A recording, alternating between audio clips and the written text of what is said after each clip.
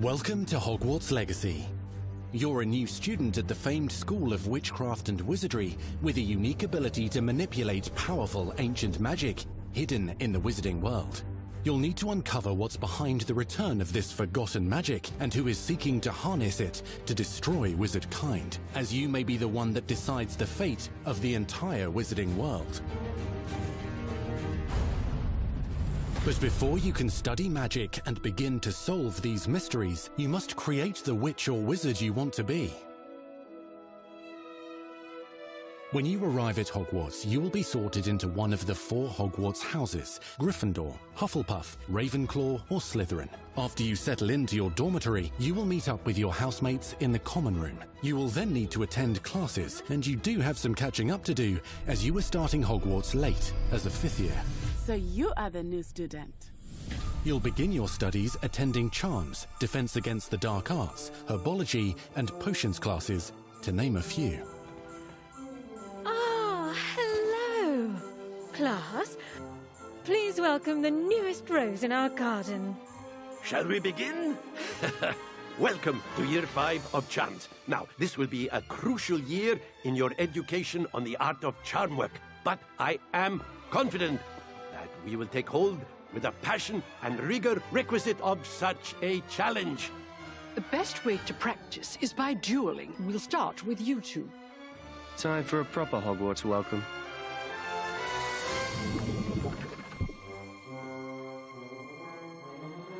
You may begin.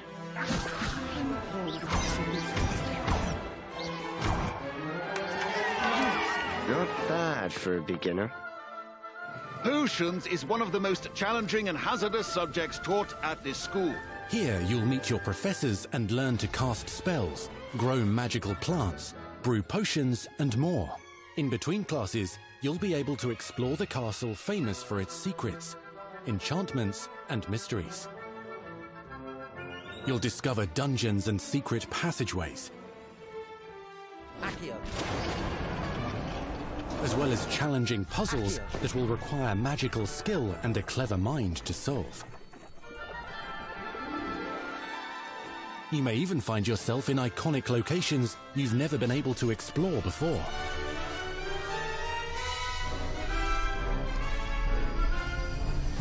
It's the late 1800s, so while the common rooms and classes may be familiar, most of your professors will not be.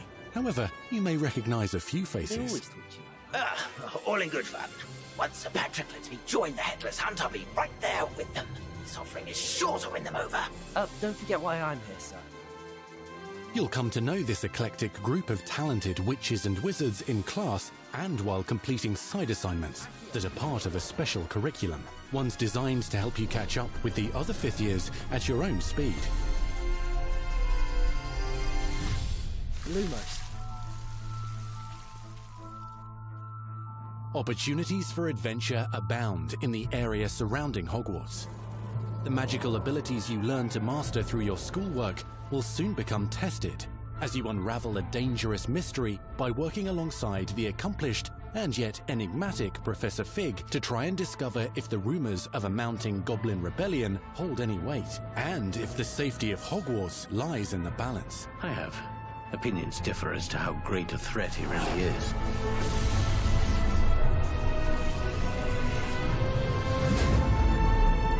Ranrock's loyalists are capable of so much more than people realize. The wizarding world of this era is fraught with dangers. Creatures corrupted by a magical force, powerful goblins, and sinister witches and wizards, all willing to fight, even kill, to achieve their own goals. In fact, there's an uneasy alliance between the goblins and dark wizards. You said you could get to the child when they came to Hogsmeade. That all you needed was a distraction. I gave you a distraction. I just watched a student take down your distraction. Who is this child? Are you not telling me? But perhaps you shouldn't involve yourself with that just yet. Let's go.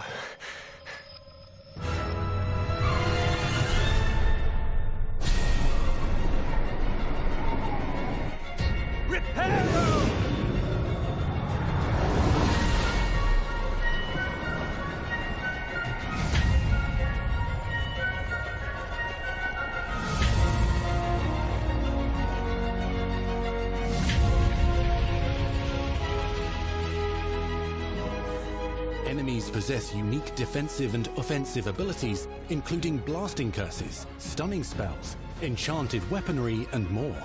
While some may attack directly, others might enchant and incapacitate you.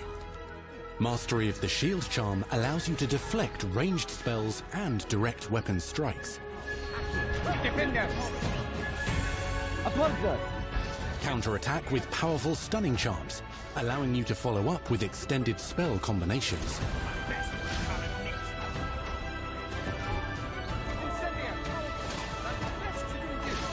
Students who become particularly adept at spellcasting will find many ways to exploit their enemy's weakness.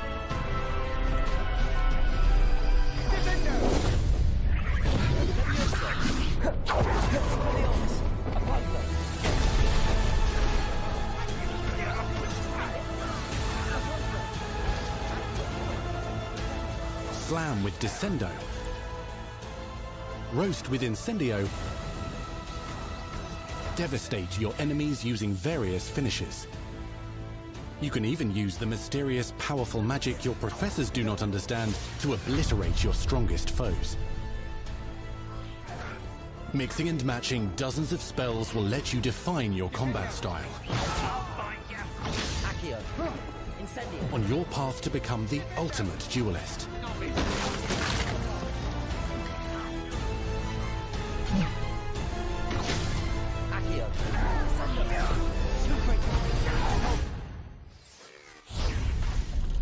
Perhaps you'd be good enough to blast each other to pieces on your own time.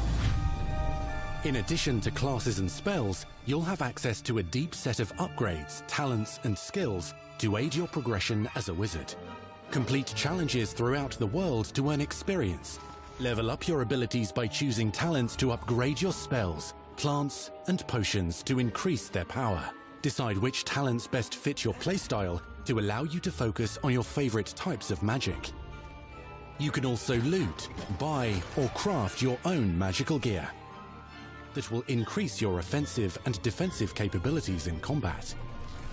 Gear can be upgraded and specialized to allow for greater abilities for your chosen playstyle. Use a strong, even motion when cutting your ingredients.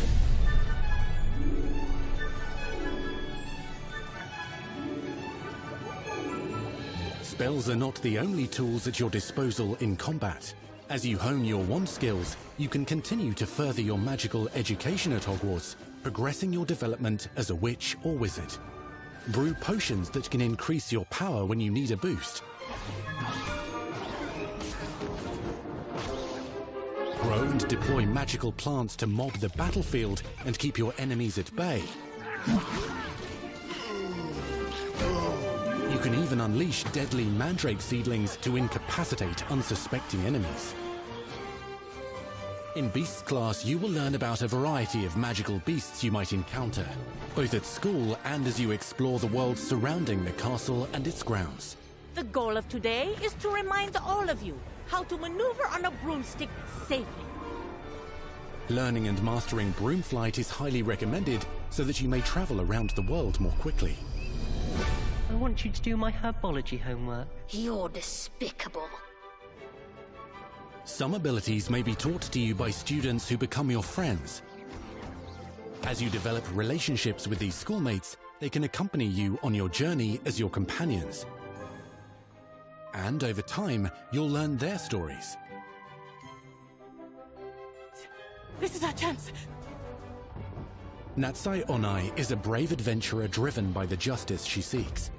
Poppy Sweeting has a kind heart and loves magical beasts, connecting with them more easily than with humans. But what happens now? Unafraid of detention or breaking the rules, Sneaking in the restricted section again! is Sebastian Sallow, a charismatic Slytherin We've been over this, boy. Fiddlefigs cannot reverse a curse. with a troubling family secret. Nothing can. The sooner you accept that reality, the better.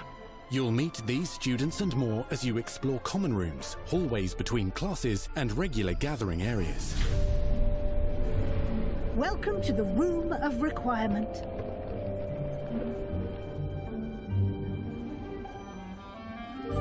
One of the most remarkable secrets of Hogwarts is known as the Room of Requirement. You're introduced to this space that seems to sense what you need and then provides it for you. Since you need to catch up to your peers, the room provides space for you to sow and harvest plants, brew potions, and upgrade your gear. A helpful house elf named Deke helps you discover vivariums that allow you to nurture your own menagerie of magical beasts. What is it? Deke isn't sure. Only one way to find out. You can freely customize this space to reflect your personality and magical specialties.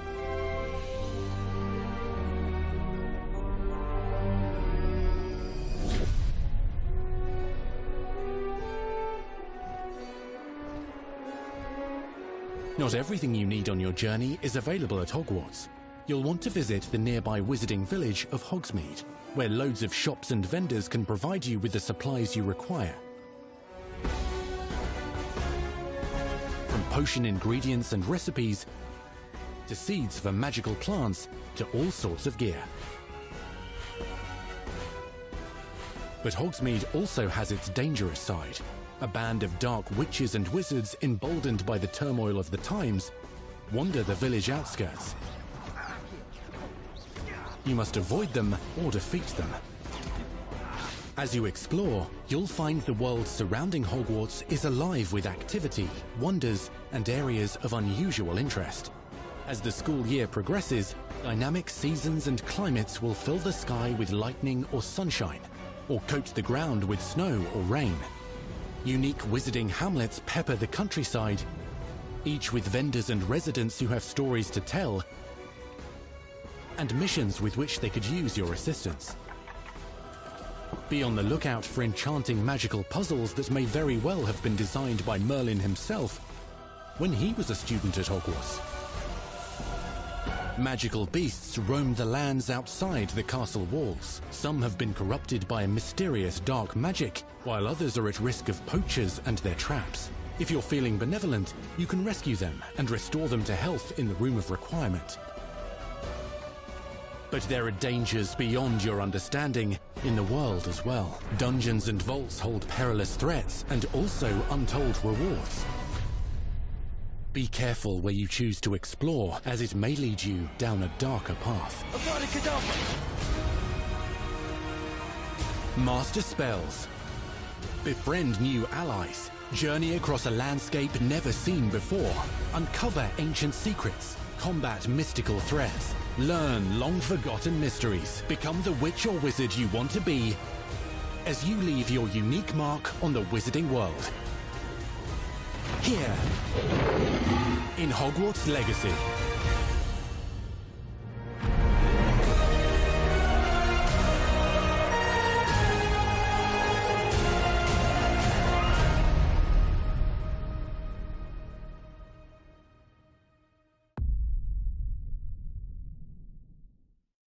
PlayStation.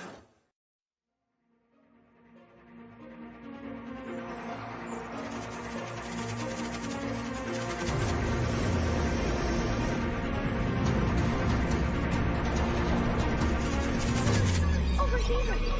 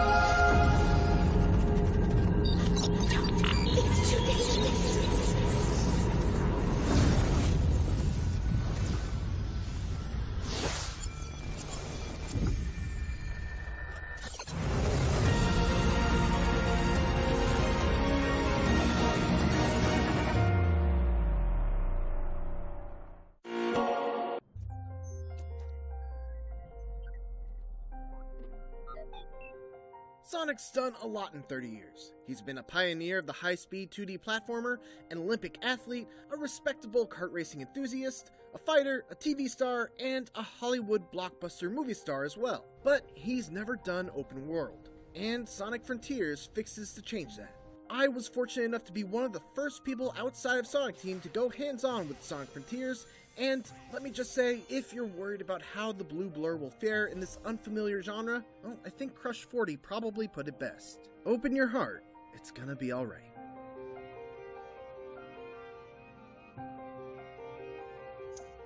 The first thing that struck me about Sonic Frontiers was how uniquely somber and serene it was right from the outset.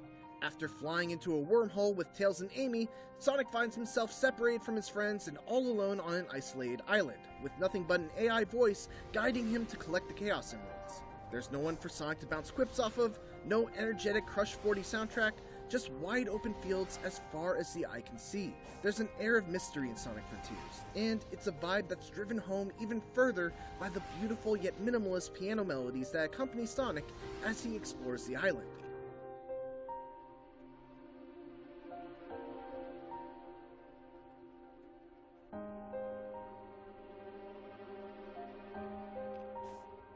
All of this is a very intentional choice. I asked Sonic Team head Takashi Izuka to describe how the tone of Sonic Frontiers differs from previous Sonic games, and he said, past games in the Sonic series have taken different tones depending on their stories and themes. This time, these mysterious islands are the game's major setting. That's why our artists have worked hard to create a mysterious mood. Of course, the big new change in Sonic Frontiers is the shift from purely linear levels to a huge open world where Sonic can freely run in any direction. But Sonic Team doesn't like to use the term open world to describe Sonic Frontiers' gameplay, instead referring to its style as being open zone. Open world games like Zelda or other AAA games fundamentally have RPG or adventure worlds. For Sonic, the core here is a 3D action game. Our basic idea was to have that take place in open space. What sets Sonic Frontiers apart is this different approach to an open game world. Having played Sonic Frontiers for about 4 hours, it's easy to see what Izuka-san means. Sonic Frontiers' open zone design is very different from any other open world I've played. It's a giant playground. Every few feet there's a bumper spring that bounces you like a pinball between 5 other bumpers before putting you on one of the many grindable rail tracks. Or a speed ramp that sets you on a completely different path leading to some other collectible or reward. Or a line of rings that you can lightspeed dash into. Essentially, they've taken that core appeal of every Sonic level having multiple paths that eventually loop back around to the main one, and applied that to these giant non-linear open zones. One thing that has to be noted is that very few of these elements are built into the environmental design, meaning that rails, platforms, boost rings, and so on are just inexplicably floating in the air all around, which isn't totally unusual for a Sonic game, but it feels especially jarring in Frontiers in particular because of the frequent and sudden pop-in of these objects and the otherwise very naturalistic art style. Of course, it's worth emphasizing that this gameplay and the version that I played were from an early build, but this is definitely an area that I would hope to see improvement in the final version. Beyond that, there are also a wide variety of puzzles and challenges that are littered throughout the zone, and completing them is how you uncover sections of your map. Most of these are very simple, requiring you to orient a statue the correct way, quickly hop back and forth between colored tiles, or use Sonic's new side loop ability to draw circles around certain objects in the environment to interact with them. The best ones, though, are the races against the clock where you have to get from point A to point B in a limited amount of time. The openness of Frontiers level design makes straightforward races like these a ton of fun, because you have to try and improvise a path to the end that might not be immediately obvious.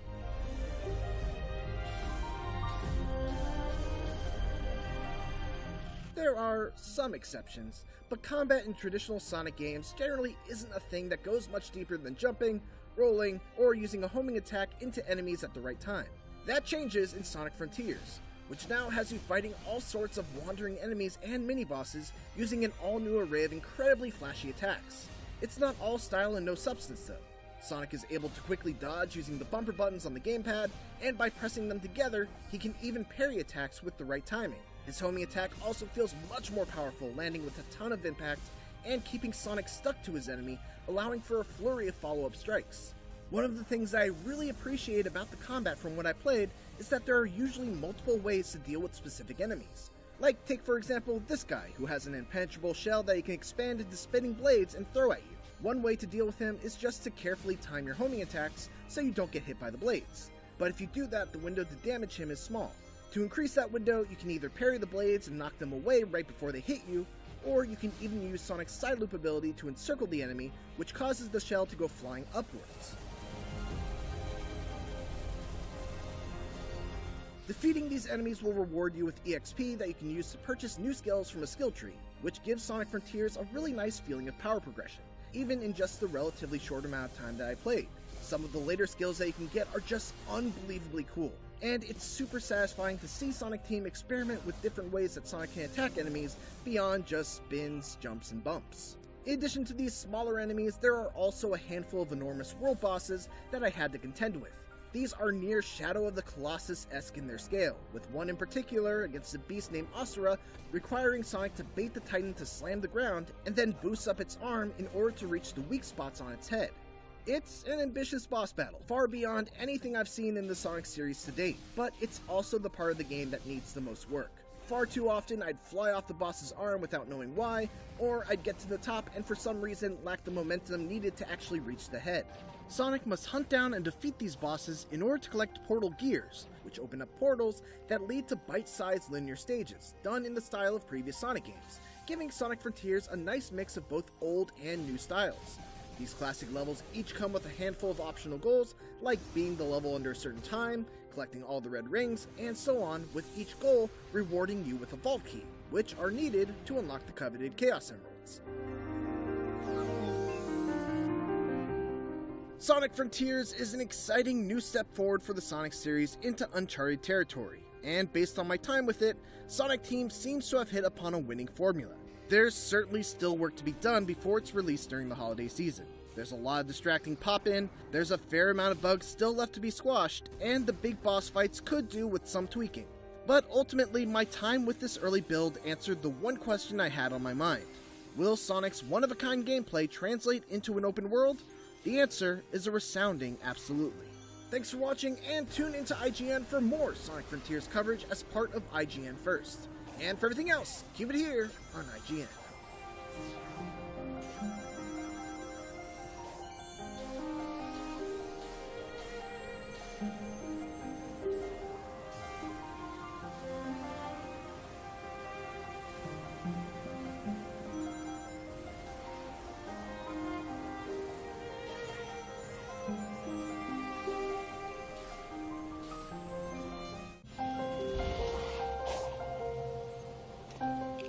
Hey, what's up everyone? This is Mitchell Saltzman here with our very last feature for IGN First, featuring Sonic Frontiers, and this one's going to be a little looser, a little more casual.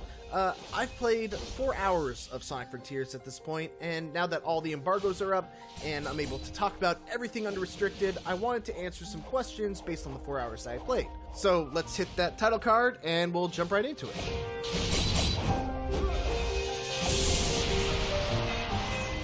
Before we start proper though, I've got to give a bit of a fair warning. It's been more than a month since I had my last play session with Sonic Frontiers. I last played it in the middle of May, if you can believe it. So it's going off of what is no doubt an older build, but I'm also going off of memories that are a little bit dated. So, you know, just understand that things could change and my memory of smaller details might not be 100%.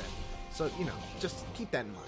Alright, so let's begin with probably the most commonly asked questions. I'm gonna just group a bunch of these together and let's talk about cyberspace. What I think I'm gonna do is talk about this generally first before addressing specific questions about cyberspace. I got to play 4 levels.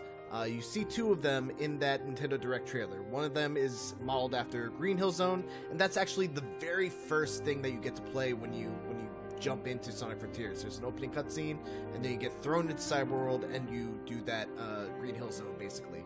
The second one is the Highway Zone that you see, which is probably like my favorite one that I got to play. That one was just awesome.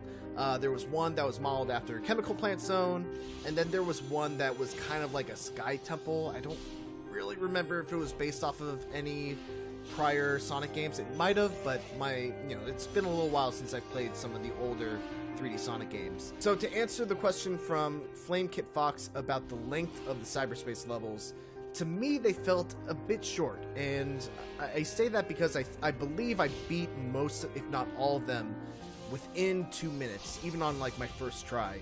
And you know, usually these 3D Sonic levels, they focus on different beats. You go from a really fast boost section to a 2D section, and then back to a 3D section, whereas the levels in Sonic Frontiers felt pretty focused on one or two things. You would start off, it would be a boost focused section, then you'd go onto a rail, and then you'd go onto like a little platforming bit until you're back into a boost section, and then you get to the end of the level. So they felt shorter, but I don't really mean that in a negative way. I think they were actually just long enough where I wanted to keep on retrying them so I can get those goals. I mentioned this also in my preview. Every level has 5 goals, and every time you achieve a goal, you get a vault key, which allows you to unlock the Chaos Emeralds.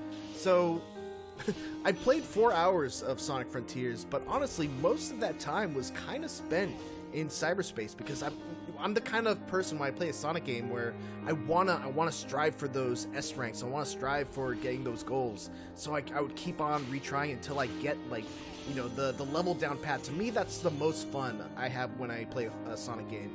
It's that feeling of mastering a level and getting through it without slowing down. So I really strove to kind of get that experience every time I played one of these cyberspace levels. So for me, I actually kind of like the shorter length, especially when consider the fact that it's not the full game. The cyberspace is not the whole game. It is this mix of the open zone exploration and everything that you can do there, along with these cyberspace levels. So yeah, in short, the levels are short, but I also don't think it's a huge problem. And then as for the second part of this question, are they closer to those of Unleashed, Generations, or Forces? You know, I guess it's more similar to Unleashed and Generations because of the fact that there's no wisps. There's no wisps. Wisps is still a very hard word for me to say. It's just kind of purely focused on that modern, boost-focused 3D Sonic experience. As for the 2D sections, actually, I didn't get to play it, but my colleague Jeffrey Vega, who played about 2 hours of the game, he went a different way in the open zone and ended up finding a cyberspace level that I didn't find. And he said that it was entirely 2D focused. So I think they're gonna mix it up a good amount with the cyberspace levels in this game. Another thing that a lot of people really wanted to know about is momentum, and I feel a little bad about this one because I honestly didn't really think about it. Sonic's control felt fine to me. At the very least, it wasn't noticeably different from other boost-centric Sonic games, especially in the cyberspace levels. It's true that it doesn't really matter what speed Sonic hits a rail at, he'll still grind it all the same, but I also don't necessarily think that's a bad thing. Now, there were definitely some weird moments, like I mentioned in the preview, where I was fighting the Asura boss, and I would run up the arm, and despite feeling like I should have enough momentum to reach the head, I would kind of just fly upwards, and not have enough forward momentum to lock onto the head, and I would just kind of, fall back down to the ground. But to me, that felt more like an issue with the boss itself, rather than an overall problem with momentum. So yeah, I wish I had a better answer for you than, the momentum didn't really bother me all that much, or, it feels very similar to other 3D boost-centric Sonic games, but, that's kind of where I'm at with momentum right now.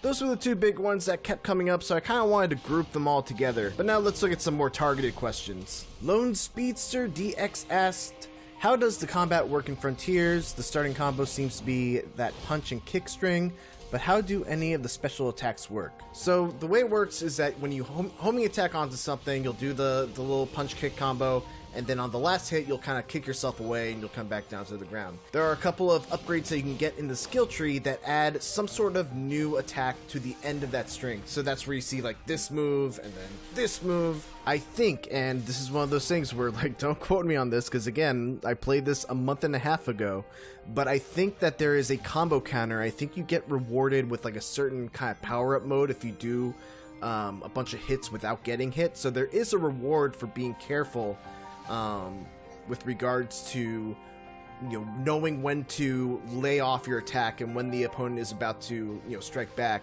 You can use a dodge to get out of the way. Dodges are on the L1 and R1 buttons, so you can just quickly get out of the way if something's about to attack you. You can use parries, you can lock on. Another one of the abilities that you can get is that kick attack. You can see right here where you kick a bunch of sound waves and it looks really awesome. That's generally how combat works. It's not, this isn't Devil May Cry. I think the real test for the combat of this game will be enemy variety. There were a handful of enemies that all were a bit different, and I had to fight them a little bit differently in order to defeat them, but it's really going to be a matter of if they can keep on introducing new enemy types that keep having new and interesting ways to deal with them. And I think that's going to be the real test of whether combat is going to be exciting in the open world. Open zone. What does collecting those little rock guys do? Asked Vincent_mate. So collecting those little rock guys, it's kind of like Korok seeds in Breath of the Wild, where you solve a really simple puzzle, you find a Korok seed. You do the same thing in Sonic Frontiers. And what they do is that somewhere on the island is this elder rock guy. And if you get enough little rock guys, I wish I could remember the name for them right now. I'm sorry, again, a month and a half ago. If you get enough of those little rock guys and you bring them back to the Elder, he will either upgrade your speed or upgrade your maximum rings that you can carry. And you may be like, well, I understand, why I would want to upgrade my speed, obviously, but why would I want to upgrade my maximum rings? When you get hit in Sonic Frontiers, you don't just drop all your rings. You drop 40 rings. It's a set amount every time. And if you're able to collect 400 rings, I believe the cutoff is 400 rings, you're able to activate this super blue boost that envelops Sonic in this awesome blue aura. He's able to go even faster on his boosts, and he goes extremely fast. If you thought that Sonic Frontiers isn't fast enough, just trust me, once you get this blue boost, he moves plenty fast. And I wish I had footage of it because it was one of the cooler things that I got to experience in my playtime. Sonic Rich says, in your first 4 hours playing Frontiers, were you given the freedom to explore the first Starfall Island from the get-go, or were there points where you strictly had to follow the story path? No, you're pretty much able to go wherever you want when you first land on Starfall Island. Obviously, there is a main quest that you are constantly reminded of, but you're able to just go off in a direction. There's a bunch of puzzles to solve to open up your map.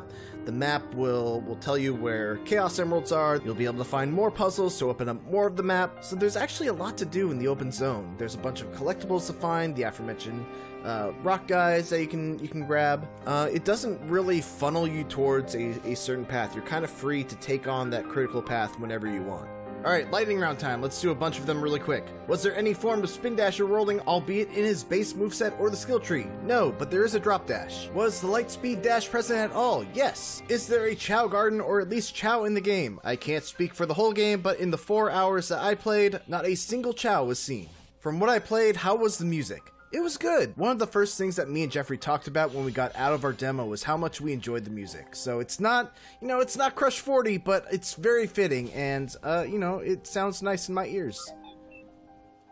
Alright, well, that is going to do it for me, and that is going to do it for our IGN first of the month of June for Sonic Frontiers. Thank you all so much for watching. Of course, if you missed any of our coverage, we've got a full hands-on preview. We've got an interview with director Kishimoto-san, an interview with Izuka-san, the head of Sonic Team, and over on IGN.com, we have a written interview with Ian Flynn, the writer of Sonic Frontiers. Thanks again for watching, and for everything else, keep it here on IGN.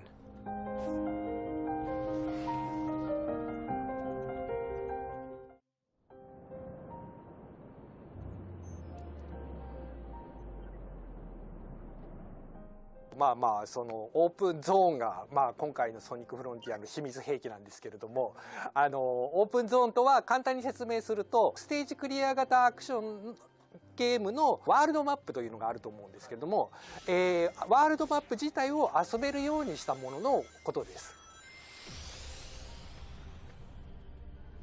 ファミコンで1988年に発売された「スーパーマリオブラザーズ3」が最初にステージクリア型アクションゲームにワールドマップを導入したタイトルだと思います。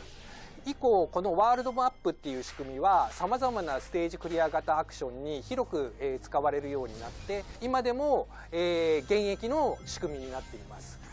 このワールドマップという仕組みを遊べるワールドマップに進化させたものがソニックフロンティアのフィールドになります。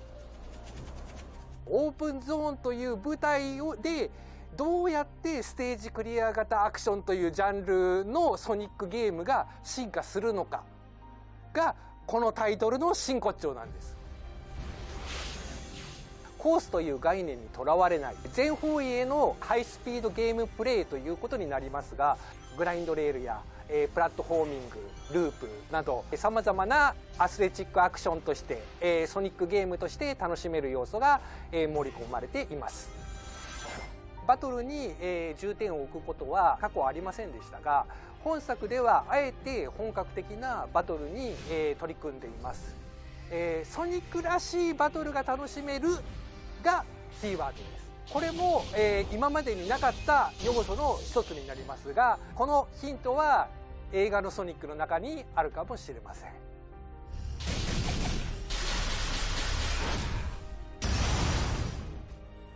オープンゾーンの導入によって膨大なゲームボリュームが得られて長時間の遊べるようなゲームスタイルになりました。そこで必要になったのがモチベーションの維持という手法の一つとしてスキルツリーやレベル上げというステージクリア型アクションゲームとしてはちょっと異例になるんですけれども、導入することを決めました。任意の探索をするほどこのオープンゾーンに隠された設定の断片を知ることができ、この世界の真相に触れることができます。探索をすればするほどどんどん楽になるというようなことも可能になっています。寄り道するほど楽しめます。ゲームを進める上で必須にならない要素として謎解きというどちらかというと性的な要素の楽しみを導入することが可能になりました。謎解きの種類には頭の体操的なものからアクションのテクニックを要求するもの、ミニゲーム的なものとさまざまなバリエーションを用意しています。もちろんハイスピードなゲームスタイルが身上のソニックゲームですから謎解きをプレイすることはゲームを進める上で必須にはしていません。でもきっと謎解きに夢中になるような仕掛けを用意していますので楽しみにしててください。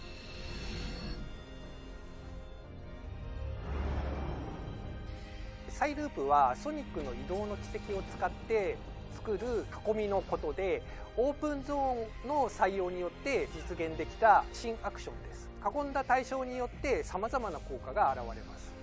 オブジェクトを囲んだ時、敵を囲んだ時、何もないところを囲んだ時、囲む対象が変わるごとに効果も変わるというものです。いろいろなものを囲んでみることでゲームの進行や攻略方法、ピンチからの脱出などさまざまな効果が現れるようになっています。時間や天候の変化はオープンゾーンをよりエモーショナルにするために導入を決めました。ゲームプレイに影響を与える要素は、用意はしていますが決して、ソニックゲームのハイスピードなゲームプレイを阻害するものにはならないように細心の注意を払って、実装をしています。特定の日時にゲームプレイに、ポジティブな影響を及ぼすイベントを用意していますのできっと皆さんびっくりすると思うので楽しみにしていてください。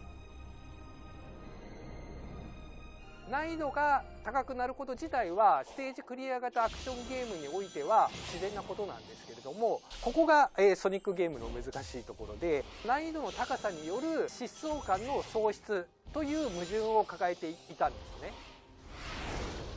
しかしオープンゾーンによるゲームボリュームの確保が可能になったことからボリュームを稼ぐために難易度を上げるという必要がなくなったので最初から最後まで疾走感を追求した理想的なレベルデザインのステージを用意することができました。これは難易度が低くてチャレンジがないと受け取れるかもしれませんが、そこは新しい仕組みを設けているので、チャレンジあるステージを用意しているのでご安心ください。クリアまでの時間はおよそ20から30時間のプレイボリュームになっています。やり込み要素やコンプリートを考えると2倍程度の時間が必要になります。ソニックファンの方にはステージのタイムアタックのやり込みが常識になっていると思いますが、今回の、ソニックフロンティアではゲームの最初から最後までのクリアをタイムアタックするっていう遊び方も楽しめるかもしれません。ステージクリア型アクションというジャンルでは、完全懲悪の分かりやすいドラマ、記号化された風景、景色が主流ですけれども、ソニックというキャラクターなら、フォトリアルなビジュアルや、シリアスなストーリーによって競合のタイトルさんたちと差別化が可能だと考えています。この新しい遊び、体験を経験していただける日を私は楽しみにしています。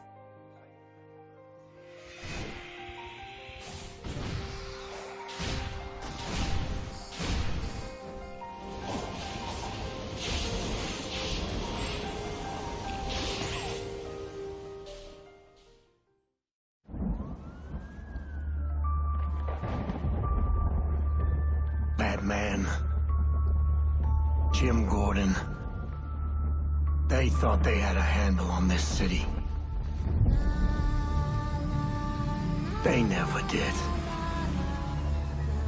You don't stand a chance. Because they're always watching, always listening. Pulling everybody's strings. Mine, yours. But no one talks about them. Not a whispered word is said. The Court of Owls is a myth. They're listening.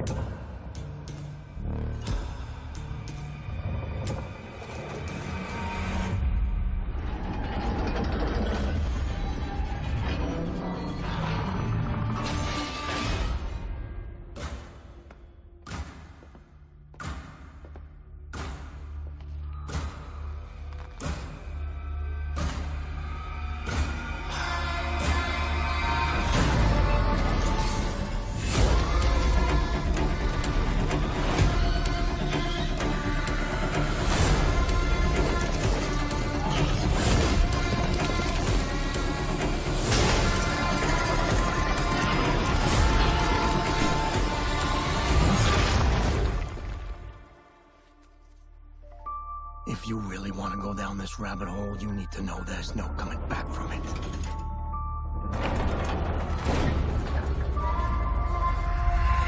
After months of teases and speculation, we finally got our first look at WB Montreal's mysterious Court of Owls game. And, well, it's much different than anyone else could have ever expected.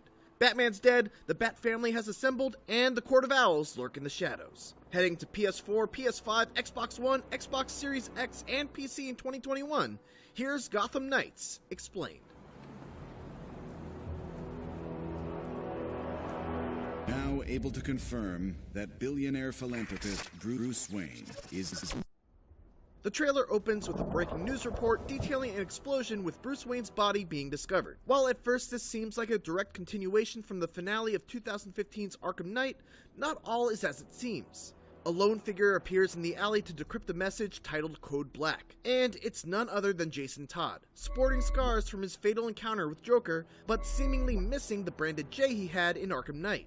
He's also got a bit of a white hair streak, which seems to throw back to his appearance in the iconic Batman Hush comic.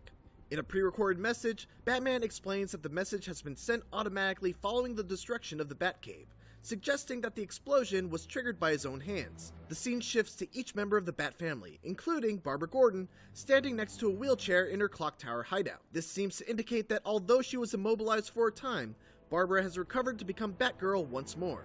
The final nail in the coffin of the Arkhamverse comes from this next line, that the GCPD can't be trusted ever since the death of Commissioner Jim Gordon.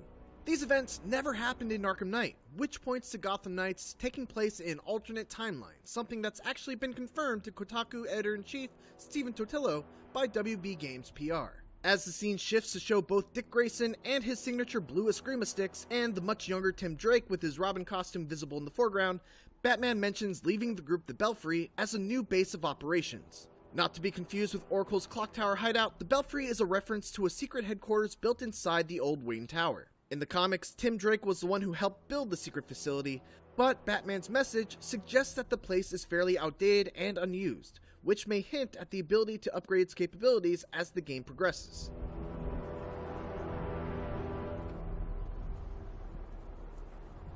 As the titular Gotham Knights suit up, we get a good look at each of their new costumes. Red Hood appears to have ditched his brown coat for bulky body armor with the red bat symbol at the front, and has his signature twin pistols equipped. Tim Drake's costume looks like he may have some inspiration from Damian Wayne's Robin outfit, but we also see in the gameplay trailer that the Red Robin outfit is also an option, hinting at the possibility we'll see a lot more costume designs. Batgirl's light purple outfit looks very reminiscent of her New 52 look, but the addition of the new Tonfa weapons implies every character in this game will have some form of combat weapon to utilize. Finally, Dick Grayson is sporting his signature Nightwing look with the blue symbol and highlights. As Robin accesses the map of Gotham City, it's worth noting that since this game doesn't take place in the Arkhamverse, Gotham City may look similar in style to Arkham Knight, but its layout seems to be wholly different. We also later see what looks like the trap-filled puzzle rooms that the Riddler has been so fond of in the Arkham games, but it's not yet confirmed who owns these deadly corridors. Most importantly, Batgirl and Nightwing approach a long-forgotten underground ruin, walking towards what looks to be two large statues of owls. That's right, the Court of Owls are indeed making an appearance in Gotham Knights, but we have been told that the mystery in Gotham Knights is way bigger than the Court of Owls. No one talks about them, not a whisper word is said.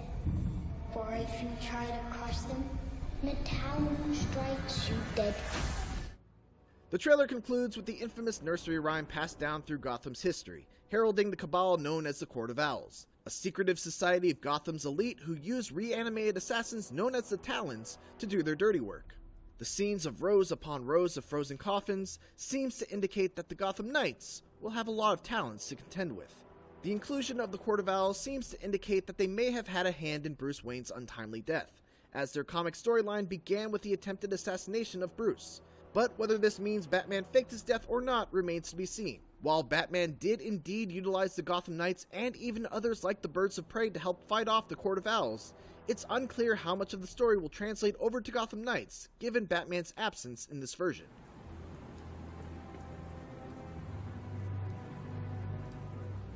In addition to getting our first look at where the story is heading in Gotham Knights, we also got more than 7 minutes of raw gameplay that gave us some tantalizing details. First things first, the multiplayer seems to be drop in, drop out, as evidenced by Robin suddenly dropping into the game while Batgirl was riding through Gotham City. One really important thing to note here is that not only does your character have a level-based progression, but enemies do too, which indicates that you're going to be able to see how prepared you are for a certain mission based on your level compared to the enemies. Not only that, but we also saw some damage numbers pop up, indicating that there may be a deeper gear system that hasn't been present in the series prior to this.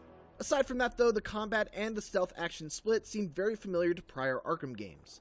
We got to see two characters in action in Batgirl and Robin, and while their overall gameplay looked pretty similar, they did utilize two unique weapons along with a few different skills. One other item to note is the purple bar underneath the health meter that seems to be tied to special abilities. There were a number of abilities used by Batgirl which required meter. One caused a bunch of bats to fly out and distract enemies, another was this leaping kick that seemed to lead to a big combo that utterly wrecked this poor soul, and another had her throwing some sort of weapon that would home in on an enemy and deal multiple hits. We didn't get to see much of Robin, but he's got his own weapon in his bow staff, and according to Patrick Redding, creative director of Gotham Knights, he can also access the Justice League satellite, giving him the ability to use a short-range teleport and, apparently, the ability to rain fire down from the heavens. The fight against Mr. Freeze also showcased a couple of other interesting tidbits.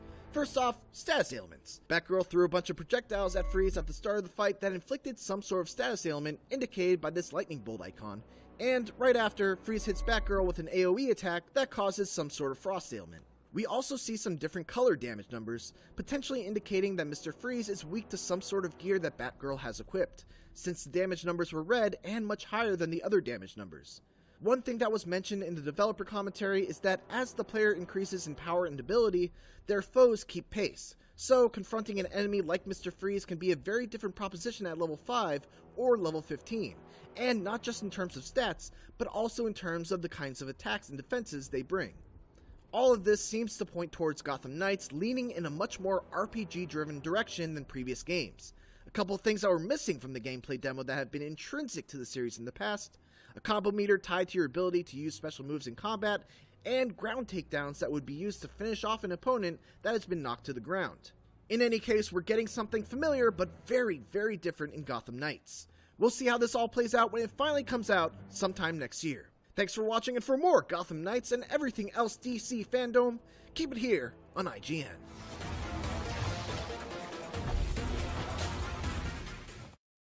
Gamescom 2020 is the heart of gaming, and you can keep to the beat right here on IGN.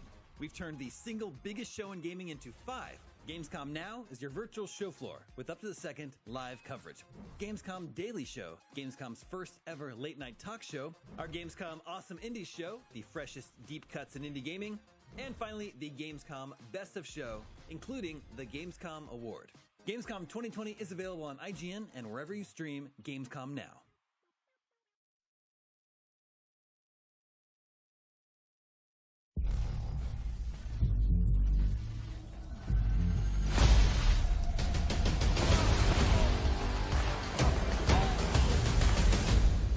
I had nothing. And then this city became my home. Its people became my family. Gotham gave me everything. It deserves to feel safe.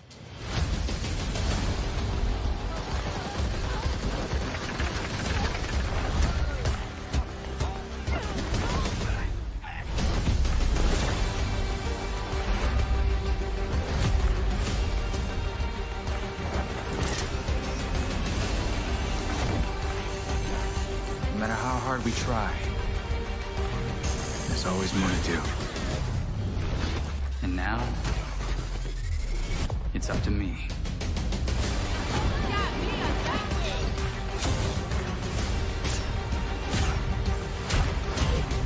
Got time for a dance, Nightwing?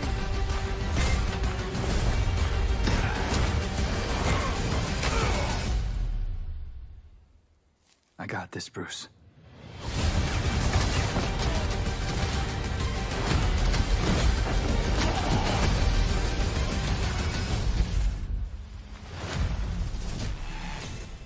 Pre-order now and get the 233 custom Batcycle skin.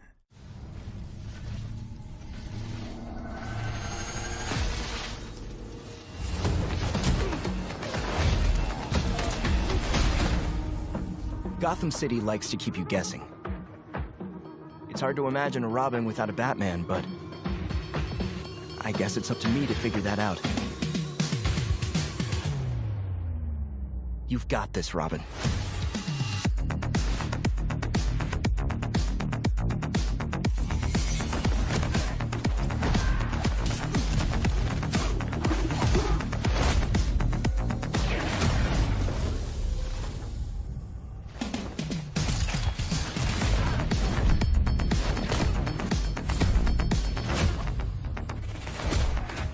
Using teleportation tech from the Justice League satellite, I bet I could zap myself short distances in a fight.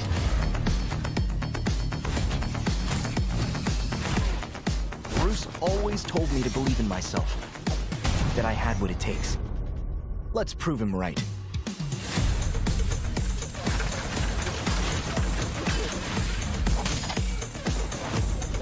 This is it. This is how Robin wins.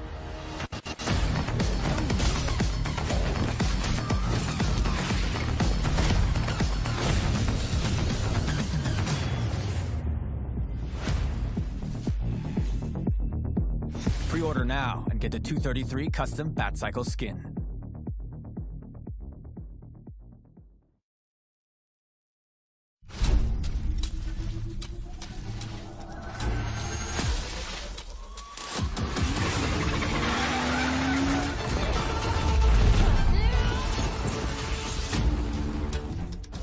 If there's one thing I've learned about Gotham City, it's that people need symbols. Something to believe in.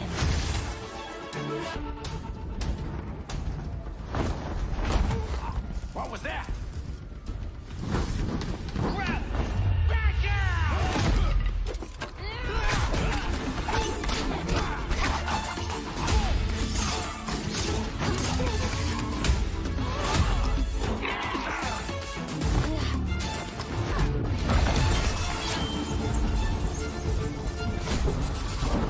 Protecting people runs in my veins.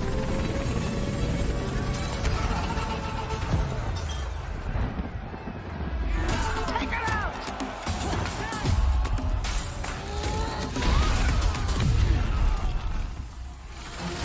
No matter what alias I go by. That's who I am. That's who I'll always be.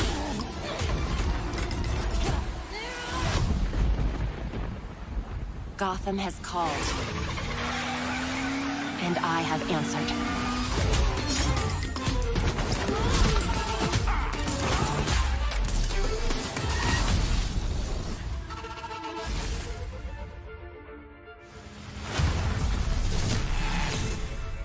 Pre-order now and get the 233 custom Batcycle skin.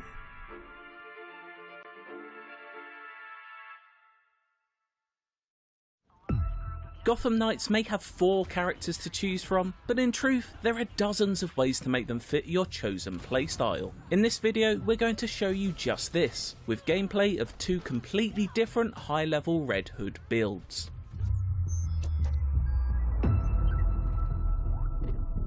We made the decision, the Gotham Knights collectively were working together, and they were reflecting this notion of the Bat family. So our Red Hood, we wanted him to be aligned with the intentions of the rest of the family in that sense. He's still an angrier person, especially at the start of the story, but we wanted them all to be on board with the general notion that we are in walking the path of Batman after his death.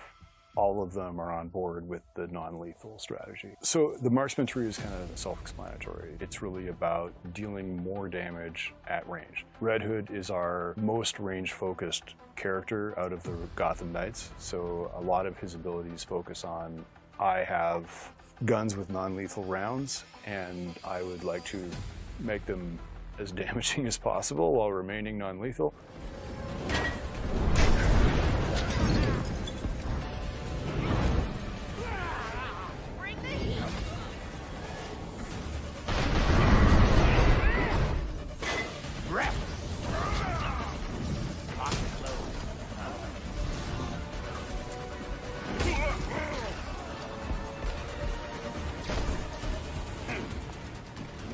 Heads up.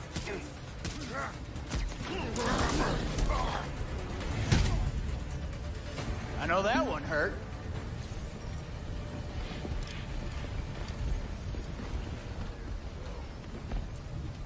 There. That's it. This is it. That's how that works. Bet they wish they never got out of bed today.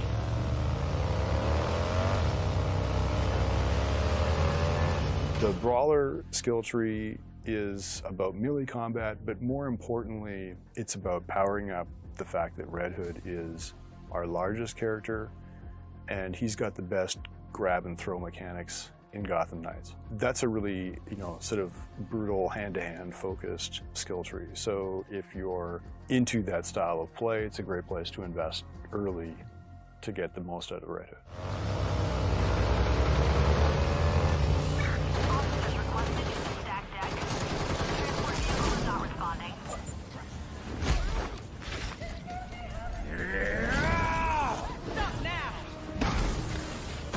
Taking your business elsewhere.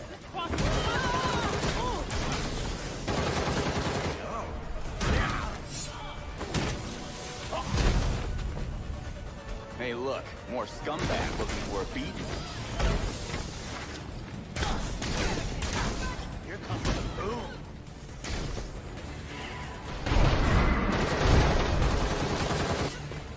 Guess I really pissed them off.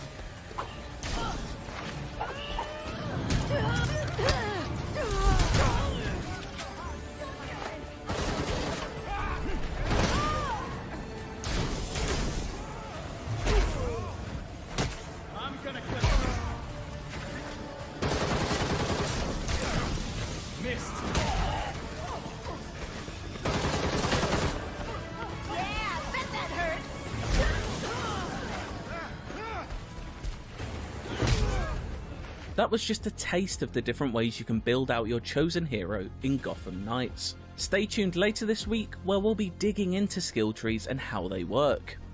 For more from our Gotham Knights IGN first, check out the first 16 minutes of gameplay or how the developers built their Gotham City on 400 years of history.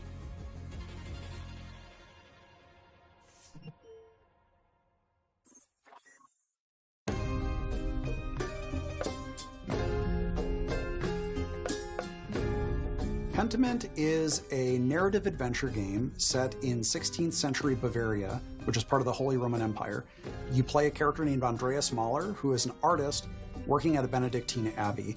He gets involved in a series of murders and scandals and tries to unravel them over a period of about 25 years.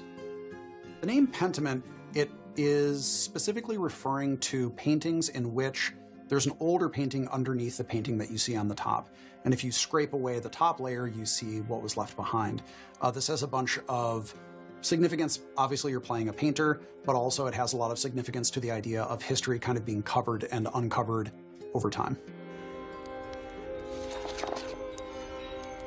When I saw narrative-driven games with really distinctive art styles, I was inspired to make a historical game that focused on the unique art style of the early modern period that was really driven by the relationships between characters and the stories that played out over time. Hannah Kennedy was really integral to defining the art style of Pentiment, especially blending the late medieval illuminated manuscripts with the early modern woodcuts. Yeah, so there's a lot of major points to solve and kind of marry between wanting this to be a true to the history, true to the feel of the source material that we were referencing as far as the narrative, but also thinking about the types of games that were like what we imagined we wanted as far as a gameplay experience. From the beginning, I knew that I wanted to portray a community that changed over time, which meant that characters are changing over time. That's really the focus of everything. The buildings do change, but really it's the characters where you see all the crazy stuff happen. Kids that I had become attached to because it's a 4-year-old and we designed them to be a 4-year-old and then they're getting married and then I felt a weird like emotional reaction to that because I'm like, oh, baby's all grown up.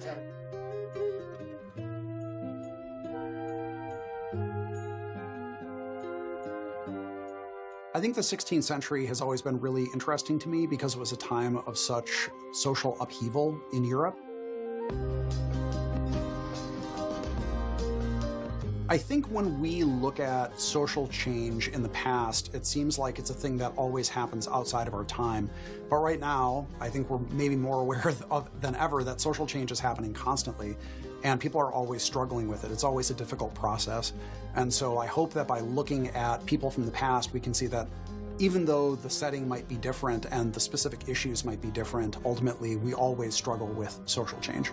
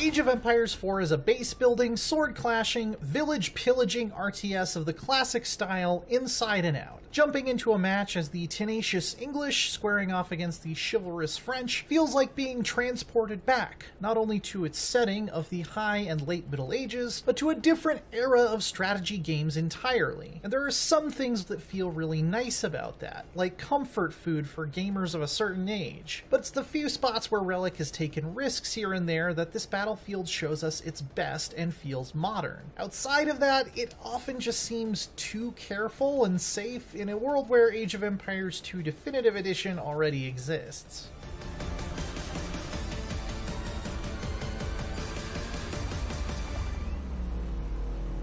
If you've been sending villagers out to hunt animals, mine gold, and chop wood for decades like I have, you can slide right into the armored boots of most of Age 4's factions with no real fuss at all. Winning pitched battles reliably requires knowing the rock-paper-scissors relationships between spears, horses, and bows. A quick raid to murder some of your opponent's villagers and shut down their economy can be more strategically valuable than victory in any head-to-head engagement. Building walls and other defensive structures turns the late game into a tense chess match where map control is key, though eventually high-tech artillery like cannons will break the stalemate and lead to a decisive sweep for whoever fields them the most effectively. The pacing is right where it needs to be when you're against an evenly skilled opponent. But for 6 out of the 8 playable factions, I just didn't feel like there was enough new going on here. I mean, they each do play quite a bit differently. Unique techs, units, and landmarks are great at establishing an identity that evokes their historical inspiration and varies up how you maximize your economy. The Chinese gain much of their gold income from imperial officials who walk around collecting taxes from your buildings. The Abbasids get the Baghdad House of Wisdom, which positions them to be a leader in tech, and hilariously, if you know its real-world fate, grants fire resistance to nearby structures. But these modest touch-ups didn't do much to change the fact that there's almost nothing in Age 4 that couldn't have existed 10 years ago. That includes the graphics. Even on max settings, they don't look that impressive, especially when I could go play any Total War released since 2010 and see an order of magnitude more units with much more detailed models and far higher fidelity environments. And with Microsoft signing the checks, it's not like they made this on a shoestring budget. At the same time, new mechanical ideas like being able to hide units in forests to set up ambushes are a nice twist, but other than that, I'm not really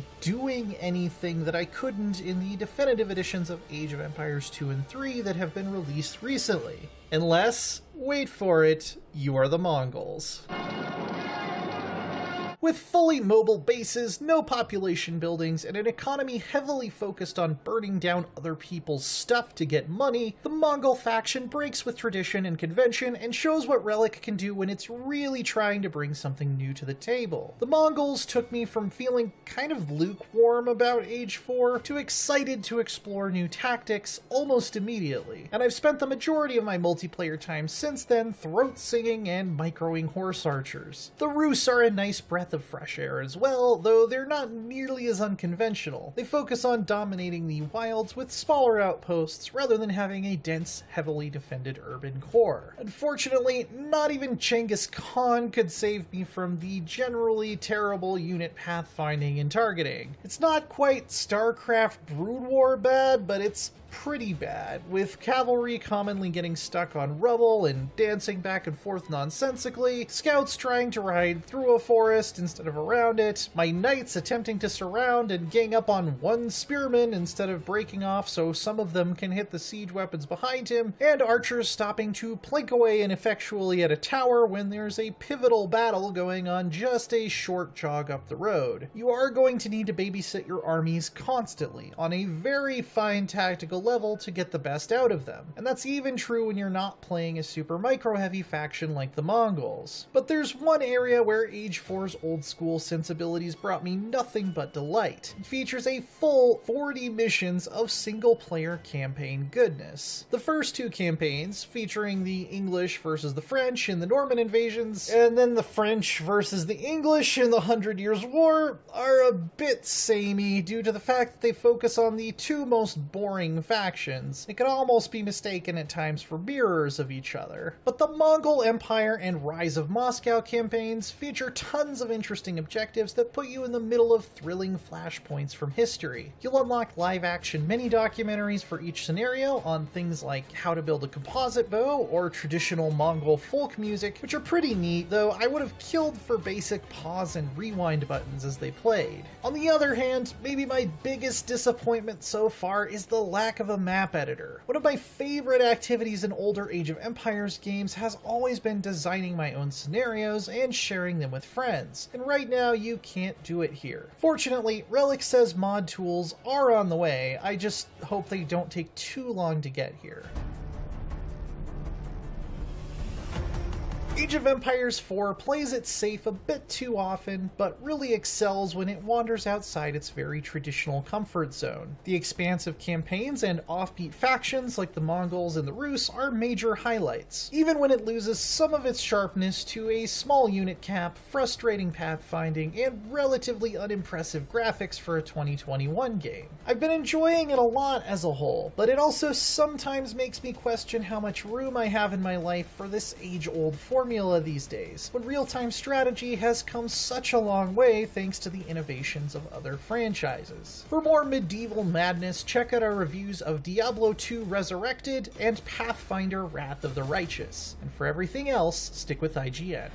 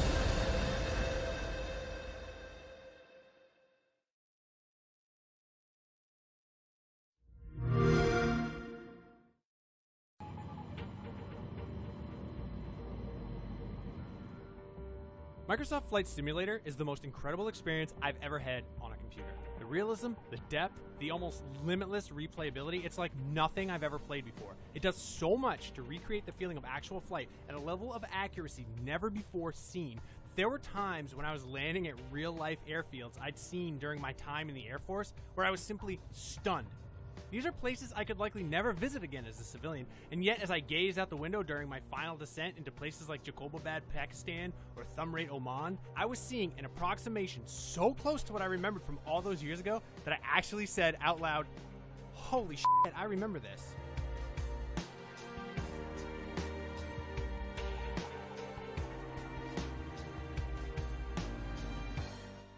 The base version of Microsoft Flight Simulator comes with 20 planes and 30 handcrafted airports. That may not sound like a ton of places to land, but the remaining 37,000 plus airports are generated using technology sufficiently advanced enough that, to my eye, it is indistinguishable from magic. The handcrafted airports, built from scans and real-world blueprints, are even more technically awe-inspiring. I've never seen anything close to this level of accuracy in a flight simulation before. What I really like is developer Asobo Studios expanded the selection of handcrafted recreations beyond just the major airports to include smaller, more remote airstrips. Inside the cockpits, the level of detail in the airplanes is also astounding. You could snap a screenshot and share it online as a photo and easily fool a lot of people. I know this because I did exactly that. Not only does it look picture perfect, it's completely accurate in functionality too. This is also the first game I've ever played where I downloaded a PDF manual from a real-world piece of equipment to reference during play, and it worked! It excites the absolute nerdiest parts of my core.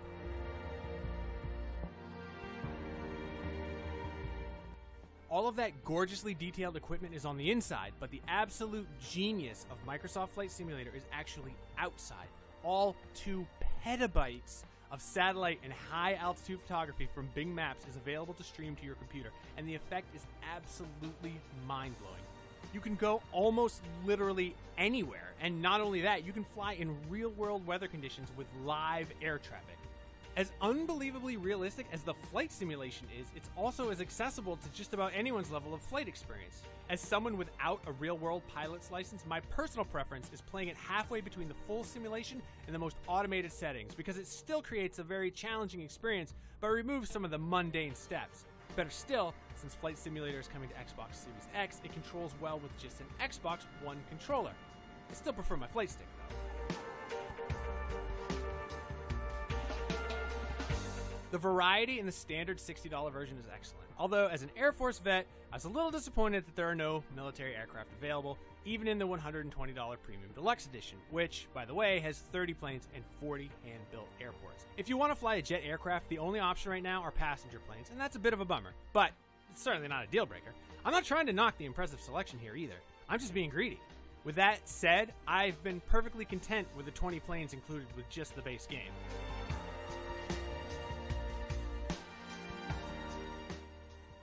If you want to learn to take the training wheels off, there's a built-in flight school that puts you in the pilot seat of the Cessna 172, and it's great. It helped me with a lot of terminology, best flight practices, and getting used to handling aircraft. I wish there was more aircraft-specific training available for the other planes in the fleet, but there is a pretty smart AI you can hand the controls to at any time during your flight, and it knows its stuff. I was able to learn a lot about the proper approach angle and landing speeds just from watching my AI pilot take over. The act of flying free and exploring some far-flung corner of the Earth is more than enough to keep me entertained, but Flight Simulator adds some competitive elements like landing challenges. Your score is recorded and uploaded to the leaderboards, which really stokes the fires of my inner competitor. Will I ever top the leaderboards on these challenges? No. God, no. But by God, I'll try. Yes, actually, I am the world's best. At least at a couple of landing challenges, and at least for the time being. Performance-wise, Flight Simulator looks great on my PC, which is no slouch, but it's a few years old at this point. I'm running an i7 7700K with a GeForce GTX 1080 and 32GB of RAM, and the only time it slowed down significantly was right after loading into a major city airport. Even then, it always cleared up after a few moments. Those load times, on the other hand, are a bummer. A big airport like Chicago O'Hare can take close to 4 minutes to appear when I set it as my departure location.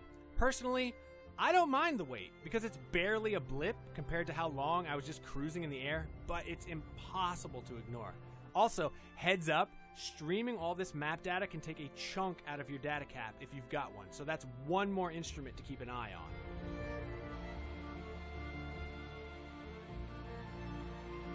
Microsoft Flight Simulator is legitimately incredible. It's difficult to fully describe how amazing it feels to jump into a plane and just fly to and from literally any place in the entire world. The base game's 20 included aircraft feel like more than enough for even hardcore aviation enthusiasts, and the ability to tailor the experience to whatever skill level you desire makes it suitable for anyone looking to fly the friendly skies from the comfort of their homes. The real-world mapping data, however, takes Flight Simulator from being just an impressive game to the most awe-inspiring and limitless simulation I've ever experienced, in spite of its less than stellar load times. Seeing famous landmarks, landing at the world's most recognizable airports, or just touching down in a remote landing strip in South America is mind-bogglingly cool and an absolutely unparalleled way to virtually explore our world. For more Microsoft Flight Simulator, check out our real-time flight from San Francisco to Las Vegas. And for everything else, keep it right here on Igloo Golf November.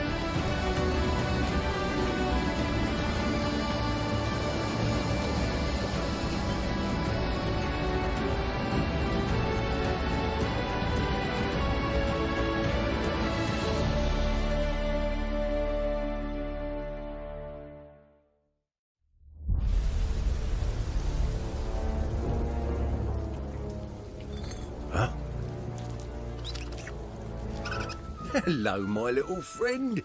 What are you doing here? You want me to have a drink? Oh, no, I couldn't possibly. Besides, that's devil's rum. It'll blow your head clean off. I'm sorry, friend, but I don't understand. I think that it was trying to warn you that I was coming. Though I'm not sure what's more pathetic. That it thought it could help you, or that you have a crab for a friend. Come now, Mary. You're making this much harder than it needs to be. Just tell us what we need to know, and this can all end. I ain't telling you nothing. Is that so?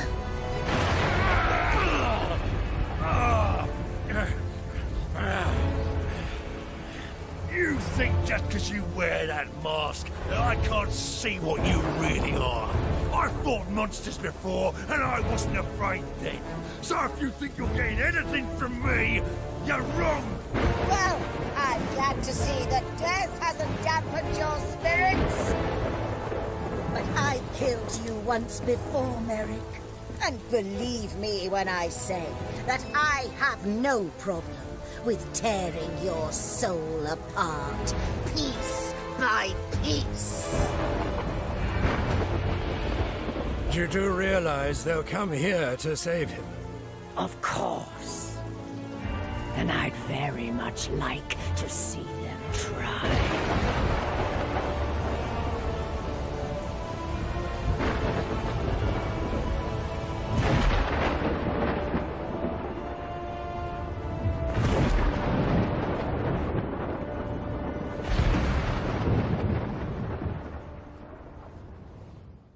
Captaincy has come to the Sea of Thieves.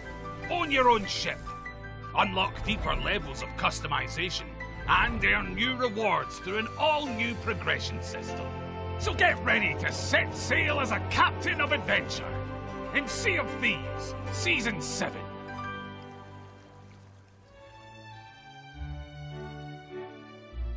In Season 7, hand over some gold and you can buy your very own ship.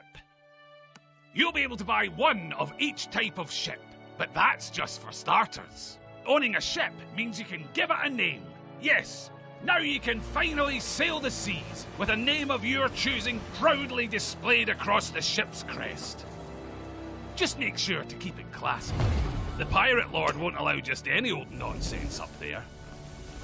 Oh, maybe he will. You can also now customize the captain's cabin across all ship types.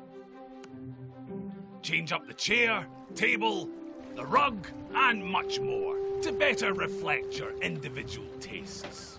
You can take it a step further with trinkets too. Hang pictures on the wall, or place trophies on the shelf. Trinkets are a new way for you to show off your style and accomplishments.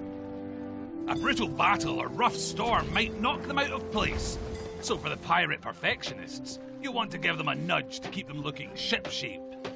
First impressions are everything, you know.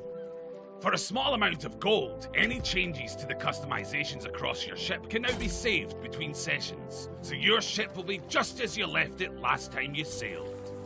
That includes things like the scars of battles too, so if you had a rough journey last time, that'll be visible on your ship. If holes and scratches aren't your thing, you can of course get a fresh lick of paint from the shipwright.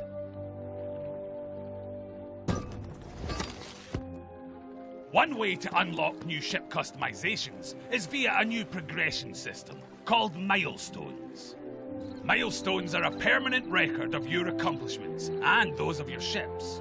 They're divided into alignments, each representing an area of activity within the game, allowing you to see and track the ways that you play and earn unique rewards for it. And you can bring even more variety and customization to your adventures with Captain's Voyages. These unique voyages cover all trading companies and offer you the ability to target specific activities. Captain's voyages offer both very short single map objectives and longer commissions that bring together various activities for the company in one combined voyage. This puts how you play firmly in your hands. How long your voyages are and what activities you'll engage in is up to you. At each outpost, you'll now find a new group, the Sovereigns. They like to portray an air of exclusivity, so they'll only deal with captains.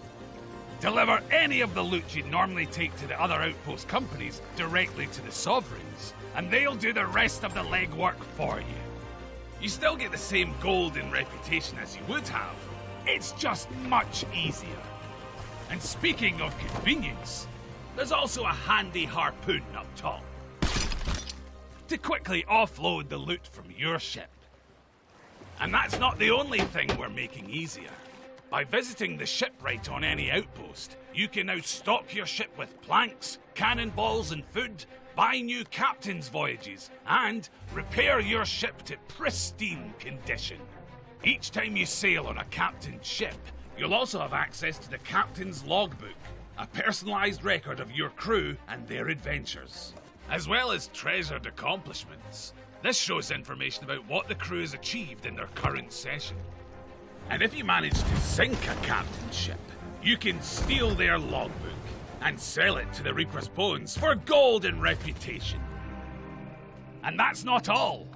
Season 7 is stuffed full of all new rewards to earn as you progress. With over 100 levels of sensational rewards to unlock, there's something for everyone.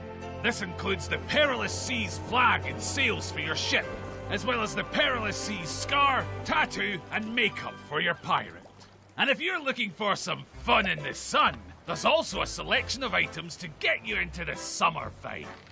You can also earn the entire Courage of Captaincy clothing set, the perfect way to celebrate the arrival of captaincy to the Sea of Thieves. And pirate legends can now style themselves as the fan-favourite hunter Merrick, with Merrick's jacket and cutlass. There's also a selection of new emissary rewards to unlock too, with a drum and concertina for each trading company. You'll have plenty of ways to bring sweet music to the seas. And with Season 7 comes a new Plunder Pass, available as an optional purchase, where you can unlock stunning cosmetics, as well as 250 ancient coins. With 3 variations of the Baleful Bloom costume, you can reenact the tale of a stranded sailor and their unfortunate encounter with a mind-controlling plant. You can also earn the entire Beachcomber's Bounty Collector's ship set. This valiant vessel was saved from the brink of destruction and was stitched back together with whatever nature provided. Be sure to keep it well watered. And over in the Pirate Emporium, there are new items in stock. With the Wrecker Wrangler weapon set, these glowing toothy terrors are bound to spell deep trouble for your enemies. The Portable Portrait Emote Bundle is perfect for pirates who know that they're the most picturesque sight on the seas. And with the Wrecker Wrangler ship set, you'll be able to flaunt your affinity for the fang-faced fish from the flag down to the figurehead.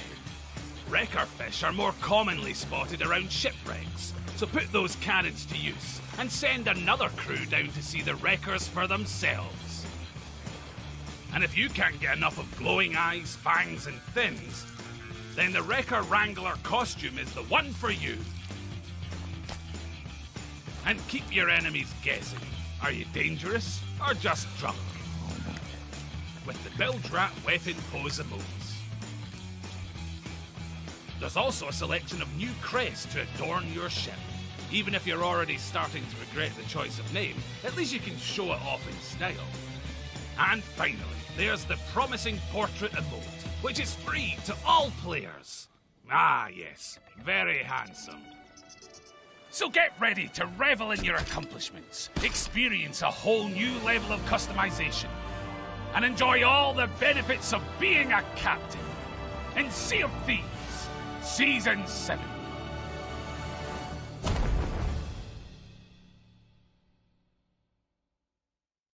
Thank you very much for watching. If you liked what you just saw and want to stay up to date with all the latest Sea of Thieves news, then hit subscribe and click that little ship's bell for all those notifications. Cheers.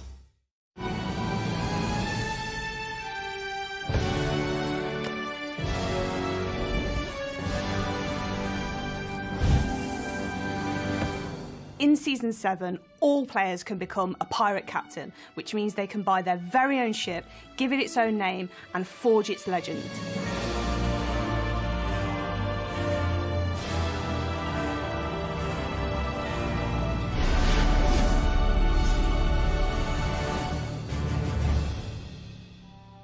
The ship is the heart of the crew, so being able to own your own ship and give it its own name means you can represent yourselves how you want to on the waves. Well, I think the first part of owning your ship is giving it a name.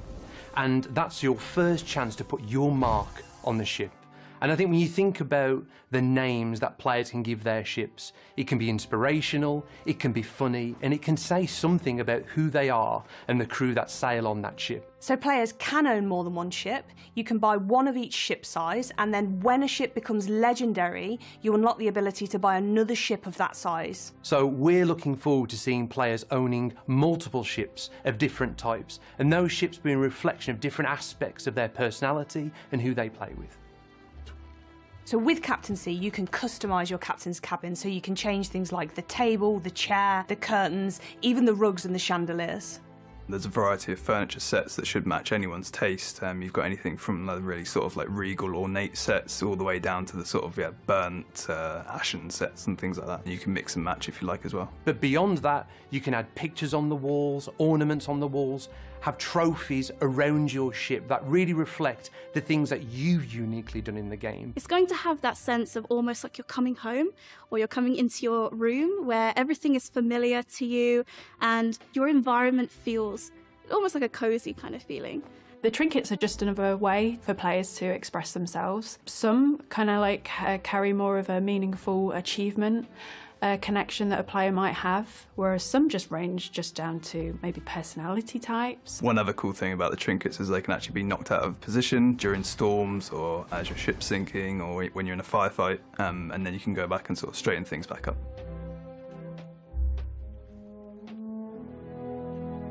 Another new thing as part of the captaincy, and the fact that you now actually own the ship, is that its features become persistent. We actually can save a lot of the ship and load it for your next session.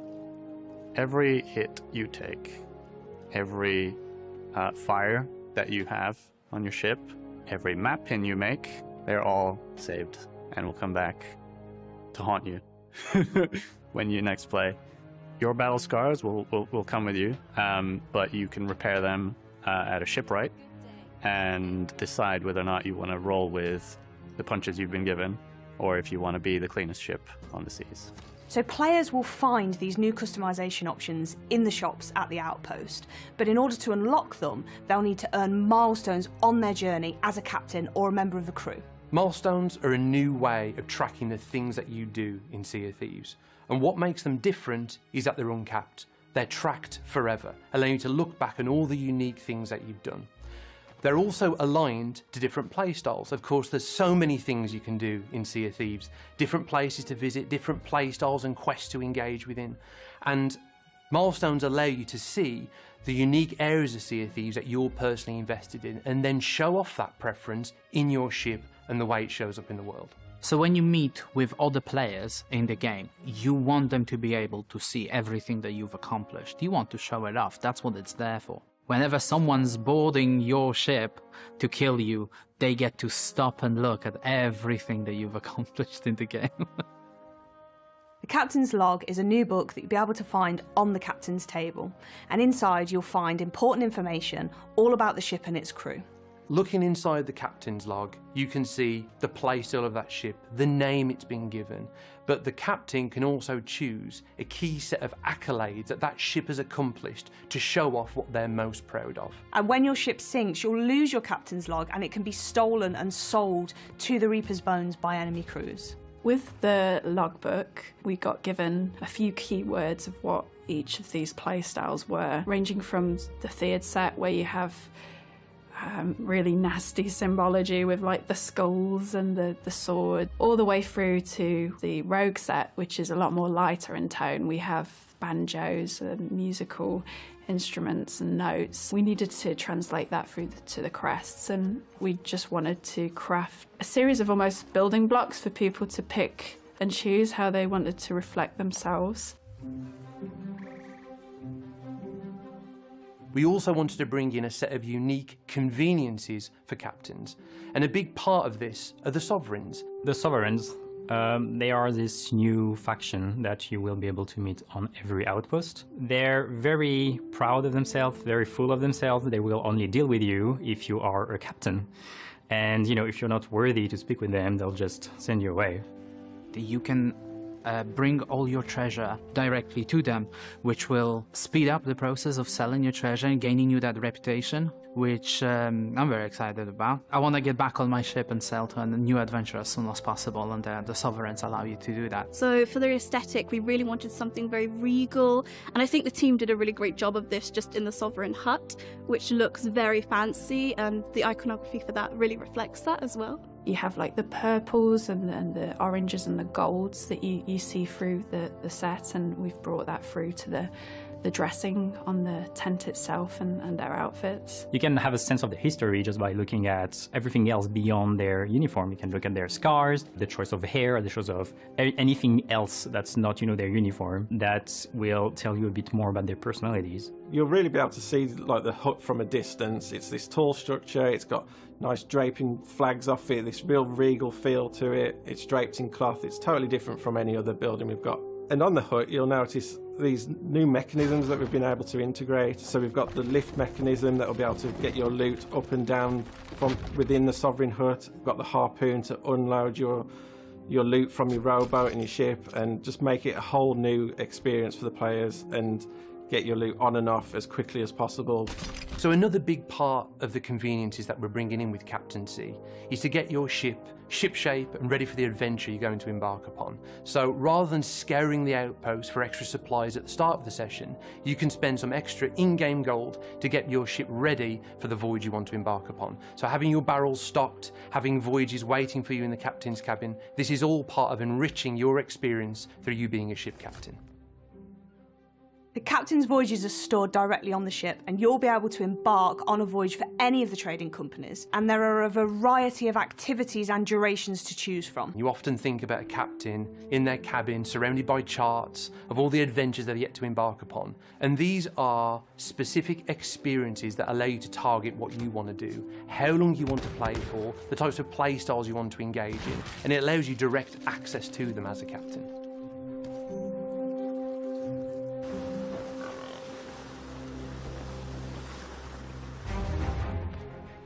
So what I'm really excited for Season 7 is definitely the logbooks, just being able to return to your ship and have this log waiting for you. I think what's really fun about it is I just want a physical copy myself. I think it's just an awesome concept where you will be able to see and reflect just on your adventures in the Sea of Thieves. I'm excited just to see everyone decorating their ship how they like. It's going to be really interesting to see who likes to keep everything matching and in order, or if you just like a mishmash of stuff. Yeah, it's going to be fun. But there's another aspect to being part of the crew that has its own name. It's their infamy, I suppose. People can look through a spyglass, spot your ship, and maybe they already know you. So I think captaincy is one of those features that was always going to come to Sea of Thieves. And beyond all the little conveniences and the features that we're adding, I just can't wait to see how players uniquely express themselves, and that ship truly being their home and a reflection of who they are and their journey. We know that players have been eager to become a captain in Sea of Thieves for a long time, and they finally can as part of Sea of Thieves Season 7.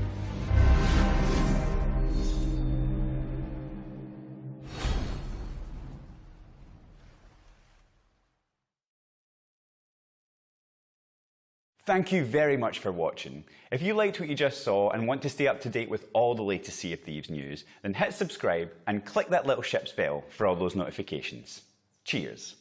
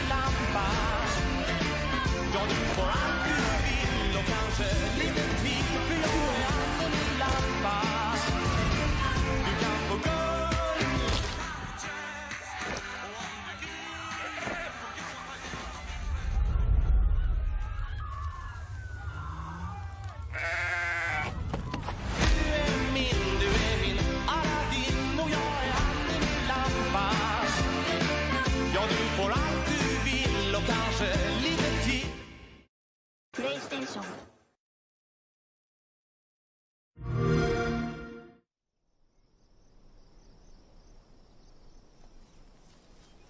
Ima.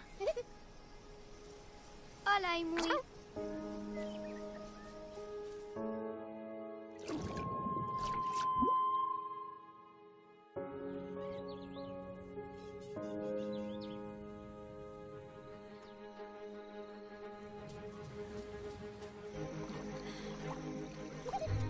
Toma aqui, Imui. Hello.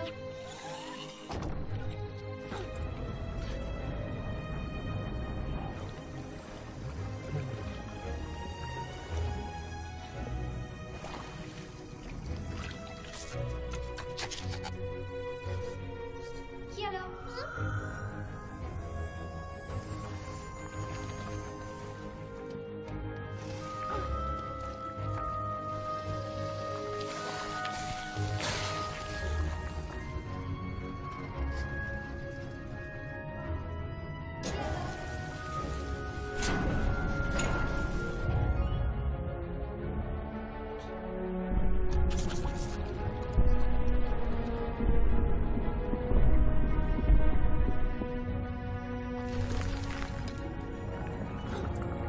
Hola, Imui.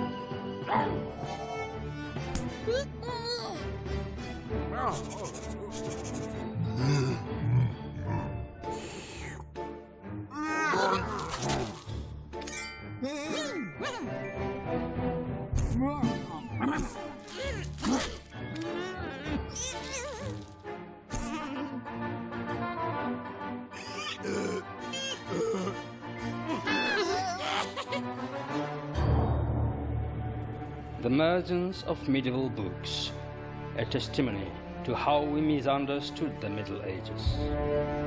Pourquoi les escargots combattent les chevaliers? Why do rabbits have swords and fight against dogs? The thing is, these illuminations are not decorations. Ce sont des vestiges d'un ancien rituel, le rituel que nous ne connaissons pas, mais qui existait à l'époque.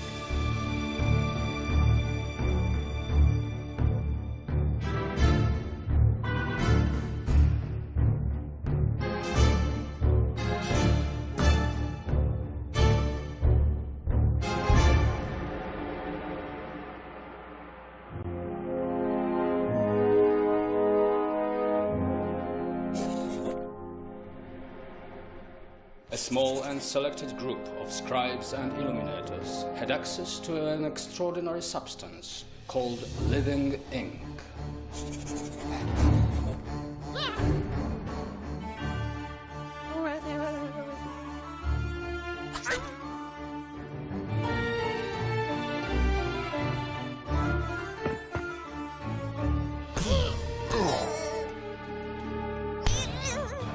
Qui sont les Inculinati? Il est évident que ces hommes étaient beaucoup plus que de simples décorateurs de manuscrits.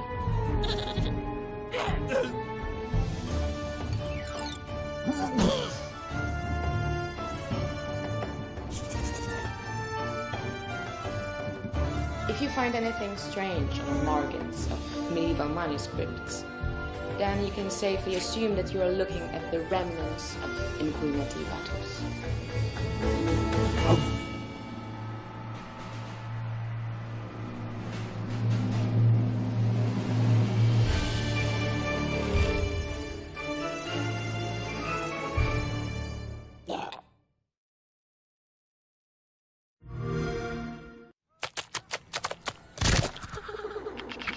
Selling humans as drugs. You're the only one that can stop them. You realize we're gonna have to take out the entire alien drug cartel.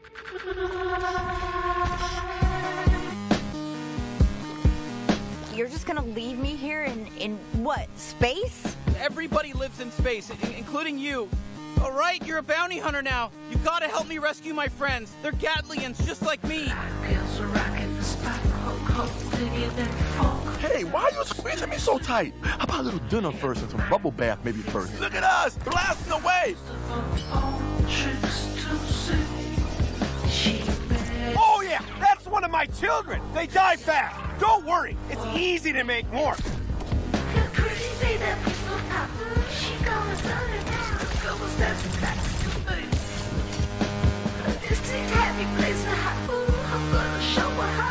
Hey there! I'm knifey! Stab! Stab! Yes, more! I need more stabbing!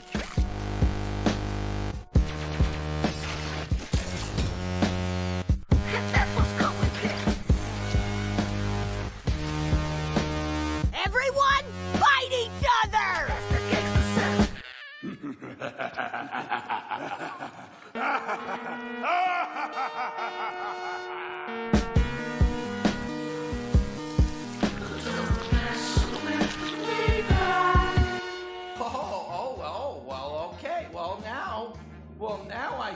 Now I can.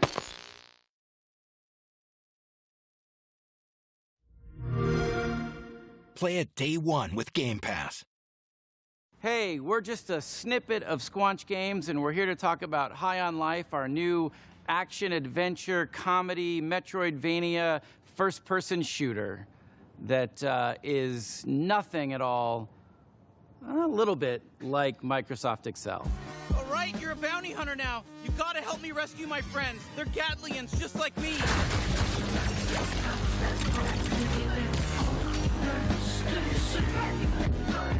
That's our game, High on Life. Pretty insane. There's a lot to talk about. Let's dive in. So Justin, you're typically known for working in animation. What brings you into the world of games? Why are you in the world of games? I'm obsessed with games, have been my whole life. Always had ideas, always had, things I would love to make, but just never thought I could ever step into that arena because I lack all the skills needed.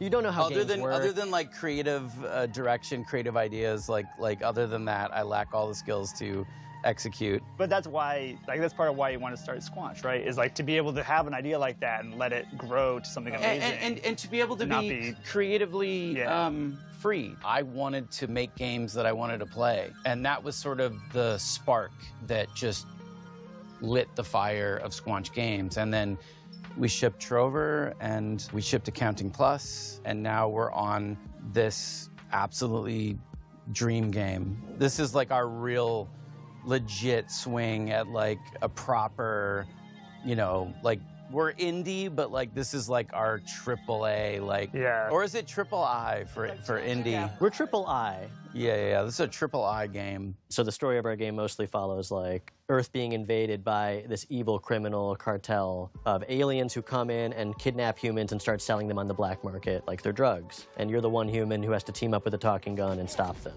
And when you select a cartel leader that you're going to go after, like, it opens the portal door to that world that they're in. Eric, can you tell us a little bit about the worlds of the game, the art style of the game, the visuals? Yeah. So we spent a lot of time kind of constructing and creating these awesome alien worlds.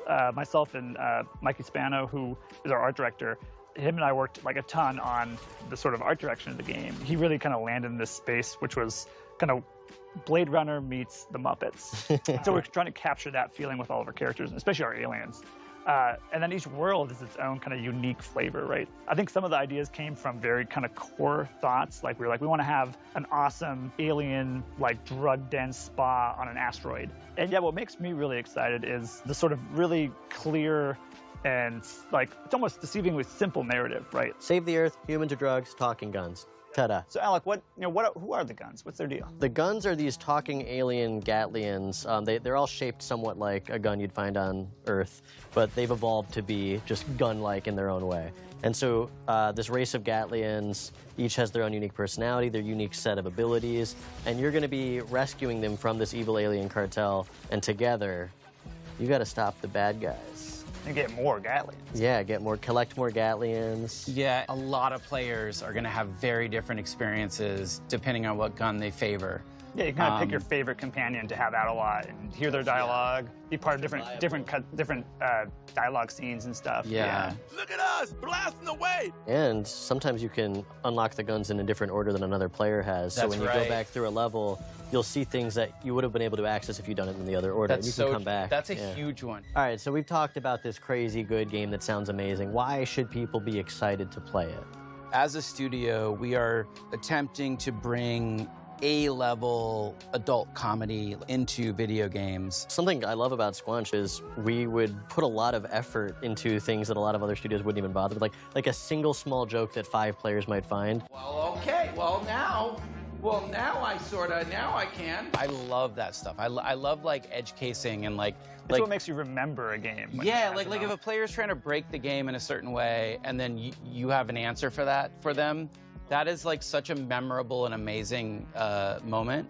It's almost like watching TV, but the viewer is able to reach into the TV and poke a thing, and the character has to respond to that. And there's so much fun to be had for the most part. You can skip it all. We worked really hard on it if you want to skip it. Yeah, if you want to just like miss out on like, you know, yeah, if you're like a big dummy and you don't want to play the game at all, that's fine. We're not going to judge you. We're just going to be upset.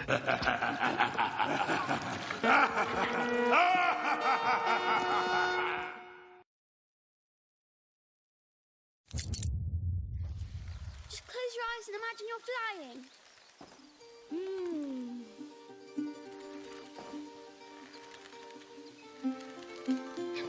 Can we have a swing in our next home? We'll find one with trees around it. Oh, yes! Apple trees! Hey, I've flown enough, I think. Should we go back? Yes.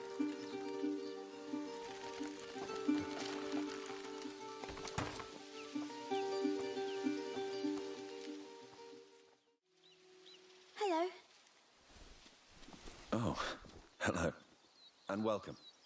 You're new here. Yes. Well, actually, we're a bit lost. And where are you going? Not to Rome, I would assume. No, we're looking for an island. It has 2 teeth, and there's a bird, and a small lake, and flowers. It's probably an island with 2 large mountains. We were told you could help us find it. Not from memory. But I have an old map of the Mediterranean Sea somewhere. Do you want to have a look? Yes, thank you. That'll be perfect. Good people! What's going on? We're looking for a boy and a girl. The girl has killed several soldiers. She's armed and dangerous. By order of Count Victor of Arles. We're searching this camp. I know a guilty look when I see one. But, whatever you've done, I won't give up a child. Come with me.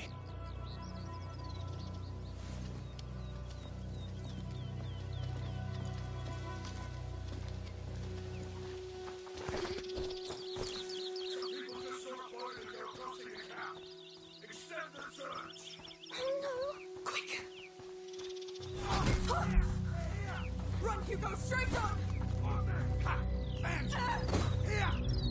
Take your hands off me! Oh no, Hugo!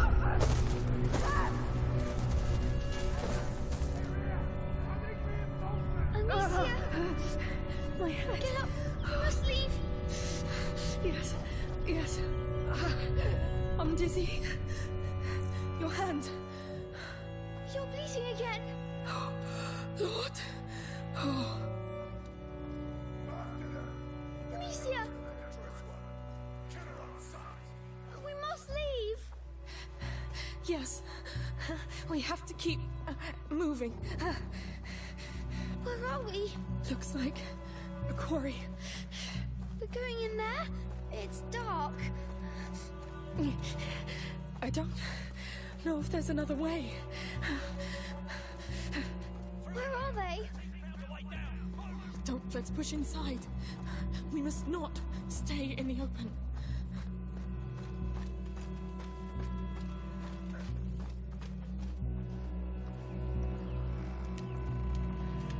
Stop, Amicia. There are people. I hear nothing. How'd you know? I feel them. I think it's the rats. I can try to feel better. You're sure about this? Yes. Don't worry. Fine. Careful. Yes. I see them. They're here. Soldiers. Hold on. How? The rats. They can feel people's blood. Now I can too. It's like a noise. Like an echo. So where are they? Close.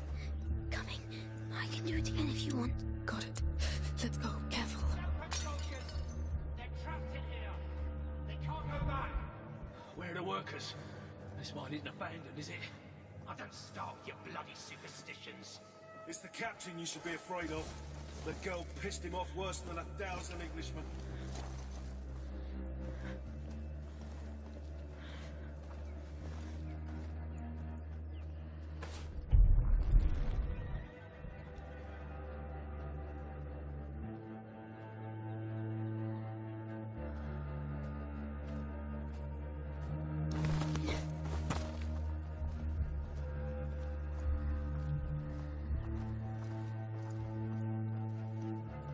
A door up there. Your head is bad. I'm fine.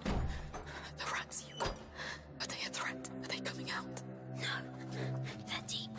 For now. Stay focused on them. That girl. She took down the I see more of them. You're doing well. one of the wall's dogs of war. The wall doesn't use women or children. They're here too. How do we get out of here?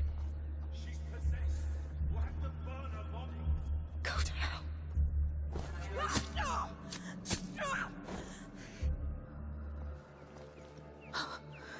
Let's move on. Yes, we need to get out.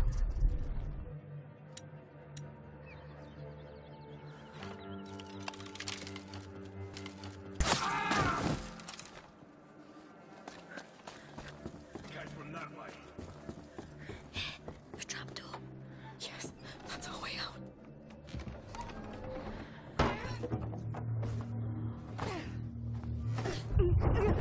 Oh, not now. Amicia. Let me breathe. We should wait, Amicia. Oh, no, they'll find us. We have to reach that building. Is it a church? Don't know, but we're too exposed. We'll try in there. Maybe safer.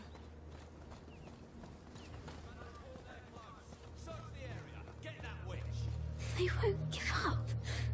They're butchers. Did you kill a lot in the Red City? More than I should have.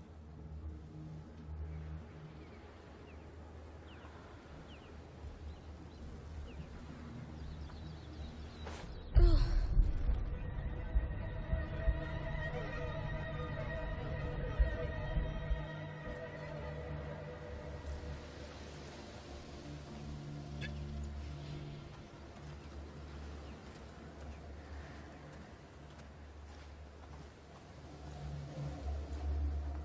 We can make it. Yes, then you'll rest.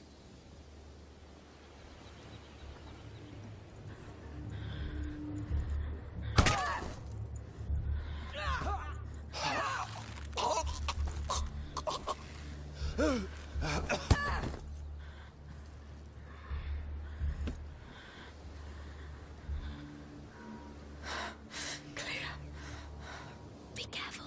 You're too tired. Don't worry.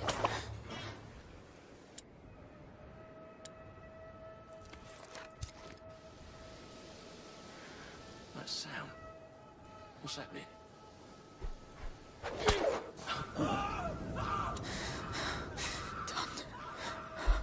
There are too many. That's what it is. Out of our way. Please, be careful of your head.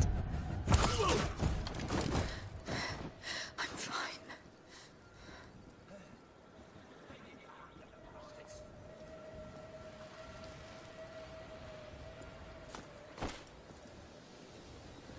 Absolutely dead soldier.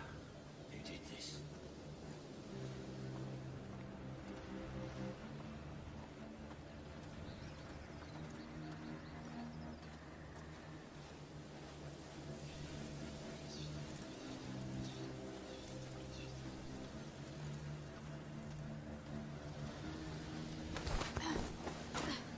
Remember, the Council wants this land cleaned of its scum. This girl killed your brothers. Her execution will take place here. Huh?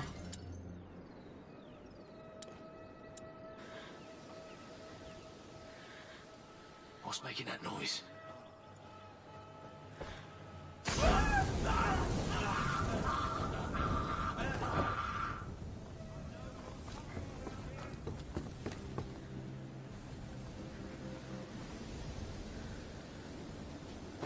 Burned to a crypt. Someone's been murdered! Look sharp! It's them! They did this! I'd better have a look over there.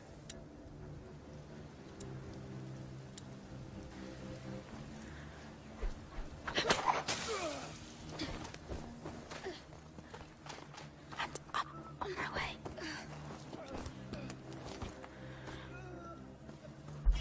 Over there! Hurry!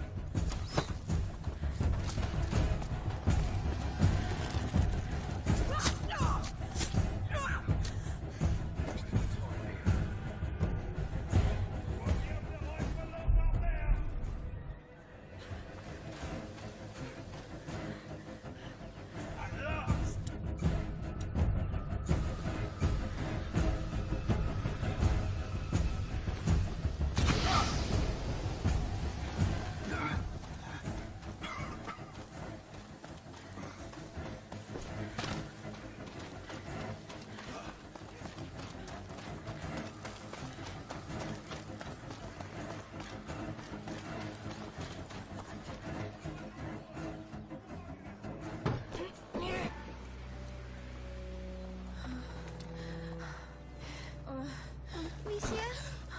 Amicia! No. It's bleeding a lot. Oh, they're here! They're coming! I can't. You have to handle it yourself. Are you sure? Do it. Quick.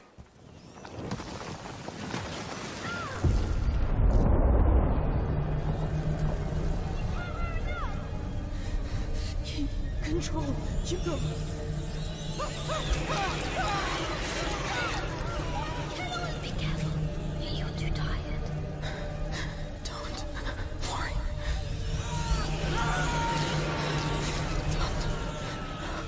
There are too many. That's one less.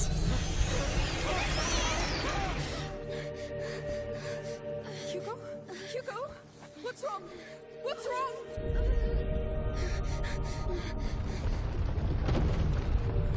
Hugo! No!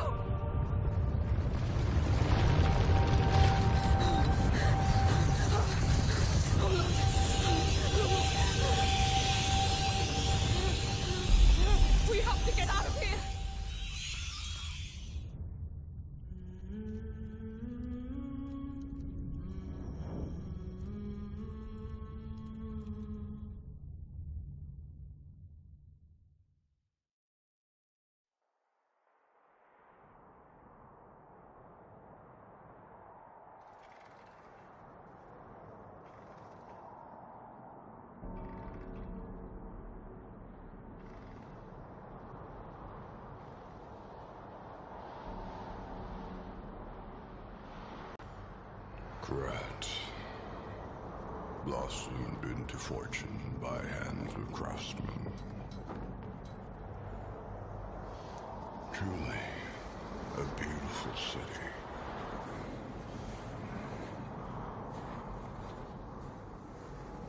But what use is prosperity against the impending doom that is the plague?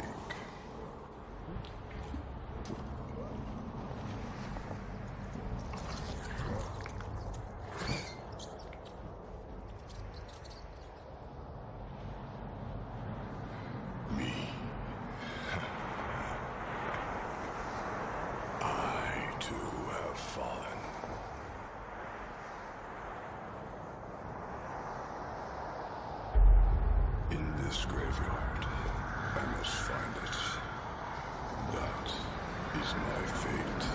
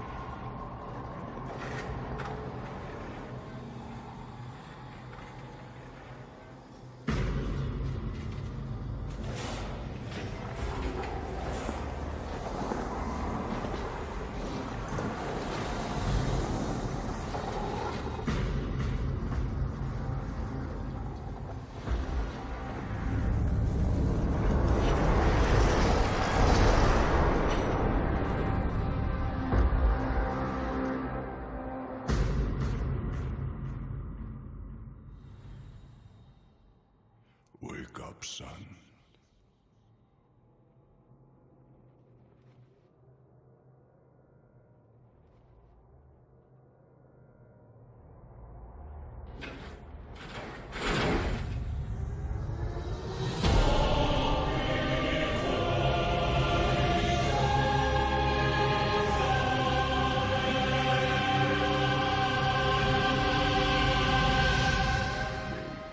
Your father proud.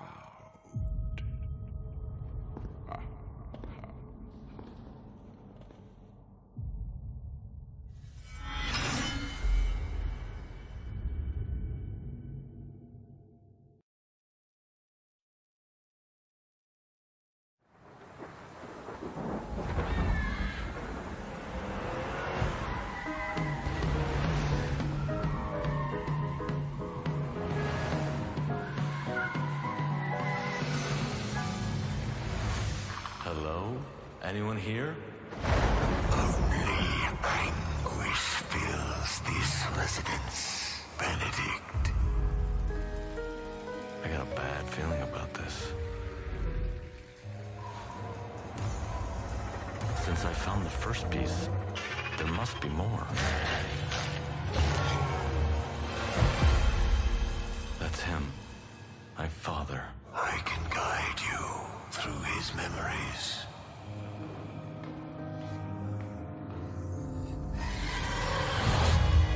We're close. Don't let your fright hold you back now.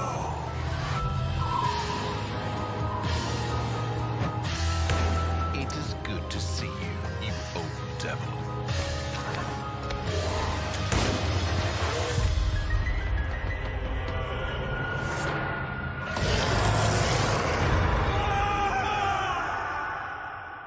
Pull yourself together, Benedict.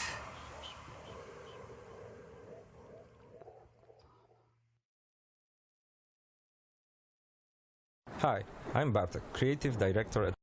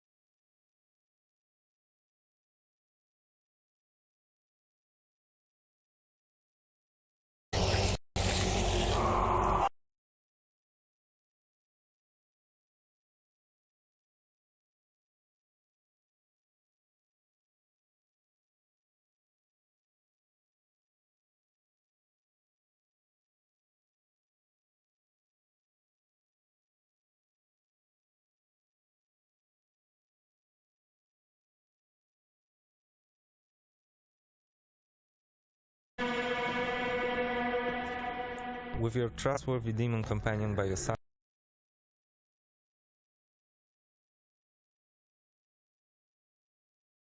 follow the mystery back in the real world, you will encounter different limbos, each with various menacing biomes and threats within.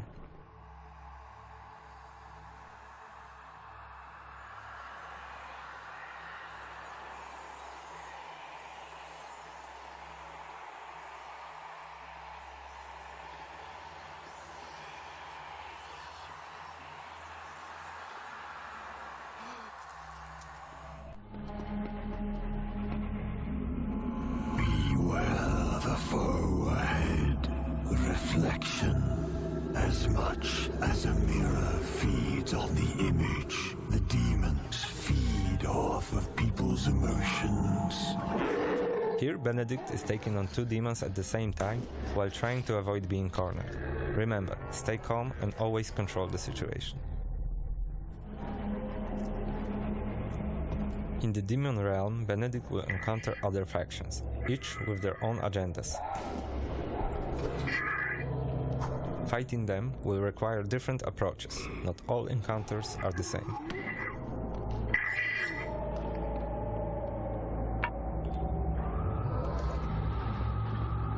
Exploring the limbo can be dangerous, but rewarding. With the gathered loot, you can get back to the mansion in the real world and replenish your stock with the help of some trusted old friends. In this case, it's Harry Houdini, the legendary illusionist. Harry, long time no see. It is good to see you, you old devil.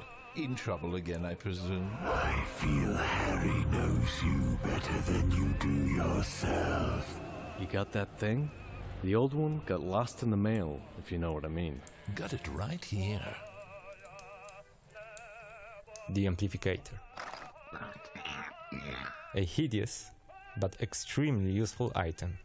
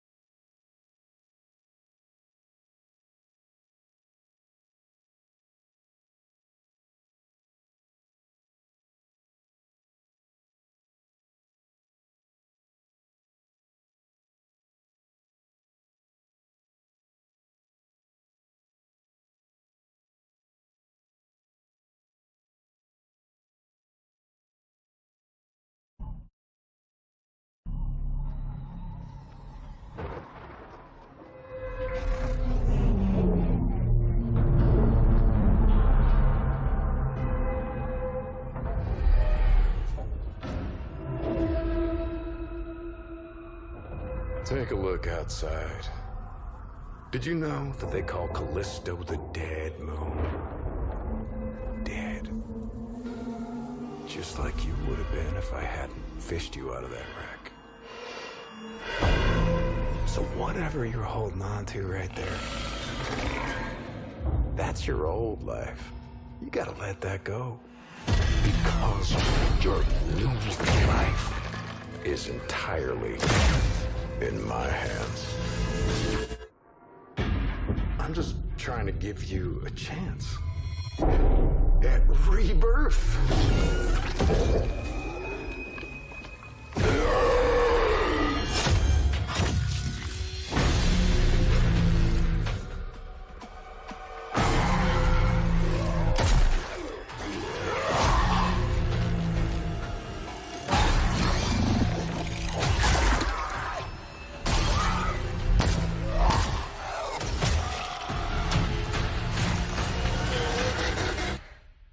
I just love that last part.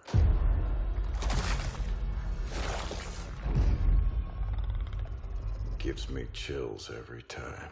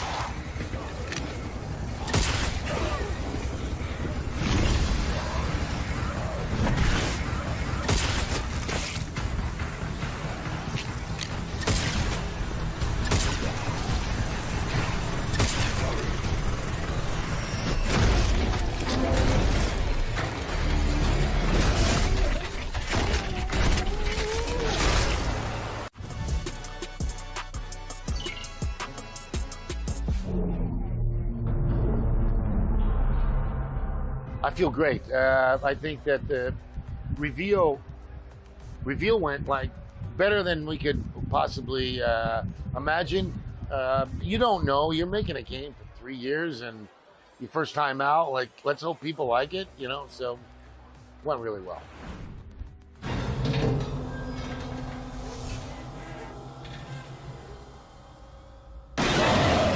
We were very conscious that the environments would look different.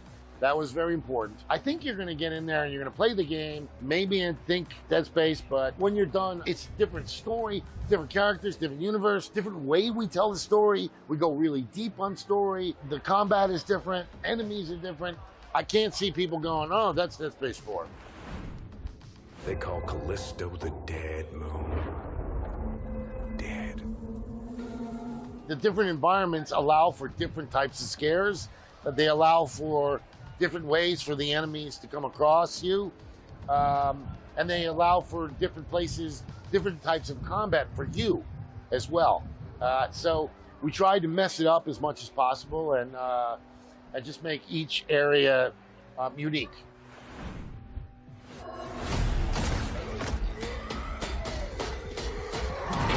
They're called the biophage. I think it means something like starting from virus. It has something to do with that. You know, when you see a trailer, you usually see them when they're out already, and they're fighting you and all that. But it's the how do they get to you that's pretty scary.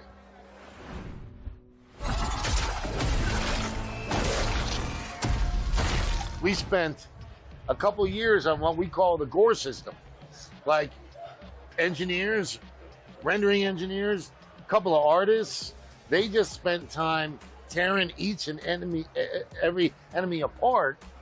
And then, you know, there were times where like, no, tear another hole in him. You know, go do this. Or, and so each one, like, you may never see the same torn apart guy, you know, twice. And that was part of it too. We wanted each and every person to have like a different horrific experience. Not only do we have a bunch of like horrible deaths, but then the way that he is built, he can be torn apart just by a normal, the enemy slicing him, and maybe his arm already has enough hit points. His arm will come off, his head will come off. So even the ones that aren't sort of planned are going to be different.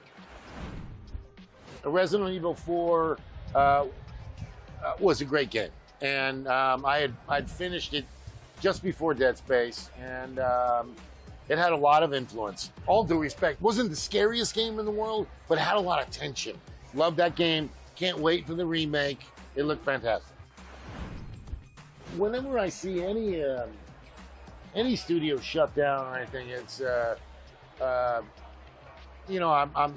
not a fan of that. I actually named it Visceral. So and we were at that time, the plan was we were going to make that kind of game. So Dante's Inferno came out a little after. We had another one that we were working on, but then I eventually left to go start Sledgehammer.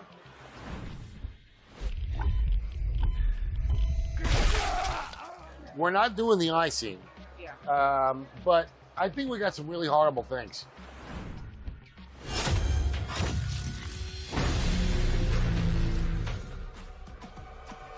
One thing that we did when we set up Striking Distance was we put a mocap studio in our office. No longer are the days where we would have, hey, in 3 weeks we got 2 days down in LA where we got mocap. Now it was like anytime we wanted, we could go back in and shoot. And that allowed for just greater range of movement, better quality across the board. No doubt that was conscious right from the very beginning. My chief creative officer was just like, you got to put a mocap studio in your new place. So we did. I think they can succeed because there's less of them.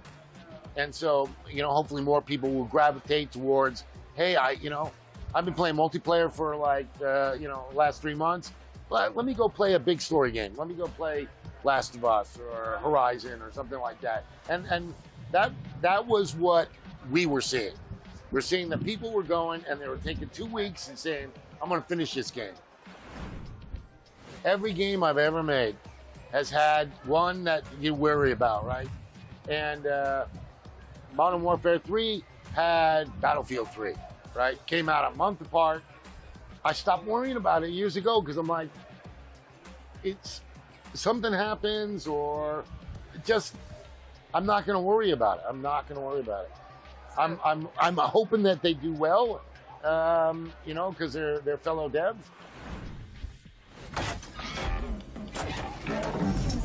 See this?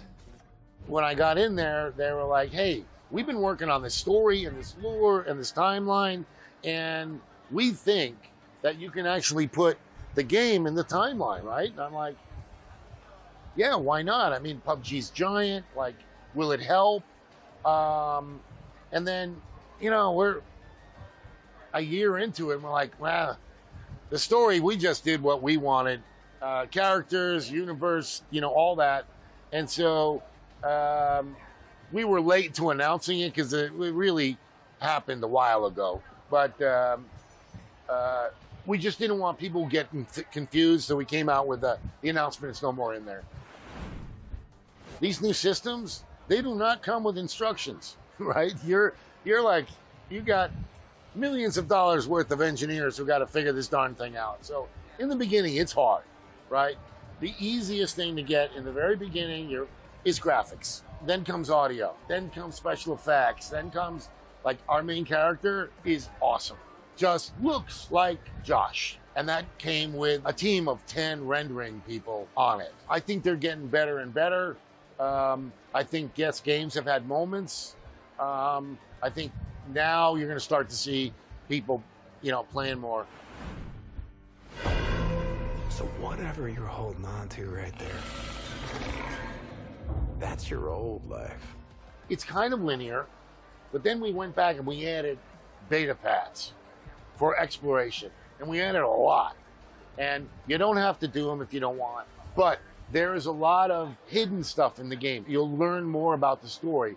I do want you going, oh shoot, I was here, and then I got to follow my way back and get back.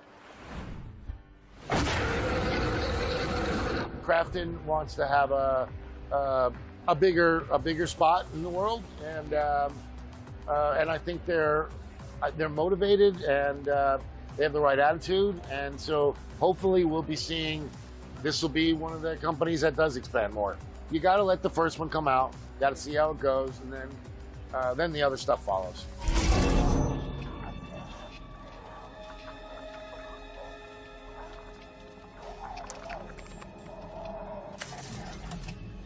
This is Black Irons to transport ship Charon.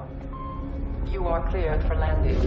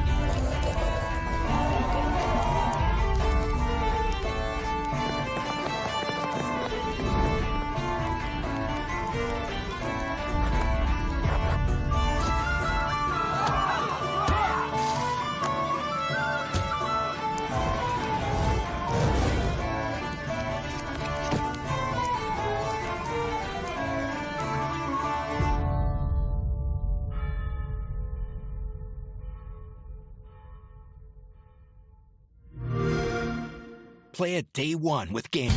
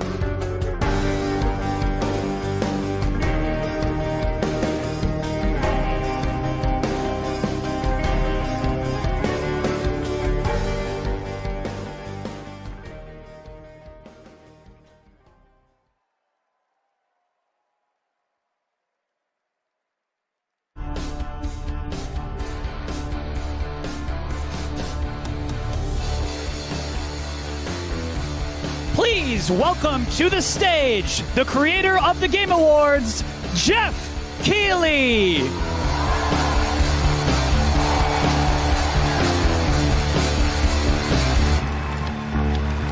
Oh my God! Hello, everybody. How you doing? It is so great to have a live crowd with us here in Cologne, Germany for Gamescom 2022. I'm Jeff Keighley, and I gotta say, I am so excited to be here with you.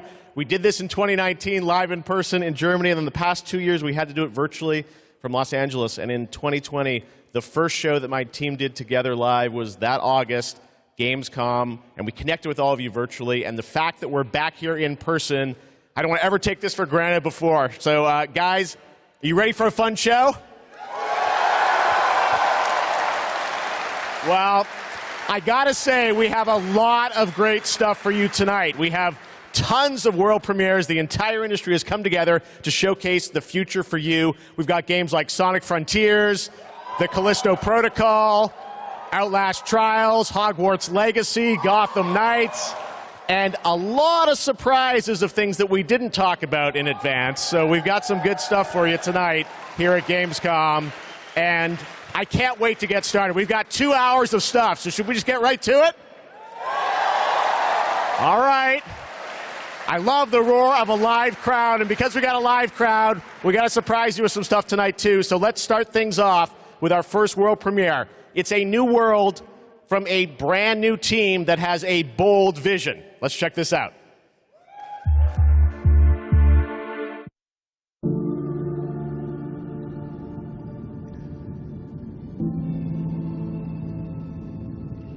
We want the community to build this. We want it to be their worlds. We want them to tell their stories in our game. I think it's human nature to navigate uncharted territory, to find a place where we're free to explore, to be creative, and to share amazing experiences. The goals are to make an experience that's unlike any other, which is such an exciting thing to be part of. I think ultimately, that's kind of been the big ambition, is to create this kind of open world that can be built out in every direction. I think it's every day is a new discoveries and it's constantly growing. We've put a lot of focus, I think, on the current zeitgeist and what it means to represent yourself digitally. This is more than a game. It's a labor of love. It's a labor of passion. The dream is to create a whole new world for the next generation of gamers, and I think that we've kind of captured that. Players will play a massive part in this. It's not going to be just our game. It's not going to be just what we decide to do with it. There's something in it that will definitely appeal to you, no matter what it is that you love to do. The really thrilling aspect of all this is that people are going to get to see what we're doing for the first time. I'm just so excited for people to see what we've been spending the last 5 years pouring our hearts and souls into. And I'm excited to see how they feel about it, even though they will have to wait just a little bit longer. Everywhere has become more than just a video game for us. And today, we're delighted to give you a peek behind the curtain at what we've been working on.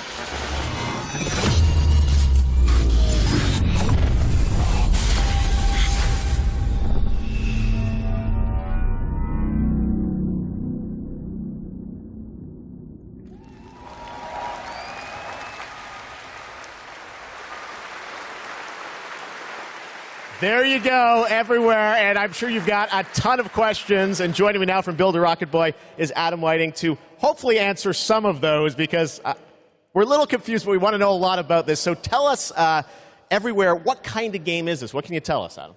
Well, firstly, can I just say it's really exciting to just be here, and we've been looking forward to coming out of stealth mode and really delighted to start the conversation today here at Gamescom. Now, I won't be able to reveal everything, but what I can say is that really we're not trying to make a normal game. I think the scope and ambition of this project are quite unlike anything else. We want to build a whole new world for gamers, and not just a place to play, but watch, share, create, hang out with your friends, and so much more. Well, I got to say, the end of the trailer, I think we all were taken aback by, whoa, change art style, this seems totally different. Is that part of everywhere? What can you tell us?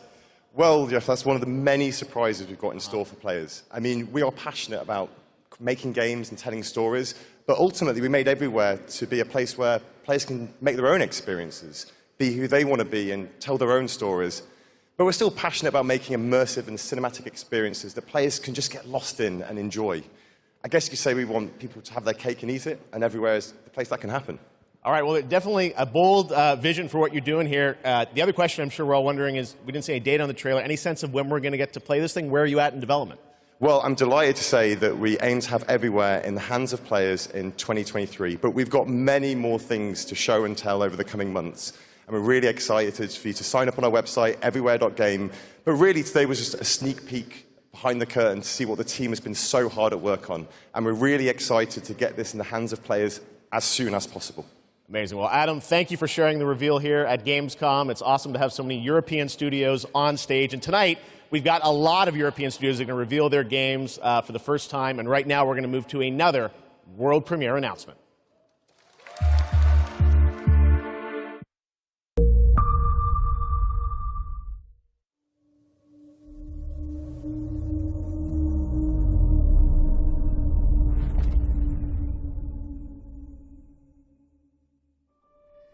I must not fear.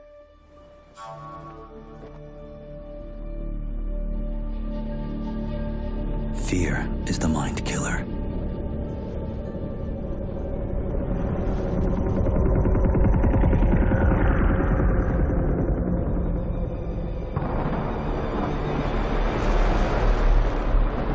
Fear is the little death that brings total obliteration.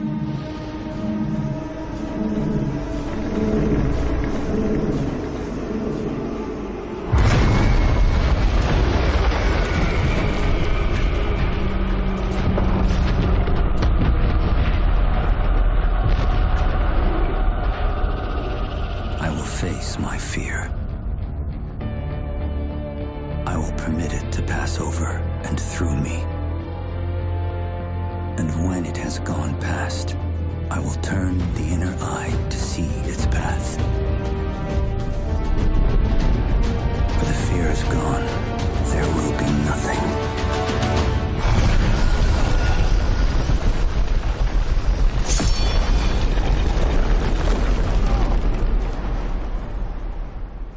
Only I will remain.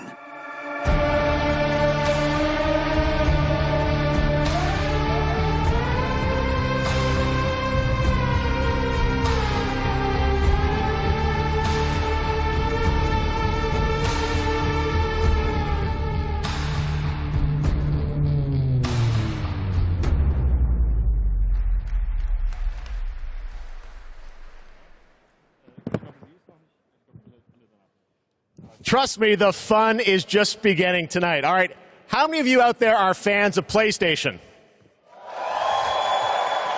Well, we've got a fun surprise for you. I said, PlayStation, what can we do for all the fans coming together here at Gamescom?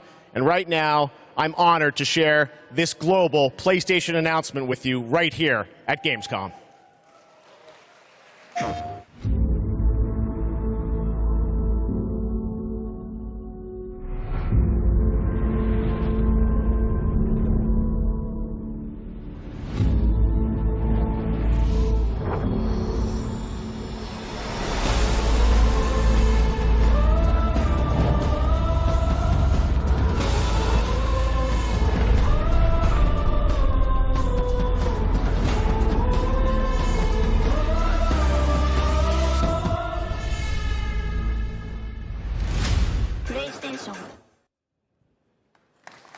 There you go.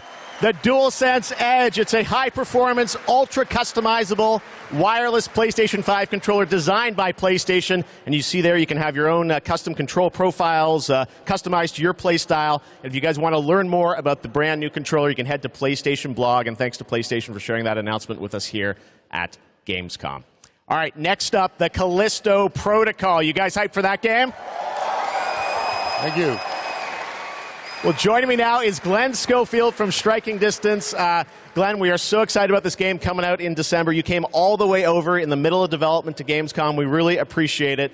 How has the response been to Callisto so far? Man, Jeff, the response has been fantastic for a new IP. I couldn't ask for anything more. So I want to thank the fans, and I want to thank my team for just really killing it. And it's great to be back at Gamescom, man. You know. Well, you got some good stuff for the fans, and we're going to get to that in a second. You brought some gameplay. We saw some great stuff at Summer Game Fest. You brought more now. What are we going to see today, Glenn? Yeah, you've got some live gameplay. We've got 2 sections. The first one is going to show some crazy combat. And the second one is something new from the game, a little different than what we've shown, with a pretty crazy ending. Yes, it is. You guys are going to love this. One thing I wanted to ask you about was you're known certainly in the team for your work on Dead Space. In that game, we love the strategic dismemberment. I understand you're kind of one-upping things for this game? Well, we got dismemberment, and we've shown the gore system. And today we're going to show a couple new things, including one that we're showcasing called mutations. So the enemies may sometimes have these tentacles that come out. And if you don't shoot them, take them out on time, this guy in real time is going to mutate in front of you into something bigger, badder, faster, meaner, and he's going to be taking you out. It's pretty cool. Well, this is one of my most anticipated games. It's coming out this December. Glenn, thanks to you and the team for putting this together. Let's take a look at brand new gameplay from the Callisto Protocol. Thank you.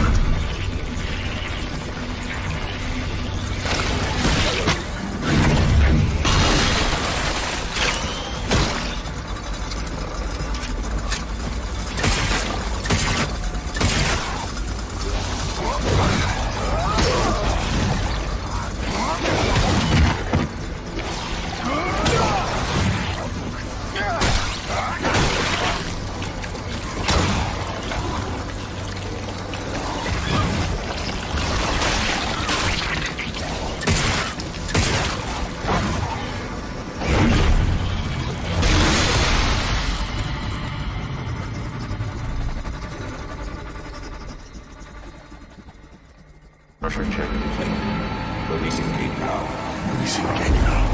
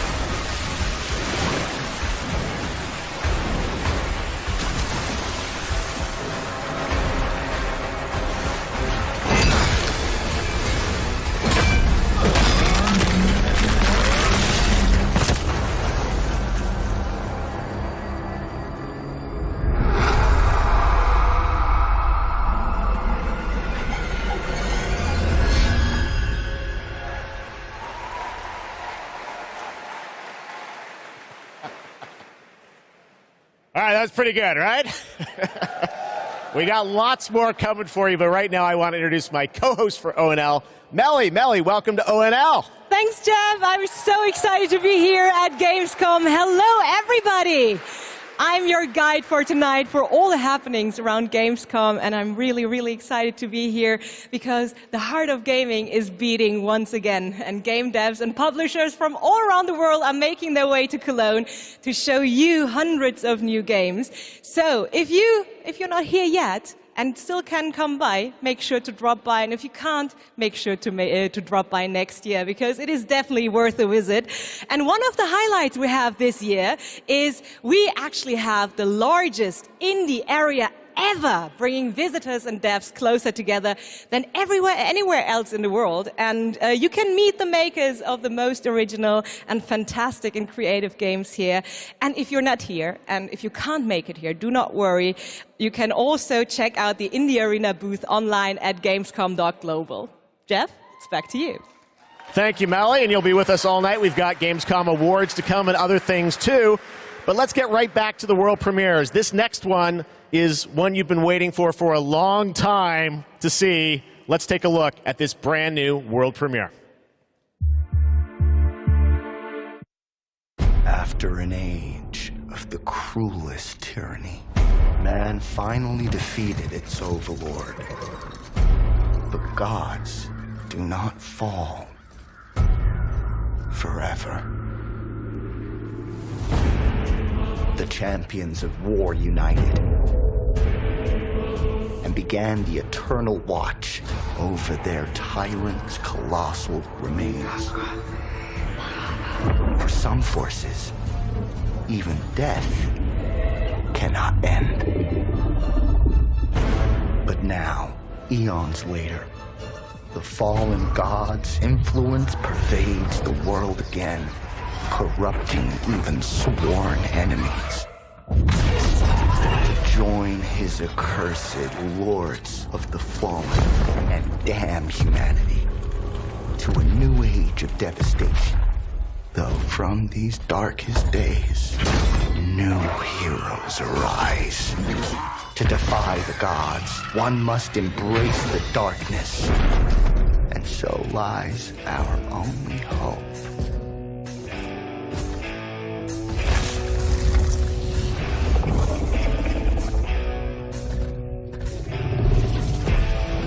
Mother, tell your children not to walk my way. Tell your children not to hear my words. What they mean, what they say, mother.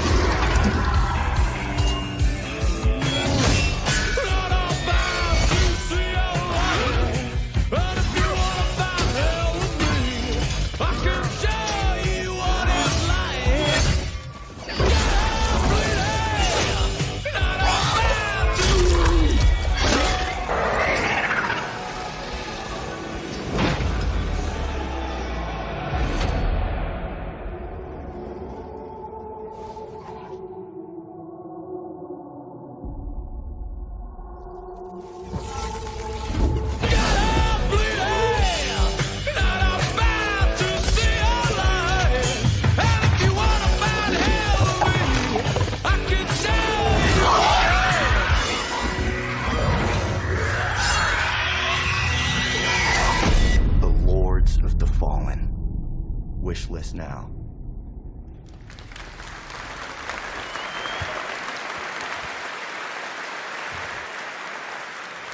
That's right. They dropped the two. The Lords of the Fallen. All right, now it's time for another new game announcement. The sequel to a game that redefined the term couch co-op. Check this out. Are you struggling? Missing your regular FARTs? Have you tried going online? Visit exotic destinations. Move your dreams, whoever you are. Apply today. No skills? No worries. Everybody's welcome. You're hired. Open a door of new opportunities. Work alone or with a friend, or two, or more. You can do it. Move locally. or connect together online. Yeah! Nice one! Coming 2023.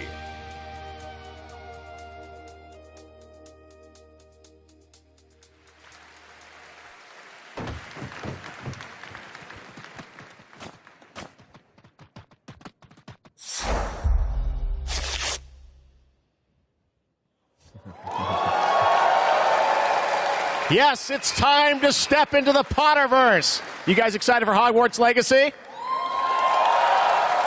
Well, it is coming out in February of 2023, and tonight at Gamescom, we've got the brand new trailer for you to take a look at. I don't want to say much and spoil much. This is an incredible trailer. I hope you enjoy it.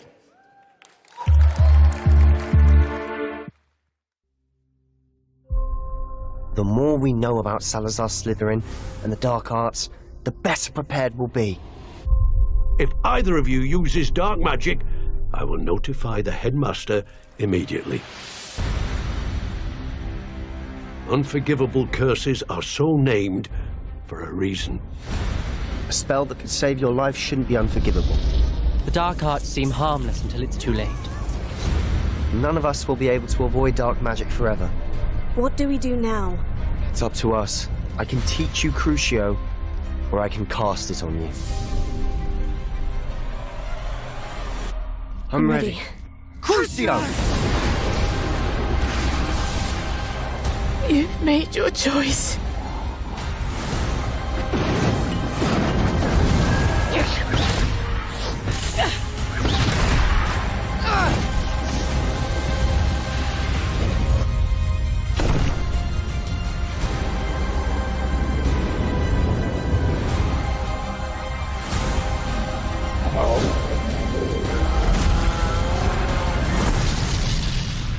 What have the two of you done?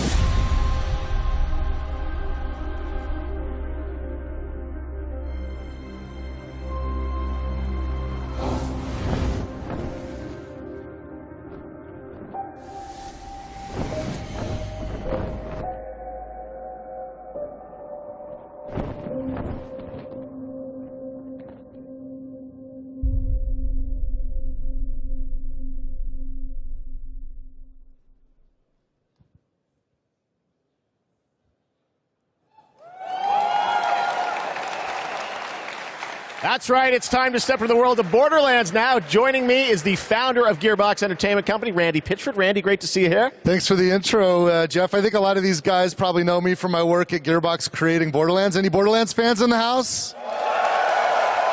Well, I got good news. I know some of you hardcore folks saw the leak, but I'm here to officially announce new Tales from the Borderlands. So, tell us about this. We remember Tales from the Borderlands. This is new Tales from Borderlands. This is new characters, new story? It is. You know, I loved the original game, and so that's why we got some of the original storytellers and writers that were back in the day at Telltale and developed an all-new storyline with all new characters, created with production from Gearbox Studio Quebec. It's an all-new experience, and we're here to show it for the first time today. You guys want to check it out? Let's do it. It's coming soon, too, right? That's right. Coming in October of this year. October of this year, all platforms. Awesome. Well, let's take a look, Randy. This is exciting. New Tales from the Borderlands. First at Gamescom. Most stories in the Borderlands start bloody. They end bloody, too. Sometimes, all it takes to change the galaxy is a trio of losers trying to get through a bad day.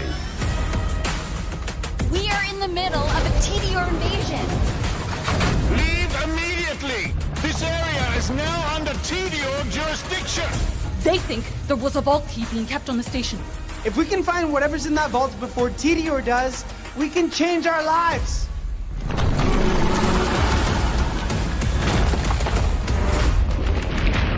We're bad at this, like really bad. Tidio has many guns. Talking guns. Guns with legs. I'm gonna blast you so freaking bad! Yeah! Shut up, Richard!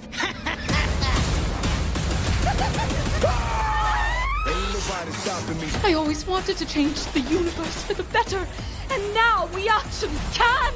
But more importantly, we'll be drowning in ash!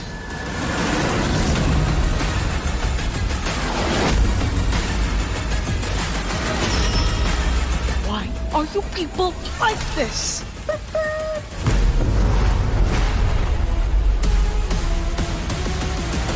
If you happen to see any corpses along the way, don't worry about them. They're just, yeah, don't worry about them.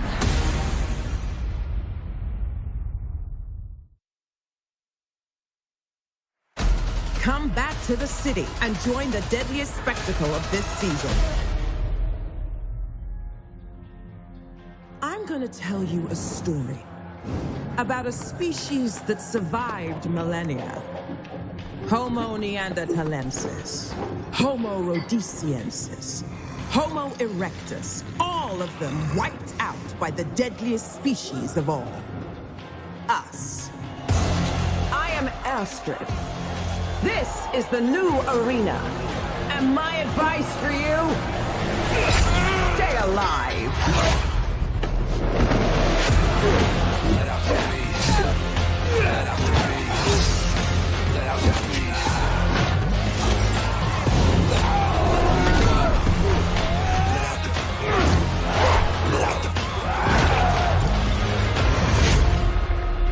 Every day you fight for survival, but today you fight for glory. Anyone can be a warrior. What makes you different is the spirit of a champion. Let out the beast. Let out the beast. Let out the beast. Let out the beast. Let out the beast.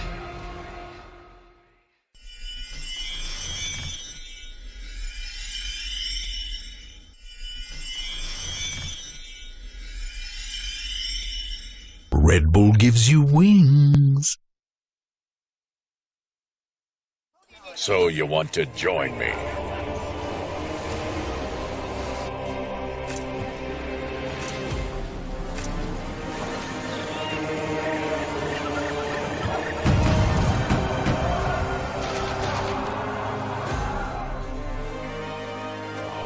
Sign up and be a part of my crew in Tortuga. Product not yet rated.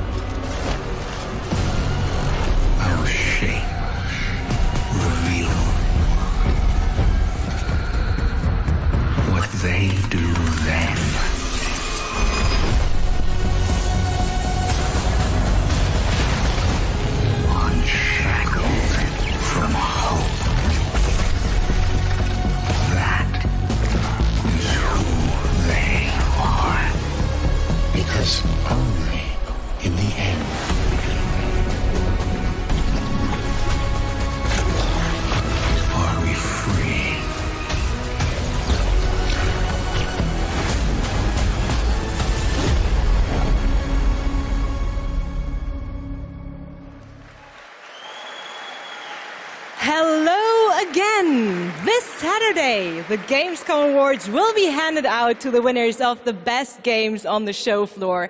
Only submitted games showing at Gamescom will be eligible to be nominated, and the awards will be streamed on all Gamescom channels, so make sure to tune in. But tonight, I'm allowed to hand out 4 awards. I'm very, very excited about that. And I would say, let's jump straight into it, starting with the most wanted PC game. Here are your nominees. Metal Hellsinger,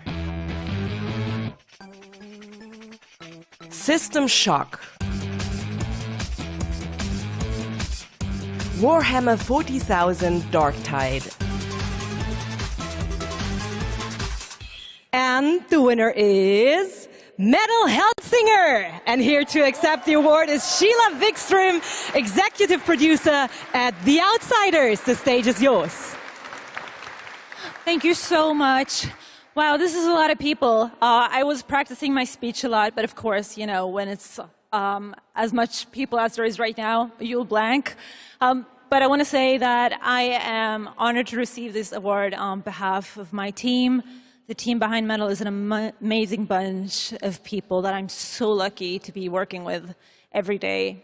And the truth is, making games is super hard. When I started out, I don't think I really realized how hard. And what I learned is that focusing on compassion, kindness, and empathy just as much as any other craft in games would be the key to successful game development. And it's precisely those qualities that my team possess and why I'm so privileged to be working with them every day. I love you guys at home. I miss you so much. So what I want to say to you, my industry friends and colleagues, is treat each other with heart, kindness, and respect every day. Make games with humanity. Thank you so much. Congratulations once again. And Jeff, back to you. Thank you, Melly. Well, the world premiere train keeps going. It's time to move to the world of Sonic. Any Sonic Hedgehog fans out there? Sonic has had a pretty good year with the Sonic 2 movie, which was a ton of fun earlier this year. Well, Sonic Frontiers is in development, and we've got a brand new trailer for you and confirmation of the release date, too. Check this out.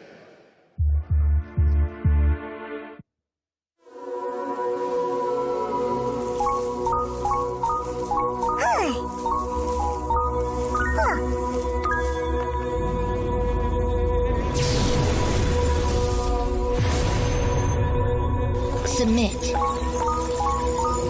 Your reckless actions endanger the world.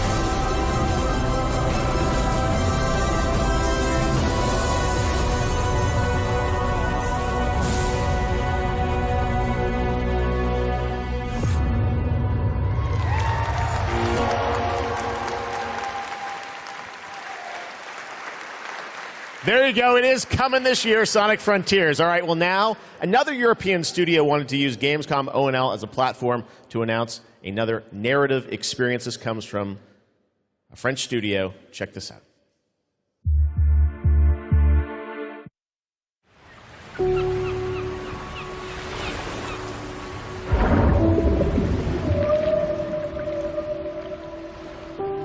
We leave so many things behind us. Objects, memories, mistakes.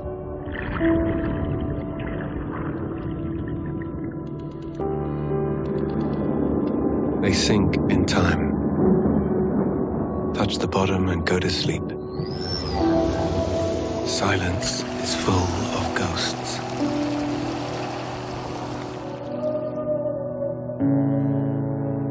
And here, voices can only come from the deep. Deep under the waves.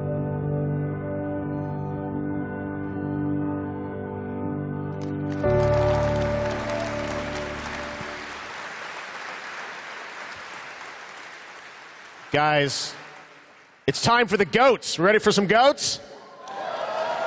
No live goats today, but we are here to talk about Goat Simulator 3. We got to announce this back at Summer Game Fest. And now it's time to see the gameplay of Goat Simulator 3 for the first time. Let's check this one out.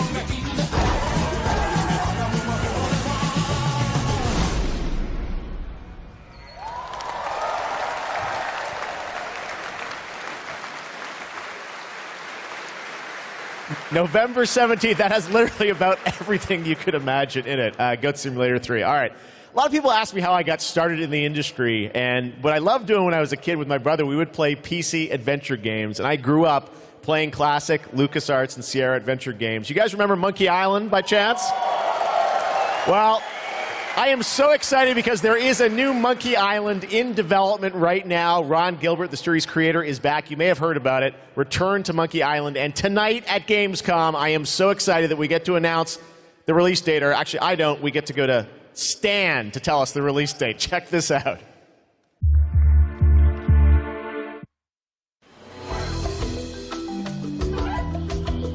Hello, friends. It's your old pal Stan, coming to you through the magic of marketing to let you know that your search for quality entertainment is about to bear fruit. But I wouldn't be doing my job if I just dropped the details on you without a little build-up. I want you to see the kind of fine dining establishments you'll be visiting, like this one. Get lost. And if escapism is your cup of flavor, you can't do much better than this exotic and extremely remote island. Stay back! How did you find me? Return to Monkey Island launches September 19th, which happens to be International Talk Like a Pirate Day. But you don't have to wait. You can order it right now, before it's even out. Something we in the marketing industry call a pre-order. As a bonus, I'm ready to unload this shipment of beautiful horse armor to anyone who pre-orders Return to Monkey Island. It'll look fantastic in your inventory. Oi, you missed a spot. I've got to go now. I've got a lot of irons and a lot of fires. You know how it is. But I'll be back to steal every scene I'm in Return to Monkey Island. I'll see you there. All pre-order customers will receive the exclusive horse armor item in their inventory. Please note that the horse armor has no practical use in-game and in no way will contribute to the gameplay, puzzles, or narrative of Return to Monkey Island. Oh my God. A month away, and I love the horse armor does absolutely nothing. It just sits in your inventory. Return to Monkey Island. Cannot wait for that. All right, now let's turn to the world of Unknown Worlds, the creators of Subnautica. As we've teased, they are here today at Gamescom to unveil a brand new IP, and it's a departure from Subnautica. It's a brand new turn-based sci-fi game, and we're going to reveal it for the first time right here. Actually, special guest is. Let's check this out. Hi, I'm Brandon Sanderson. You might know me as the author of the Mistborn series, the Stormlight Archive, or as the guy who finished Robert Jordan's Wheel of Time. Over the last few years, I've been working closely with my friends at Unknown Worlds on the exciting project we're revealing today. You, of course, know Unknown Worlds for creating immersive and fantastical worlds like the incredible Subnautica series. When they reached out to me, I was absolutely thrilled to help craft the expansive sci-fi universe in which their next game is set. This secret has been a hard one to keep, and we're so excited to finally show you what we've created together. So, without further ado, this is Moonbreaker.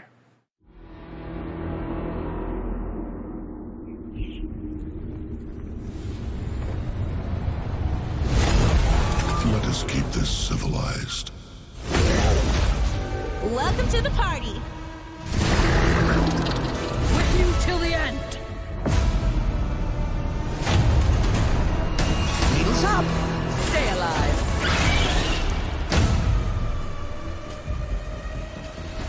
This will be over real quick. Oh, me! Get over here. Ready? Okay! Grenades, anyone? They'll never see this coming. I taste their panic. Good game. Stop this treachery! Come on, it's fun.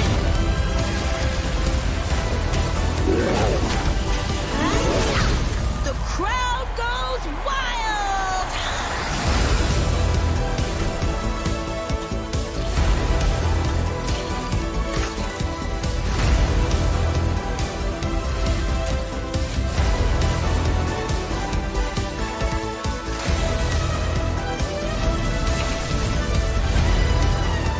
Let there be fire!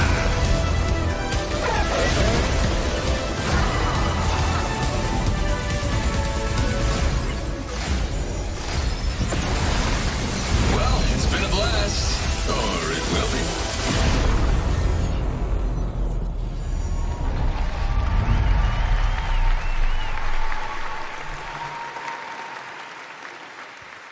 And joining me from Unknown Worlds is Charlie Cleveland. Charlie, Moonbreaker, it's real, and it's so different than Subnautica. So Yes, tell us, it is. This departure, you guys like to kind of reinvent yourselves every game, right? Yeah, so people thought we were kind of crazy for making Subnautica after making Natural Selection. We went from a strategy shooter to a pacifist underwater game, survival.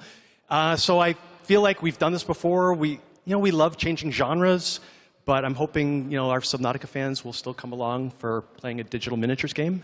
I hope. Well, it's so cool. A digital miniatures game. Everyone loves miniatures, but how do you translate that into gameplay? What is the gameplay of this game? So we're kind of channeling like a Guardians of the Galaxy or Firefly kind of feel. So you can see that from the colorful art style we have. So you choose a captain and 10 crew, and you build a roster, kind of like a traditional miniatures game. And every unit in the game is really like strange and special and kind of game-breaking. So yeah, you deploy units and you move them around on the battlefield, and you get all these crazy game-changing powers, kind of like Hearthstone meets XCOM, kind of. Well, you see the gameplay here. It looks great, and it's coming soon, as we said, in the September, so you're not early access, you're not going to wait long. But the thing I want to get to is the painting of miniatures, which we saw a tease of in the trailer. And I know you actually, painting was cathartic for you sort of during the pandemic, right? Yeah, so the painting, you can't have a miniatures game without painting. And during the lockdown, I just found myself like learning to draw and just zoning out and feeling really relaxed when the world was basically falling apart around us. And we really tried to capture that feeling. It's not like Photoshop or like special technical tools or anything like that. We just simulate washes, dry brushing. We've got decals. This feels like you're actually painting a real miniature. And I have to say, because everyone is surprised by it, like all the miniatures you see painted in the game are all painted with the tool. Wow. So it's like actually pretty powerful.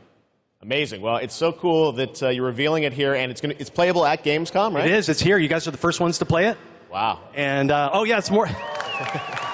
We're over in the Crafton booth. Okay. Crafton booth. And for everyone else around the world, they're not going to wait long, right? Yes, we'll be on Steam Playtest in September. Okay. We have a couple open weekends, and then we're going to be launching into Steam Early Access September 29th. So it's really close.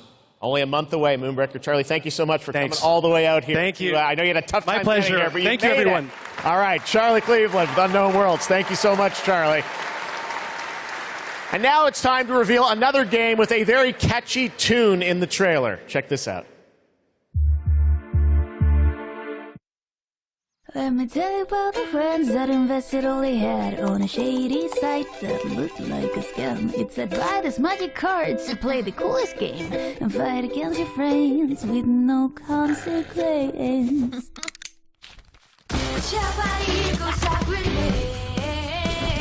You know where to find me, this is friends versus friends. You're a time, but I am not afraid. You will need a helmet, play friends versus friends. Friends out, get it like we'll buy some volunteers to tower and hide your heart, get it friends. Make them have a big freaking head. Friends versus friends.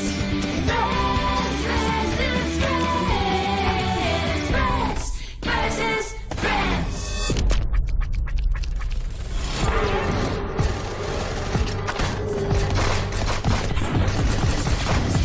Friends versus friends.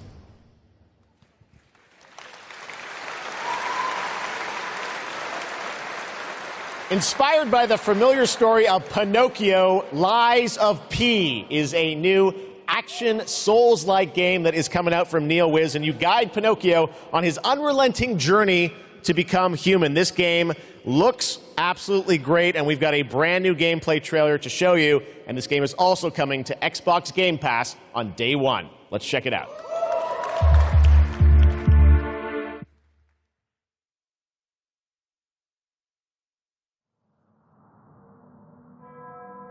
Can you hear me? I hope this reaches you. This city is falling apart. Chaos, madness, death. And there might be no going back. But you can change that. It depends on the choice you make. Truth or lie.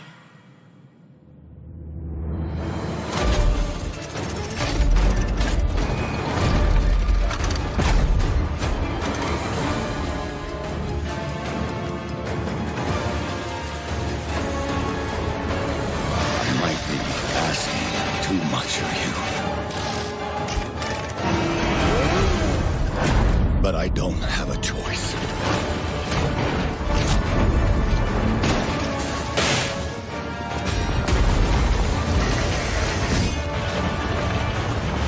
Only you can do this. Please, help me.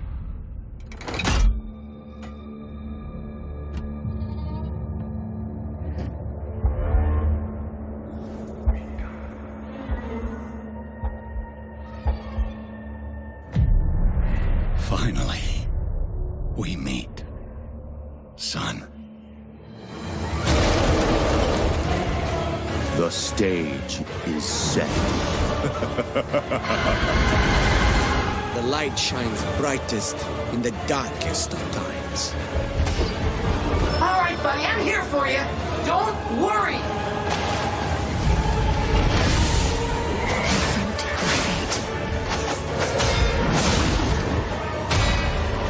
Don't give up.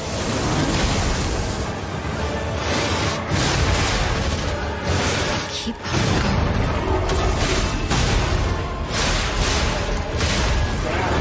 You can lean on me if you want.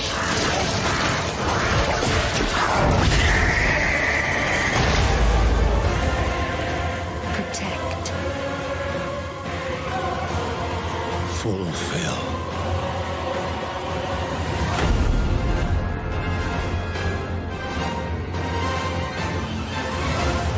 Your destiny.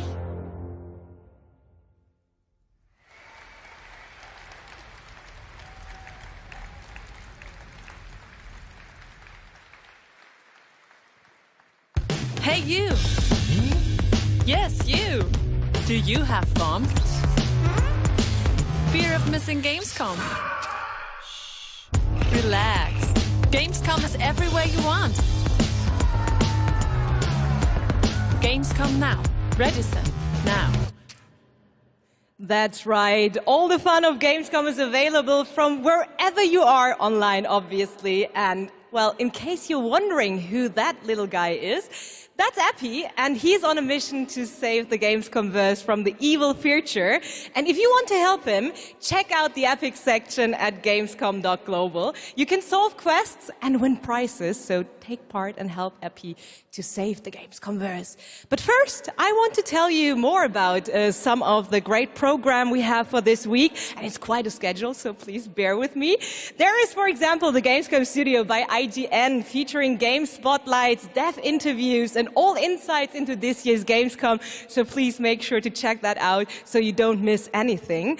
And also, the awesome Indie Showcase is back, featuring the newest, most original, crazy indie games here on Friday afternoon at 5:30 p.m. CEST, and I'm really looking forward to it. And something I'm really looking forward to is the cosplay contest on Sunday, where the super creative cosplay community takes center stage. And this is absolutely one of my favorites, so make sure to not miss it out. It is definitely worth the watch. And for more updates, follow @Gamescom on all platforms. And, well, now it is almost time to introduce our next guest, but sadly she couldn't make it since she is a tad far away. So let's see, she sent us a video, and I would say, let's have a look. Hello Gamescom, I'm ESA astronaut Samantha Cristoforetti, currently flying at around 27,000 kilometers an hour, 400 kilometers above your head on board of the International Space Station. Today, I come to you to say bravo to the games industry. We see how many space games you've been creating recently. Those missions you send your players on aren't just great fun. They create curiosity, interest, and the love of space exploration in gamers around the world. As we look towards returning to the moon and on to Mars with our ambitious Terra Nova program, humanity's spaceflight capabilities will be in part thanks to the games industry. And who knows, perhaps even you will be among us here at ESA for the journey. Exploring space virtually isn't just great fun. It's having real-world impacts that lead us all closer to the stars. So on behalf of everyone at ESA, bravo. Keep creating, keep innovating, and keep playing. This is ESA astronaut Samantha Cristoforetti, wishing everyone a wonderful Gamescom from the International Space Station.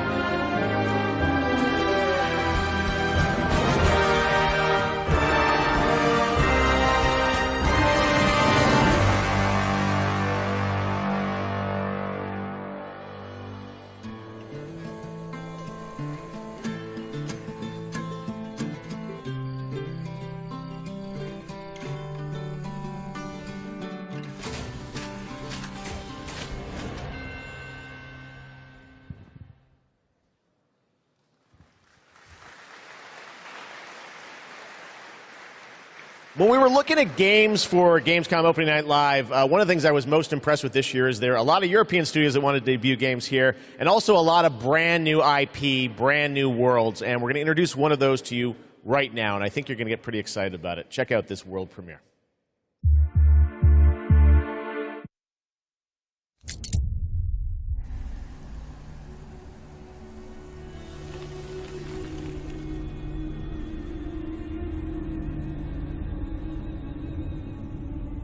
The sand has memories.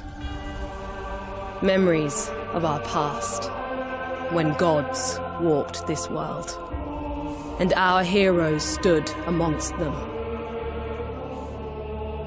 But the gods' vanity grew, and in their struggle, we were cast away.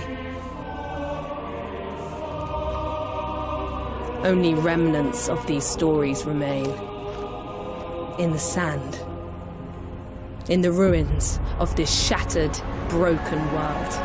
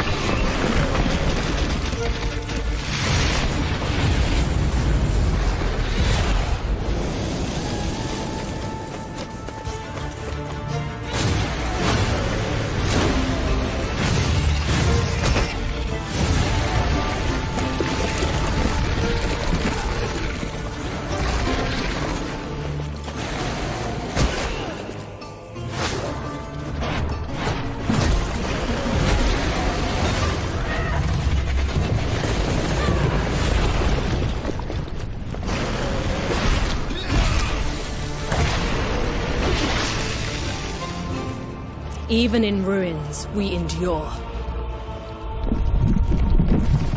We won't let go. For now, we can stand for ourselves.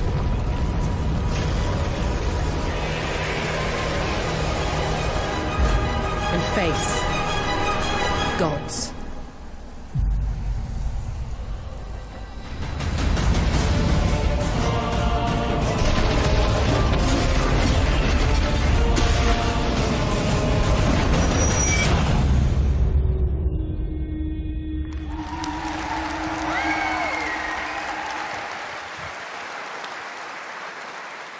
Atlas Fallen coming in 2023. Now, a classic strategy game that I remember playing in the late 90s is Homeworld. Did anyone else play that back in the day? Great PC space RTS. Well, a brand new Homeworld is coming out next year, and we've got a brand new look at some new gameplay from Homeworld. Let's check it out.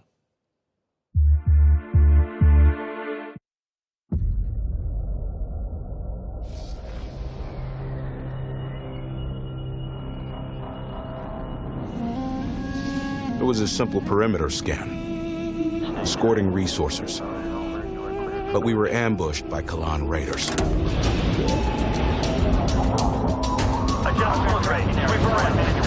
Fighters were no problem, but the missile frigates were a different story.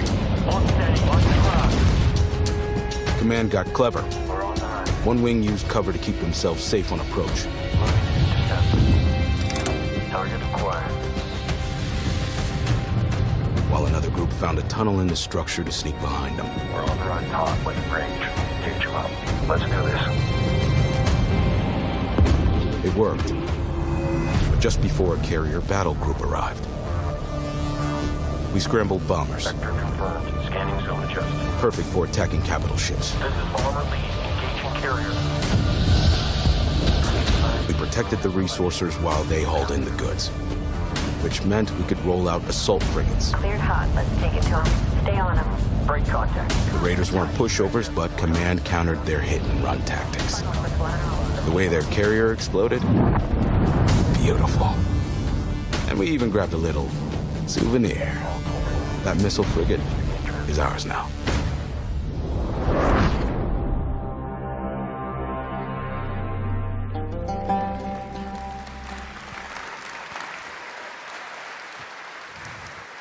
Homeworld 3 in the first half of 2023. Now, today is a big day, speaking of threes, because it's the version 3.0 update to Genshin Impact, which is an incredible action RPG from Hoyoverse. Well, today we've got an exclusive new look at version 3.0 and the new Rainforest Nation, as well as a sneak peek of a mysterious ancient civilization and settlement that is found deep inside the desert. Let's take a look at this world premiere.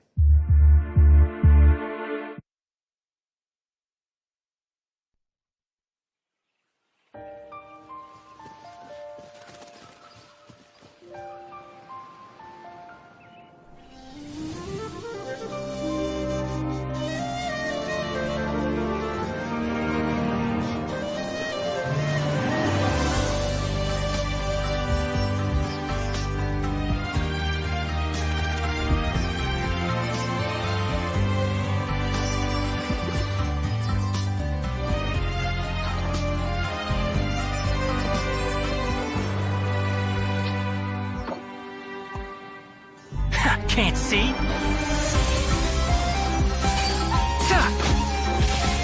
I'll uproot you! Yeah!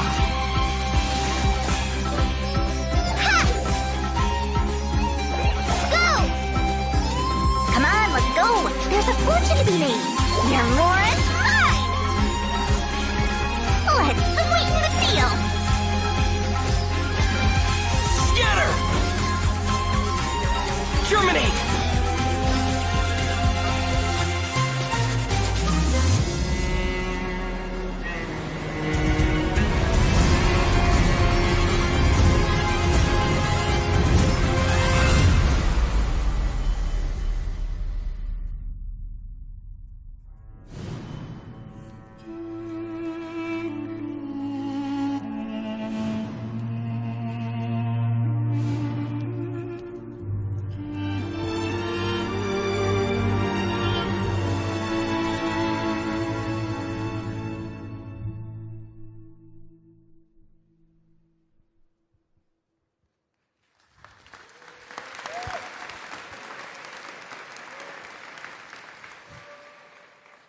What an absolutely beautiful game. And that's not all from Hoyoverse, because they also have Honkai Star Rail in development. It's a grand interstellar adventure with strategic turn-based combat.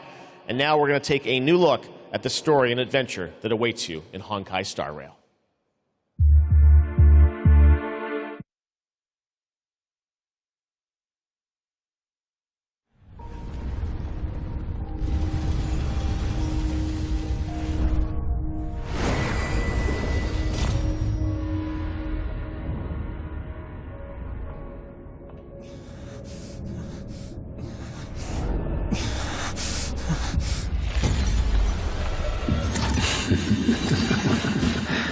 Of 5 people, 3 must pay a price. You are not one of them, Jin Yuan.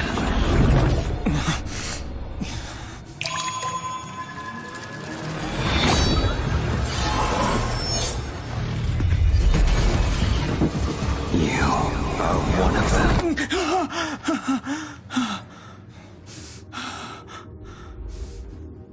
The Xianzhou is in danger. This man, he... The train is about to make the jump. Hold on, everyone.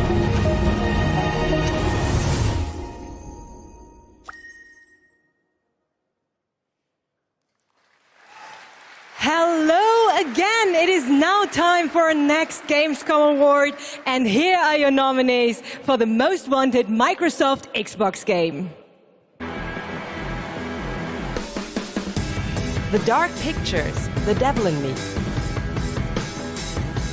The Last Case of Benedict Fox. Manuel Helsinger.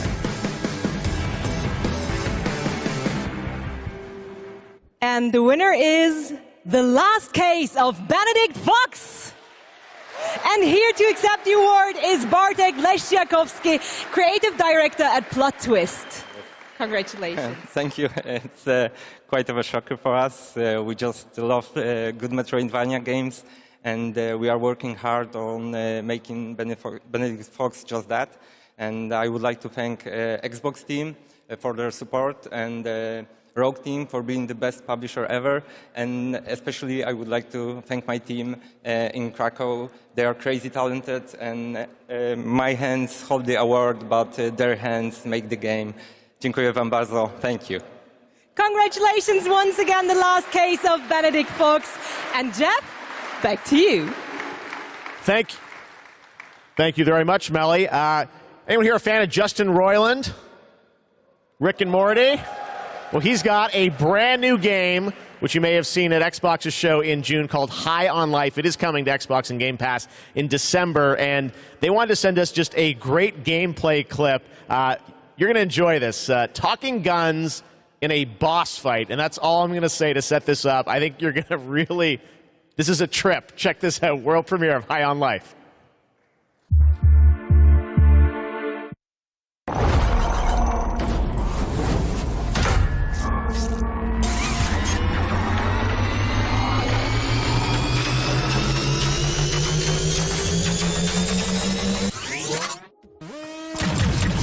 Wow, we're actually hitting her! Holy crap, that was cool!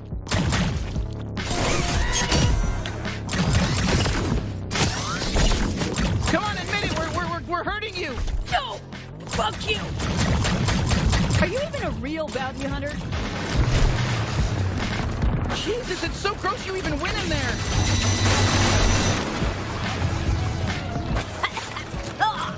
Sludge tastes like shit! Yeah, so stop diving into it! Shit, she's filling the place with sludge! Stay in the air! Better not fall in! Hey, I'm still here. You can still use me if you want. I can deflect attacks. Did you know that? I'm not just all about stabbing. Well, I'm mostly all about stabbing and tethering, but I can also deflect attacks. I'll slice them to fucking death. I'll cut their fucking heads off. I'll rip their limbs. I'll fucking do everything. Oh, I'm gonna fucking cut right into them. I'll cut their fucking asshole off and eat it. You know, this sludge matches your toxic personality. Fuck off! That wasn't even a good one. Surprise! Clutch bag! Hey, it's me, Five-Core! Kill my shitty clone! I'm rooting for you! Oh, incoming laser! Laser just for you! Bet you're just as nice and squishy on the inside as the rest of them. Let me at her, bounty hunter! Wow, we're having our first real boss fight together!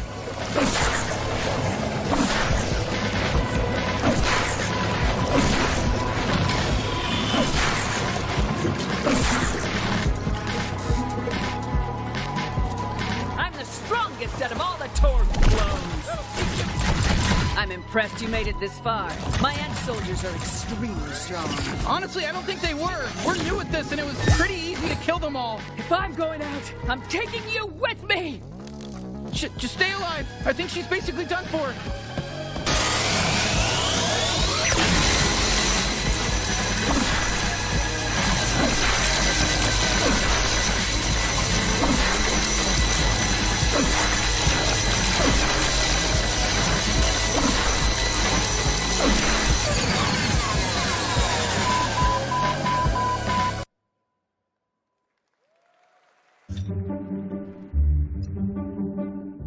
Do you see that?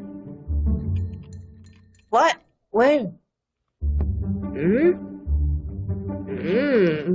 What is it? Wait, what are you? Dude, don't eat that. Come on, dude. Dude! You know she's gonna eat it. What? Yep. No! No! Told ya. Gross.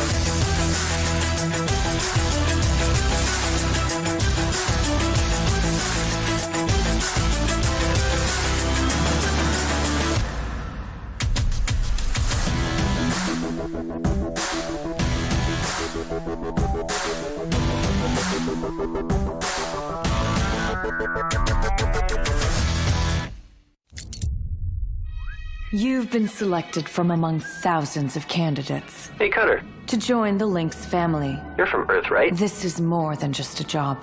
It's an opportunity. You ever miss it? Caution. Oh, shit, oh, shit. Lynx. Making the world A better place.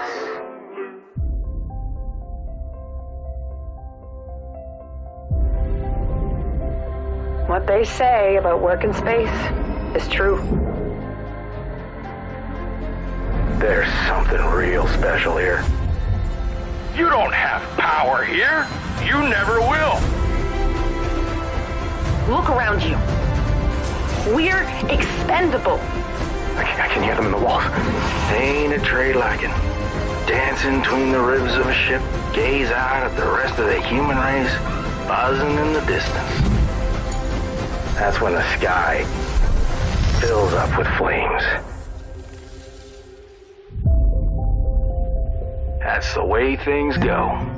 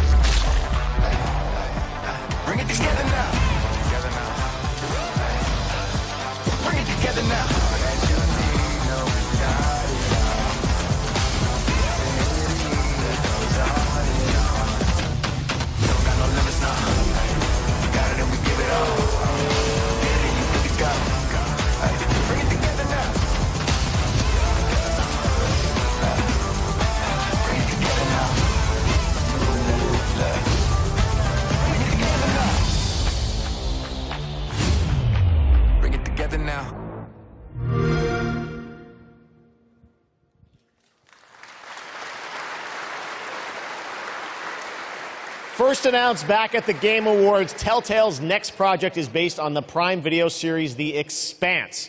Well, we showed you a little bit of the trailer at the Game Awards to set up the world. Now you're going to get a first glimpse at the gameplay with this behind-the-scenes clip. Enjoy.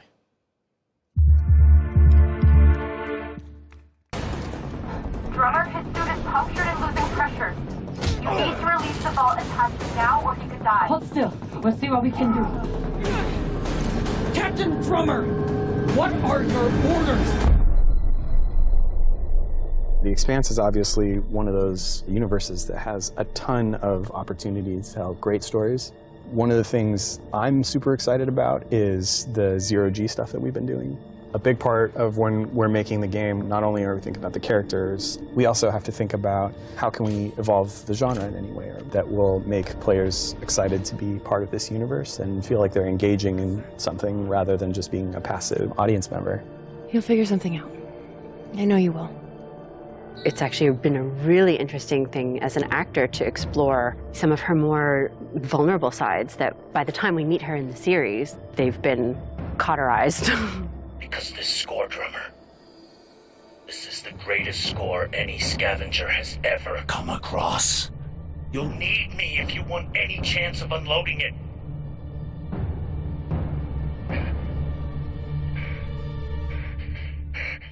The craziness of an exploded ship that now constitutes several parts in a mass that you can move them on, and balancing that out against almost like you're excavating a story. That's a personal story. Those are people, those are characters, and you are now among their ghosts. Whatever they were doing right before they died, being a scavenger, it's a pretty dark job. We're really excited about how it feels to both play and experience the story in the game.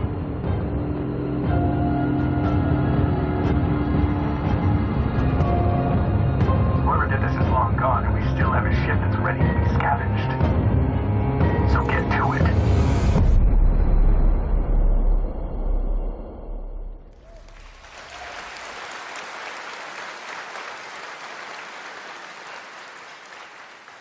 Speaking of adapting things from one medium to another, here's a film adaptation that into a game which I don't think you would have ever expected. Check this out.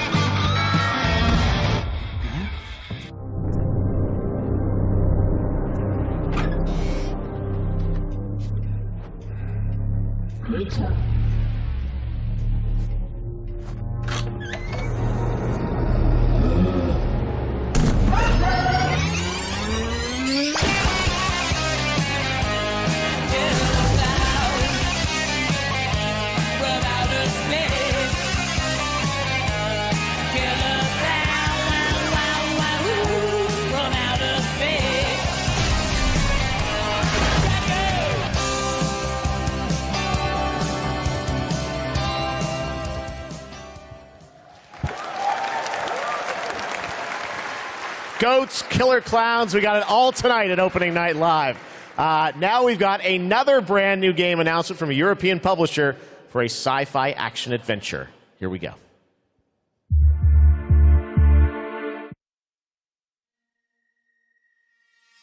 We always wondered if we're alone in the universe. We observed and explored, but found nothing. Until now. It has been 6 months since the alien object known as the Metahedron suddenly appeared above Earth's atmosphere. Personal log, sentient contact assessment and response team.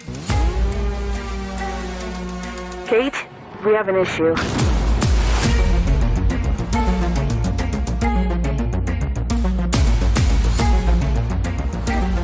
What happened? Power supply failing. Sensors offline. I'm switching to backup generators.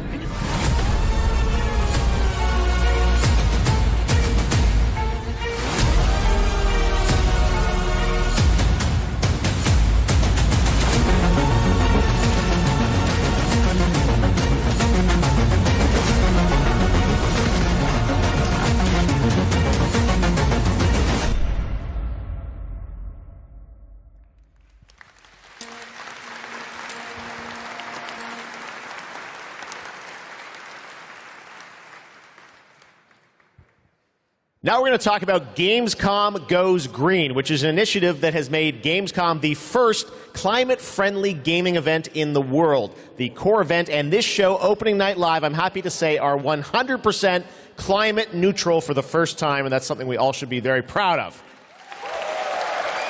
You guys are part of that, too. Now, as part of this initiative, Gamescom, along with the United Nations Environmental Program Initiative Playing for the Planet, are going to give out the first ever Gamescom Goes Green Award to the best sustainability concept from an exhibitor here at Gamescom. And the nominees are Microsoft Xbox, Yuki, and the Indie Arena booth. And to find out the winner, let's turn it over to Melly. Thank you, Jeff. And yes, the winner of this year's Gamescom Goes Green Award is Yuki. And here to accept the award is Dr. Joe Twist, CEO of Yuki. Congratulations. Thank you so much. Thank you, Gamescom, for this wonderful award. It's brilliant to be recognized. Thank you to the Yuki team who works so hard every day to be greener. And thank you to the UN's Playing for the Planet Alliance for inspiring us to change. You know, it's so fantastic to see these amazing game worlds that we're going to play in over the next year. But you know, we only have one planet to live on. And we only have one lifetime to make a change and to protect that planet so that we can continue to play our games.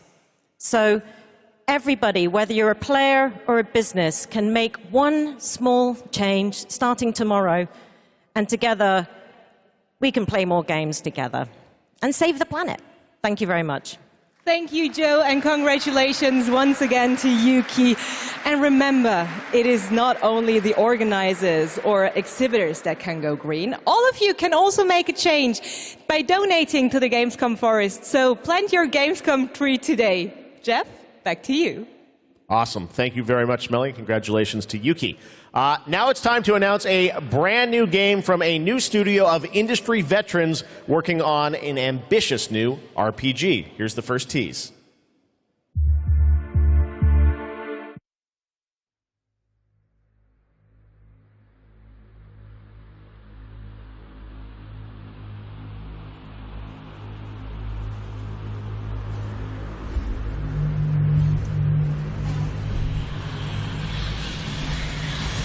In the crux of reality, there exists two lies. One before the shadow, and one behind the eye.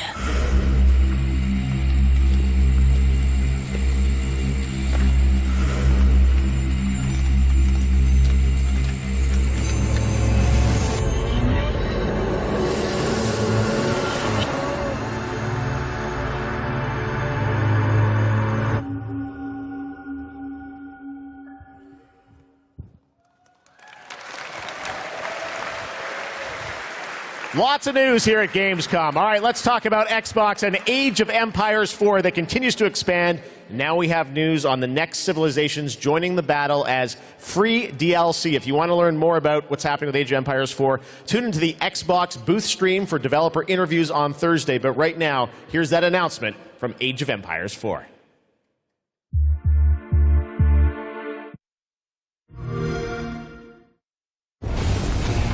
There's more than one way to win a battle, and every empire must find their own path to victory.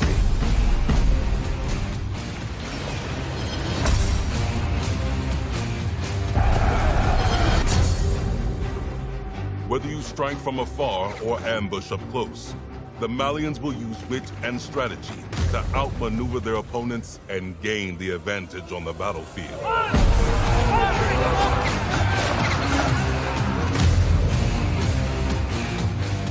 With powerful siege tools and the ability to rally large formations, the Ottomans can keep the pressure on to bring down their enemies' defenses.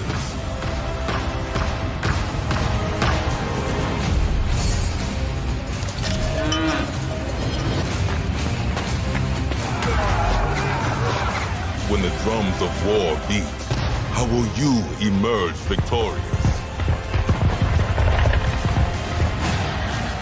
History is in the making, and your place in it has just begun.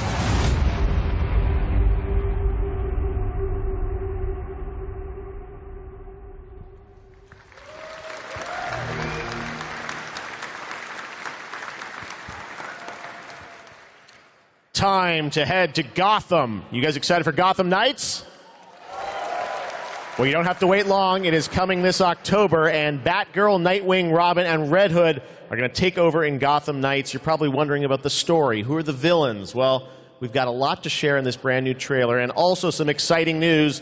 The release date is going to be a little earlier than you expected. Check this out.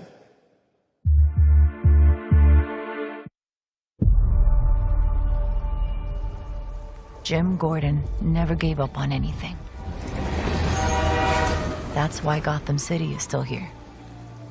It's why I'm still here. And I've known for a while now that someday, like him, I'd have to work with you.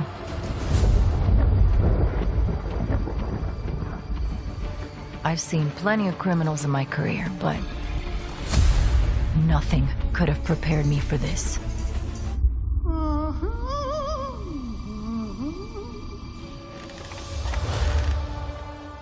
Well, well, if it isn't Brat Girl. Gotham City is at her weakest. There's blood in the water, and the sharks are circling. They're all making their move. Play nice. But we aren't going to give up. A storm has risen over Gotham. Nothing can stop it.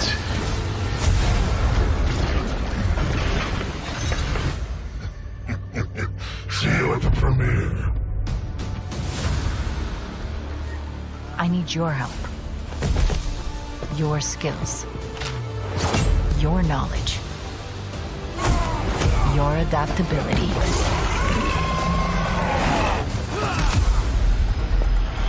You got my back? Oh, boys! This biopic is based on a true story. My story. Soon, the world will feel the cold as I do. I got one last little surprise for you.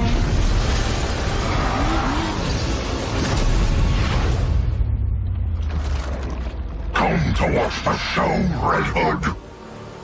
Nah, I'm just here to kick your ass.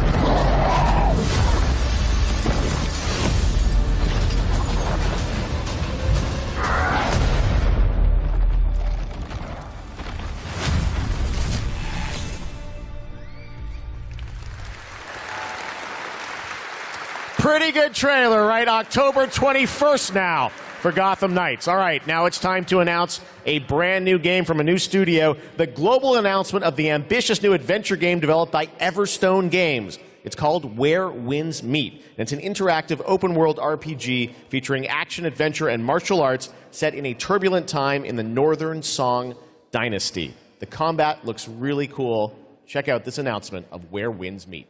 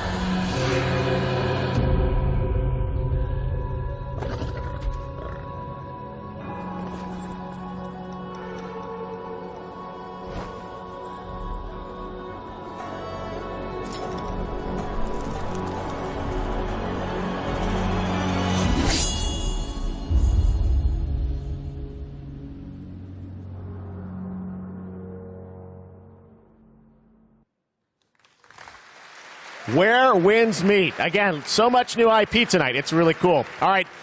Back when we started ONL in 2019, a very special guest joined me here in person to close the show. And this year, when I told him that we were going to be back here live in person, he said, well, I got to take part in some way. So please say hello to my good friend, Hideo Kojima. Mr. Kojima? Thank you, Jeff. ゲームズコムの皆さん、こんにちは。小島秀夫です。僕は今ですね、ゲームの制作、ゲームの新作に取り組んでおりますが、今回は別のニュースのお知らせとなります。この度9月から、僕のポッドキャスト番組を Spotify でなんと独占配信することになりました。それでですね、英語版と日本語版をそれぞれ同時通訳を交えて制作するというですね、新しい試みです。全世界のリスナーに向けてお届けをしたいと思います。またですね、ジェフ・キーリによるエンタメ業界ニュースのコーナーもレギュラー化の決定です。第1回の配信は9月8日を予定しております。各分野を代表するですね、超スペシャルゲストも登壇予定です。ぜひリンクをチェックして楽しみに待っていてください。以上、小島秀夫でした。ありがとうございます。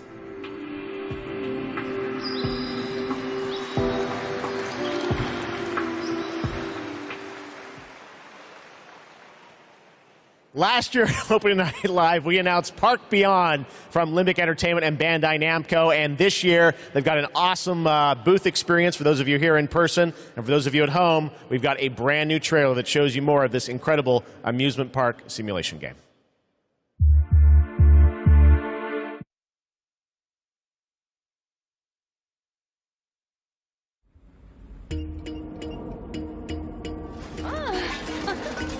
Here is a little something to inspire you. Be creative!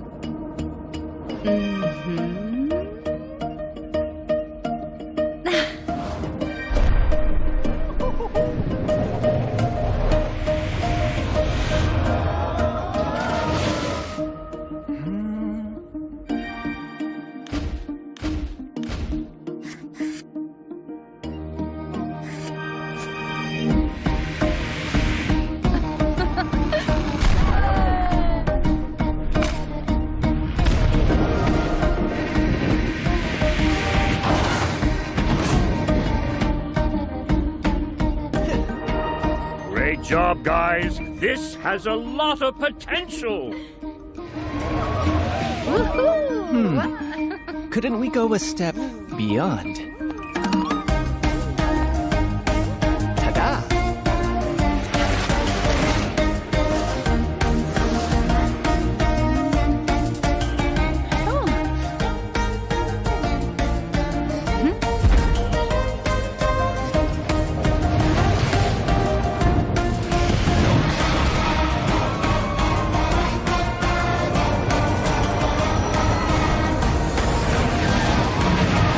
What about you?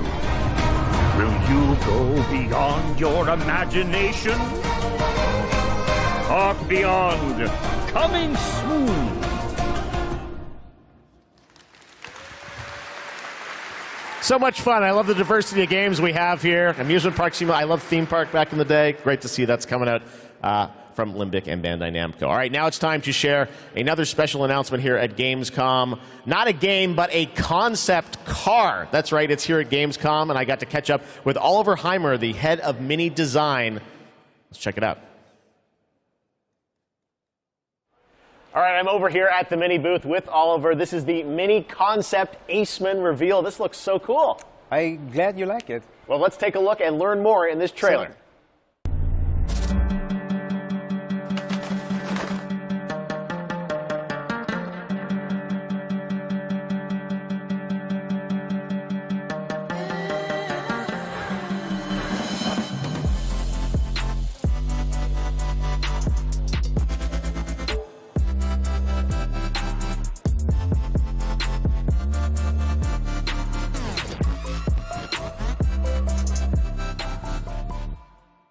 Oh, this looks so cool. I have so many questions for you, Oliver. First of all, I want to ask you about this partnership, a car with gaming features and Pokemon. How did this come together? Yeah, first of all, let's talk about Gamescom. You know, Gamescom is one of the core events of fandom pop culture. And as we ourselves are a part of that pop culture, we don't want to miss out such a great event.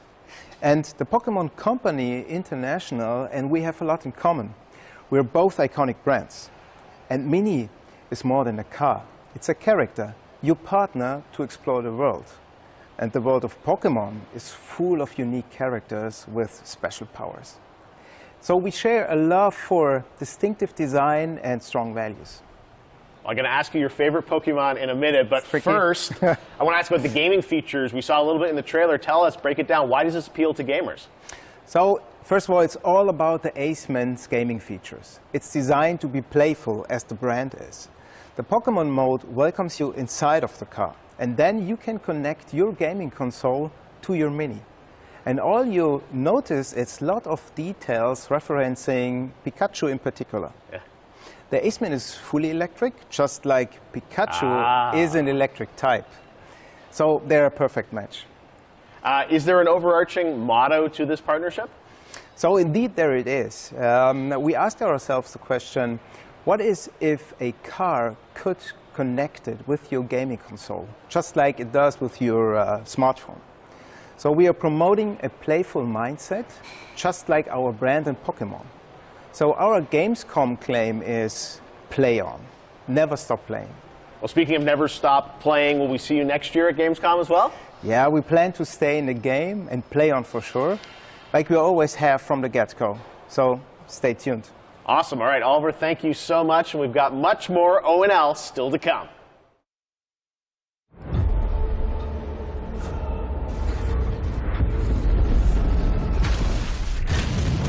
Darktide is a first-person co-op game set in the grim-dark future of Warhammer 40,000. Welcome to Tertium, a sprawling hive city on the brink of destruction. You are a reject, a convict freed to serve the Inquisition in this darkest of hours. It is your duty to fight, and, if necessary, die for the Emperor. You can expect no help, no reinforcements. You are Tertium's last line of defense.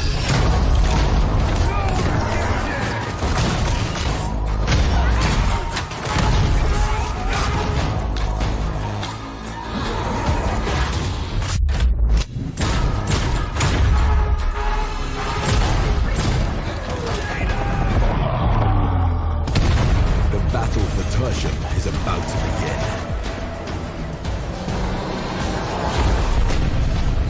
Rejects will rise.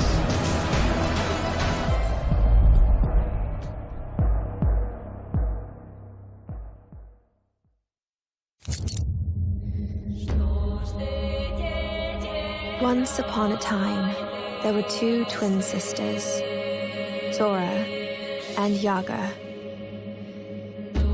You got it all wrong. Once upon a time, there was a freak with no face. Stop it! You can't hide from Baba, princess. How much longer you want to be a nobody? I just need to find the red oak. What you really want to find is the hut.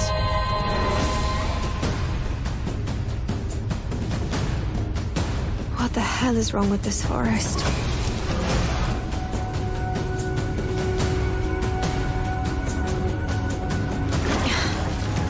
Not bad.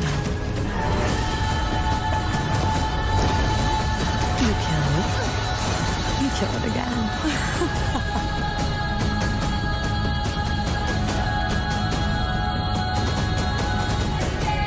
If anything bad happens, always head straight to the red oak.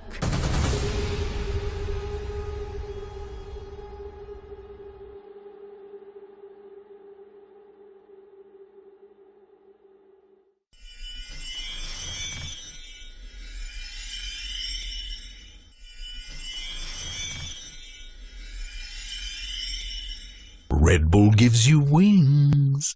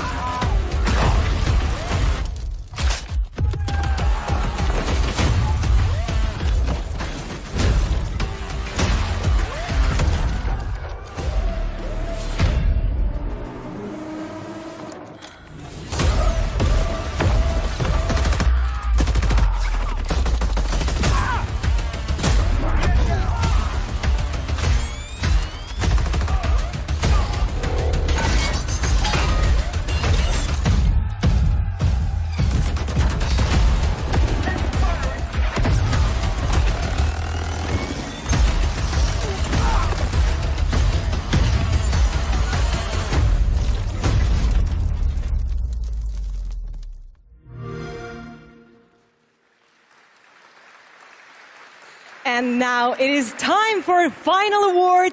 But don't worry, there is more on Saturday, so make sure to not miss our award show on Saturday. But here are your nominees for the most wanted Sony PlayStation game. The Dark Pictures, The Devil in Me. Lies of P. One Piece Odyssey.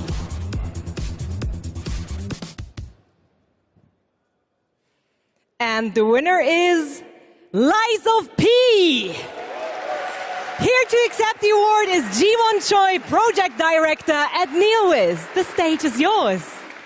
Oh, thank you. First of all, I'm very proud of my team members, and we always do our best to live up to our team's name enough. And finally, do you know BTS? Like BTS in Korean pop, will be enough in the Korean gaming industry. Thank you. 감사합니다. Thank you. Congratulations once again to Liza P. Thank you so much. And yes, that's it from me for tonight. But before I say goodbye, I want to bring your attention to a more serious matter. The past 5 months of war have been devastating for the Ukrainian families, and UNICEF and partners on the ground are supporting those in need. And of course, funds are needed. So please consider donating at unicef.org if it's possible. And yes, we have to take care of each other. Gamescom also supports the development of Antura, the language learning game for Ukrainian children. Antura is based on an app which was made for Syrian war refugees to learn the local language. And I mean, in times like this, it is more important than ever to take care of each other. And I hope you keep that in mind, not only for Gamescom this week, but way after. Thank you so much. That's it from me, and have a wonderful Gamescom. Jeff, back to you. Thank you, Melly. Great to have you with us. We got a few more games to go. Now, one of the great things about Gamescom is we love to profile games made in Germany, and this next game was made by 4 students in Berlin. It was a big success on Steam, and now it's coming to a new platform, and we've got the announcement right now.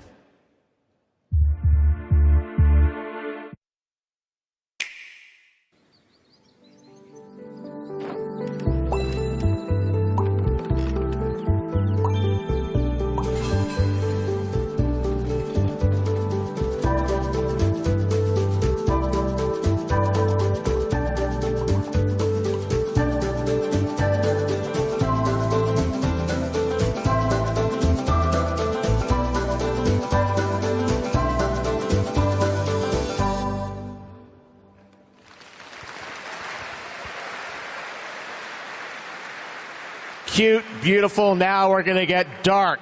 The Outlast Trials. You guys excited for this game? The Outlast Trials we showed you last year at Gamescom Open Night Live, and we haven't heard anything since really from the team, and everyone keeps asking me, when are we going to get to play this? Well, tonight we've got the world premiere of the brand new trailer, and yes, some news on when you might get to play it.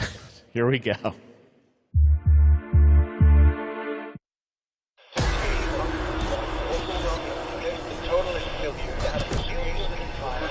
Dispensing of existence.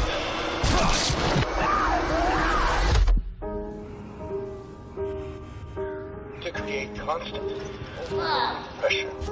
Absolute. Feel your control. But bring that fucking law!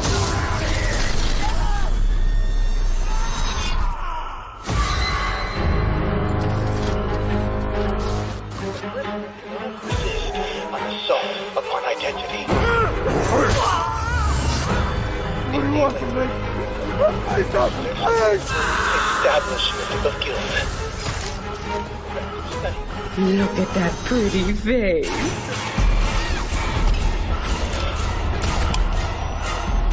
Progress and harmony.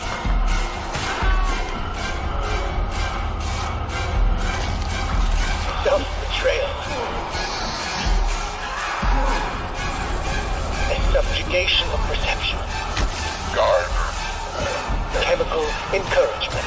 Doctrine over person. For your own good. The final confession. Elaborate and inclusive, rather than terse, for an even greater emphasis upon the experience of personal rebirth. The chef went out.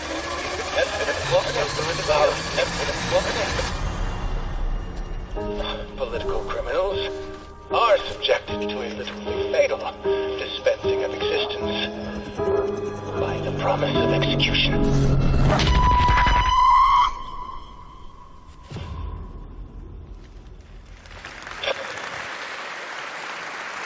That's right. Some people will get to play something this year, the Outlast Trials. All right. Next up, we've got a tease of the first release from Embark Studios, which a lot of the veterans that worked on the Battlefield franchise in Stockholm, Sweden. They've got a shooter wrapped in a game show format where destruction is going to play a key role. What we've got here is a short tease with some actual gameplay in it. The full reveal is coming later in September. You can sign up starting now to get in to start play tests of this. Check out the finals.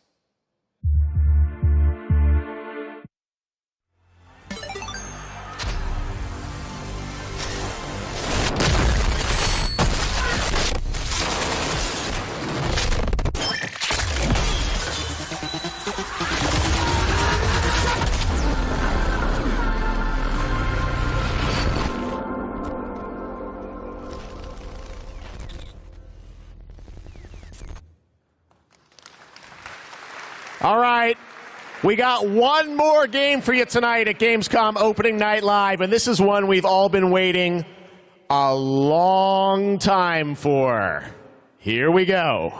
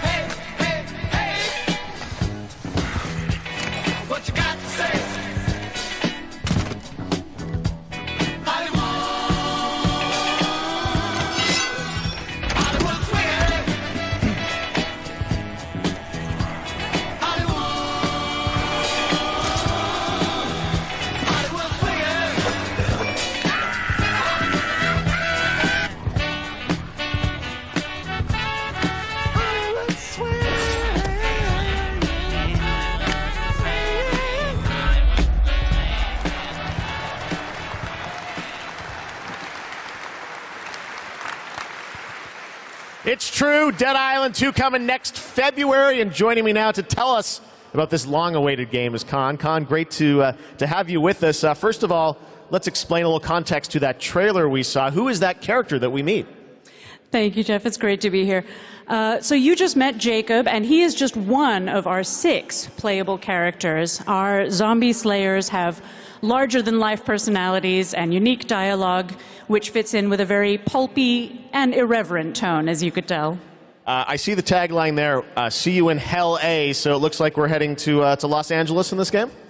Well, our pulpy tone is kind of a love letter to classic cult Hollywood horror B-movies, so where better to set it than in Los Angeles, sort of a modern paradise gone to hell.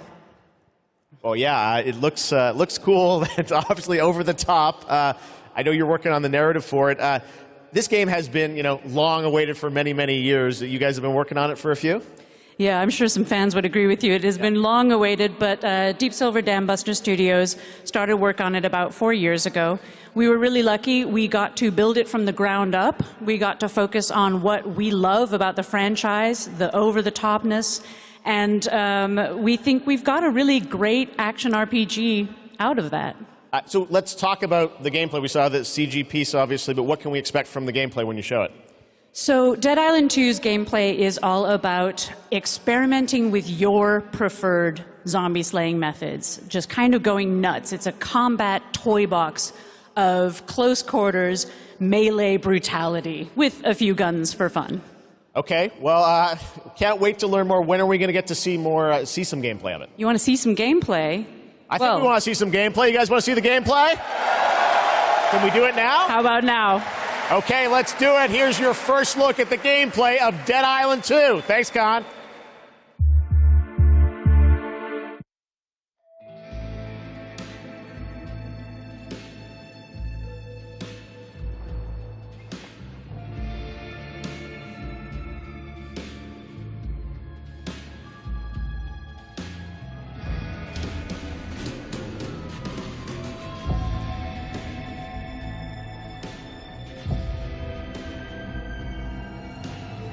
Stand the fuck back.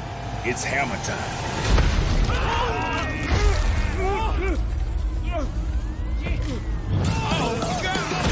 This way for the happy ending. Jimmy?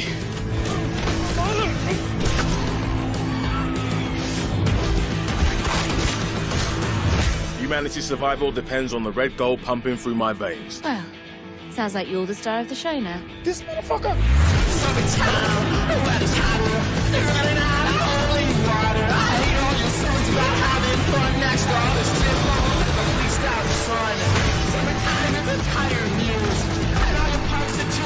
Oh shit! Boom! Gods and whiskey! I will not have this devil in my house!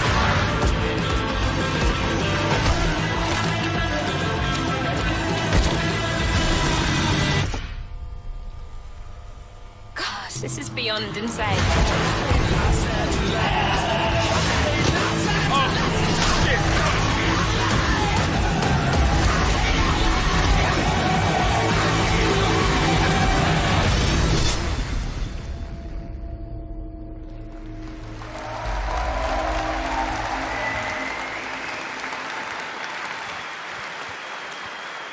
And believe it or not, there is an uncut version of that trailer you can watch online if you want to see even more. All right, well, that's Dead Island 2 coming in February, and that is going to wrap up all the reveals for Gamescom Opening Night Live 2022. It's been a fun show, but before we go, I just want to say I hope everyone has a great Gamescom. There's lots of live streams for the next couple of days, lots of things for you guys to go and play and check out here on the show floor. And as for me and the team, well, we're going to go back to Los Angeles and get ready for the Game Awards 2022, which I'm excited to announce will be live on Thursday, December the 8th. 2022 from the Microsoft Theater in Los Angeles. We've got lots of great stuff we're working on for that. But until then, hope you guys have a great Gamescom. Thanks so much for being a part of Opening Night Live. We'll see you soon.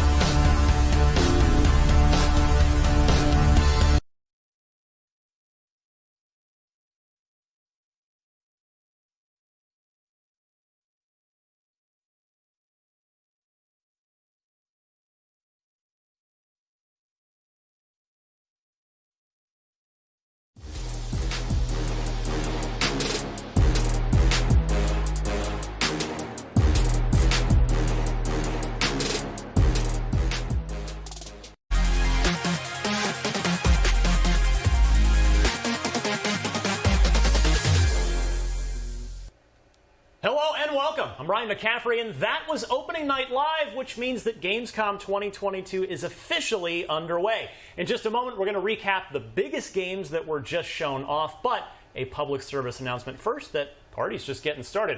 Right now, joining me to discuss Opening Night Live are my colleagues Jonathan Dornbush and Destin Legary.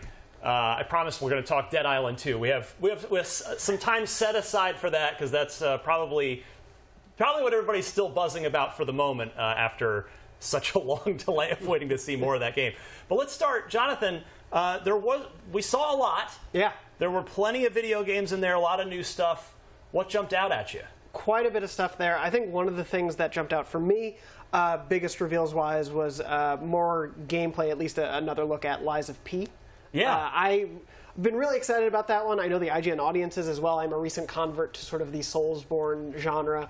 And seeing something that is a dark twist on Pinocchio, I think someone, when we were all watching, called it like American McGee meets Pinocchio. Right. And that feels very fitting. I thought that one looked really cool. Yeah, it seemed like a game where the developers had an idea, just like a crazy idea in a meeting room, like, what if we made a Pinocchio game based on the myth of Pinocchio, but made it a Souls-like, and then they started like thinking about it more, and it's like, no, actually, this could totally work.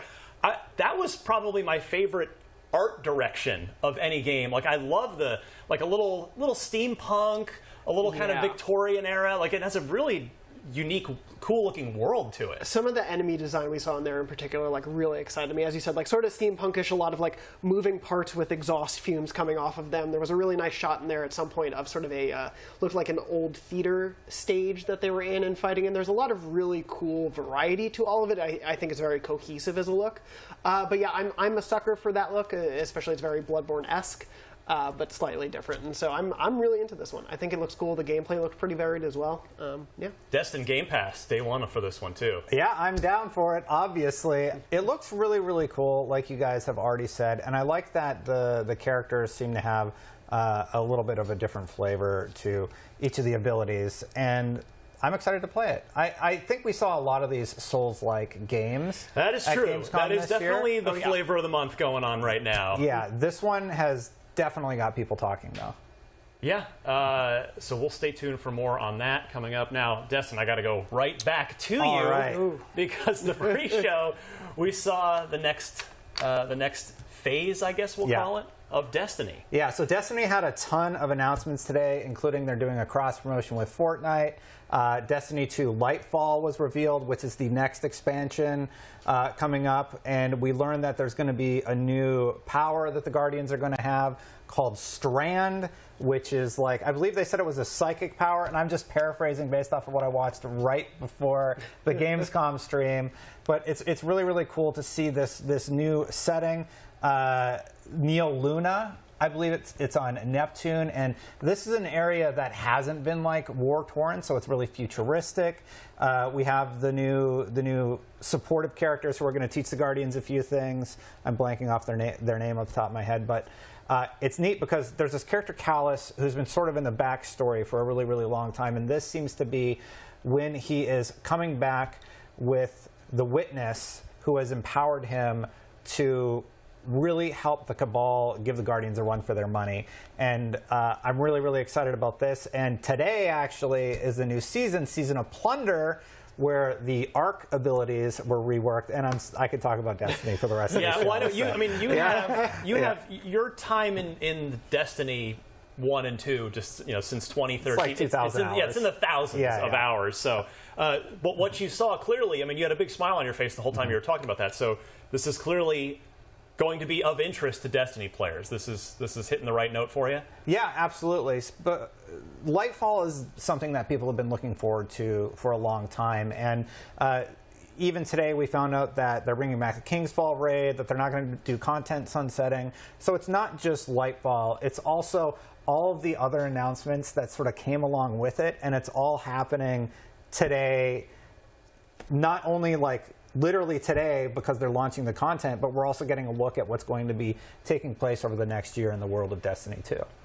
Jonathan, I want to go next to Everywhere. Yes. Yeah. No, I mean, we're here in the studio, but I want to talk about the game. Together. Yeah, the game Everywhere. Yeah, we can plan a course for ourselves. So This is significant because of who's involved.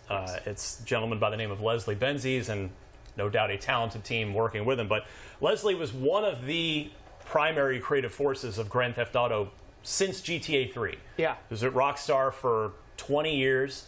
There was a somewhat public, wound up in court, some ugliness in the divorce there. But now Leslie's got a new studio working on a new game called Everywhere that is a little tough to pin down, but I think purposefully. Yeah. We see some elements of gun combat, of jumping around, of driving, but then they talked extensively in this sort of behind-the-scenes first look at it about social elements. It seemed like hints of user-generated content. Like, what do you make of this in the early going here? I mean, it definitely seems like an ambitious project. I don't know the extent of it. Things like metaverse were not said, but it feels like it could exist in that sort of space, so we'll see what happens there. But yeah, I was really thrown because originally the concept art they were showing before they went to gameplay was like, oh, this looks like a cool, maybe fantasy, bright, colorful world. And then they showed so many different genres or ideas, and then especially at the end of the trailer, we see a much more realistic and darker art style to it. I'm curious what it is, if it's going to be sort of a like game creation engine in the hands of players, similar to something like Dreams, where everyone's going to be able to share what they create, or if there's going to be more authored stuff that the devs work on that then you can kind of mess around with to a certain extent. Now there's a word. There's a little allergy to this that gamers could end up having. Yeah.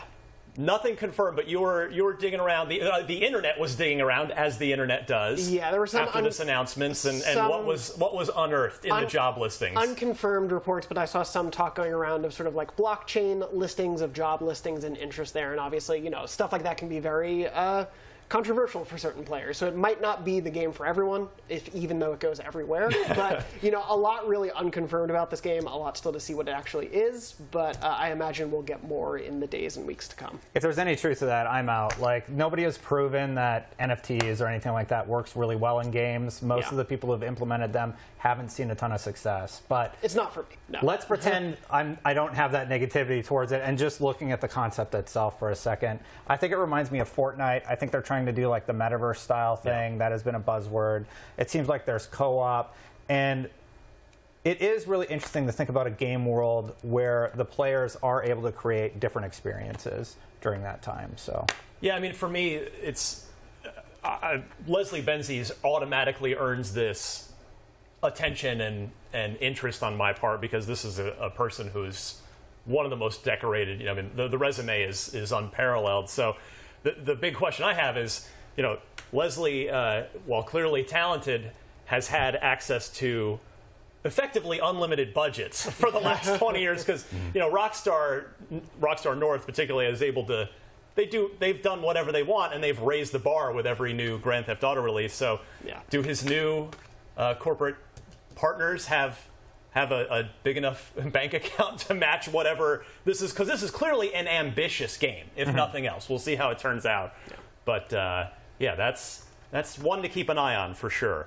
Now, let me go back to Mr. Jonathan Dornbush, because the early portion of this opening night live presentation, we unexpectedly heard from Sony. We didn't think Sony was going to show up, but they showed up in a rather unique way, and something that PlayStation fans have been looking for some time. They did, yeah. I think, there was a lot of maybe hope we'd see something of God of War. I think we'll get there a little bit after The Last of Us Part 1 comes out. But yeah, we saw the DualSense Edge controller, which is essentially their Pro controller, the elite controller for Xbox fans, sort of like thing that a lot of people have been wanting from PlayStation for a long time. It's really interesting. Back at the end of the PS4 life cycle, very shortly before the PS5, they released a back paddle attachment for the DualShock 4, and everyone was like, oh, the DualSense must come with these then, and they're just training people to get used to it, and then it didn't. Obviously, it seemed like a testing ground for what would come with the Edge. We're seeing, customizable pieces here, changes to the analog sticks, not what some people may obviously want. They're very much keeping it to the PlayStation style, so it doesn't seem you can change the D-pad and the left control stick. Those are going to stay, connected.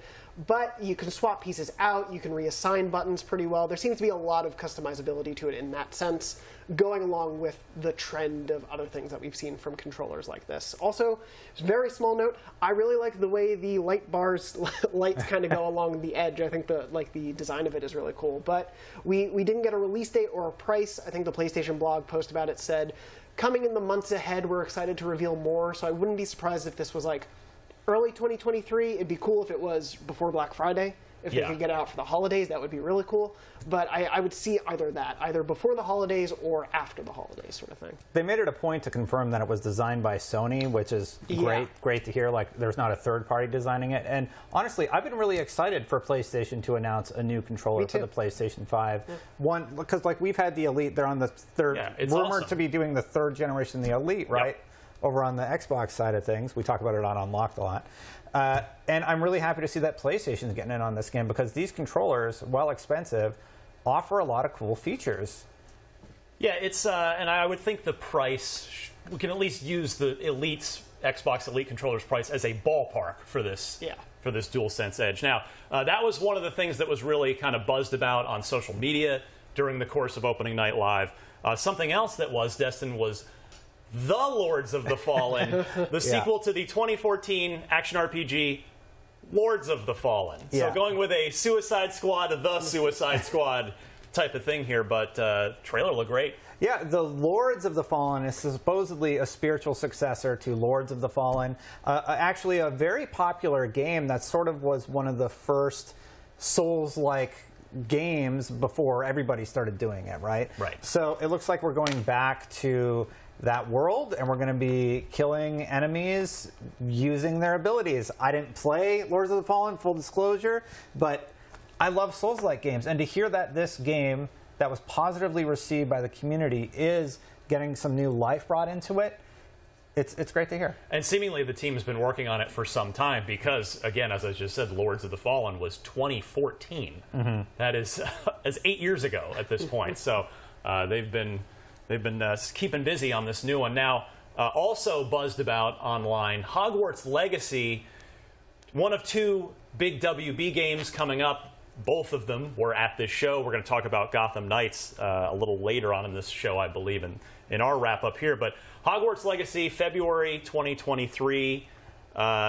Destin, this, like, I think there's a lot of excitement with this game, because there's really a lot of potential for this to really, like, tap into the Harry Potter universe in a game in a way, in like a way we've all wanted to see. Yeah, strangely, I'm not a huge Harry Potter fan. Like, I've seen all the movies, right? I didn't read the books or anything. But seeing this and seeing how they managed to incorporate gameplay in the world of Harry Potter in terms of, like, how the spells are going to attack enemies and such, has me really listening and paying attention to what's going on with Hogwarts. I'm pretty excited to try it out and hop in and sign up for whichever fat Gryffindor or whoever I end up with, and seeing what adventures they have in store. Yeah, Jonathan, I know you're a big Harry Potter fan, and this, now that we're seeing some gameplay out of this, and it's seemingly finally getting closer. I don't really believe any release date at this point until, like, we get the gold announcement of the game going off to certification. But what'd you make of the demo today? It was surprisingly darker, I'd say. I think they're trying to show the different facets of the world that they're going for, because, you know, the franchise definitely could go through different, not genres, but different tones at different parts of the series. So this felt like showing you a little darker side of it. I think we got one of the unforgivable curses in here. It's certainly something that it feels like they want to show you the sort of, I suppose, maybe not challenge, but the what's on the line and what's at stake for the characters in this world. And certainly went to some places I didn't expect this to go to, like the undead. I didn't expect that, I guess, at first glance from this game. So, yeah. Yeah, looking good. So it's on the list of with 7,000 other big games for 2023. So we will look forward to that. Now, we've got about like 90 seconds before we take a quick break. And in that time, there was one other game buzzed about. This is a word from our team on site that was actually attending in the audience for Opening Night Live. We're told the biggest cheer in the room today came for Killer Clowns from Outer Space. So, you know, tapping into that B-movie fun from, I think, early, mid-90s, if memory serves. And like Destin, this game, like this is an interesting premise for a game, though. Like it could totally work. Yeah, absolutely. And all the games that have been done by this team have gone on to see quite big success. Yeah. So I'm really excited to see what they do with this sort of kooky horror genre movie franchise and incorporating it into the style of games that they've been making. Jonathan, if you had Killer Clowns from Outer Space turning into a video game on your list of dormant IPs that would be adapted into a video game, I think if you had that on your bingo card, well, congratulations. Yeah, it worked out real well for you this Gamescom. Of course I did, but you know. I've never seen these movies, so but like you said, there's obviously a lot of love for taking these classic horror franchises and turning them into multiplayer games. So yeah, I mean, we're watching the gameplay now, obviously, and there's enough. It's goofy enough inherently, and nobody will come into this taking it seriously as like a as a real horror game. It'll be like you know what you're in for here. I'm in it for the story. I think, yes. Yeah, so we'll keep a close eye on this one as well. All right, well. There are other games that we are excited for that we'll be taking a closer look at later on. I talked about Dead Island 2. Also, new Tales from the Borderlands, that's tops on my list, as well as Where Winds Meet. And when we come back again, that's Dead Island 2 time. So don't go anywhere, because we'll be right back to talk about that right after this. Gamescom 2022 is presented by Samsung SSD, essential for gaming. The only thing better than listening to IGN podcasts is watching them. Luckily, all your favorite weekly shows are here on IGN One. Whether you're chasing the latest Xbox releases with Unlocked, looking for your PlayStation fix with Beyond, tracking everything coming to Switch with Nintendo Voice Chat, or catching up on this week's gaming news with GameScoop, we've got you covered. Check it out. Tune in every weekday at 5 p.m. for the best gaming coverage right here on IGN One. If you're not following IGN on social media, what are you waiting for? We're constantly updating our feeds to bring you the latest news, gameplay, custom original content, memes, the best user-generated videos and art, and a whole lot more. Be part of the conversation throughout the year. Follow IGN on Instagram, Twitter, Facebook, TikTok, and Snapchat. Everybody loves watching a speedrun of their favorite game, but what if you got a chance to peek into the mind of the developers behind those games as they watch their hard work get completely destroyed right in front of them? What is happening right now? That's exactly what happens on every episode of Devs React to Speedruns. We invite you to ride along with the developers as they watch, react, and enjoy some of the craziest gameplay by the most skilled speedrunners on the planet. Tune in every Saturday for a brand new episode.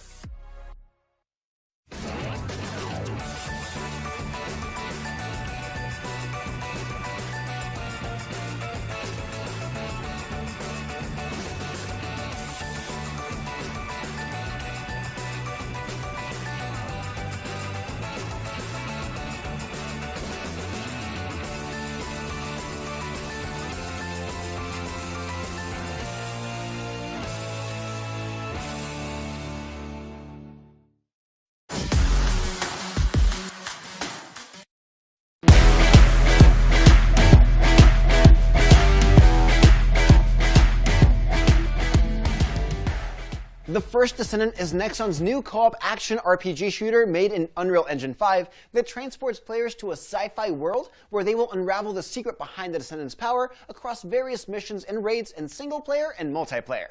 Let's take a look at what's in store for players during the First Descendant Steam Beta coming this October.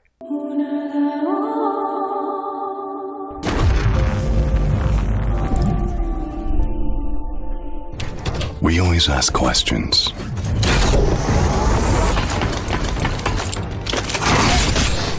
What is it that actually exists? Where does the origin come from?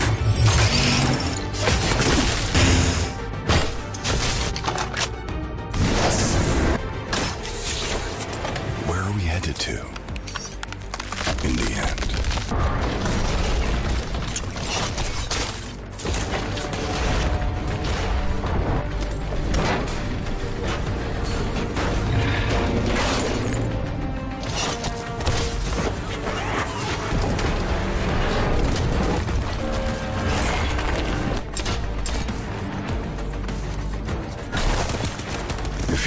confused.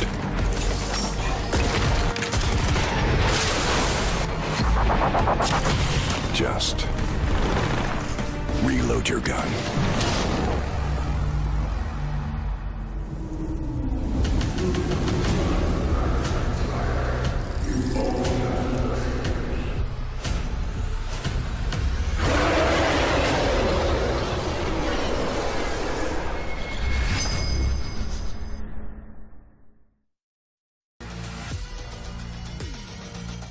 At opening night live, we discovered that Dead Island 2 is very much alive. And here from Dambuster Studios, I've got David and James, the game director and creative director, to chat all about it. Hi guys, it's great to have you here. It's great to actually see Dead Island shambling around. Thank you, we're very excited.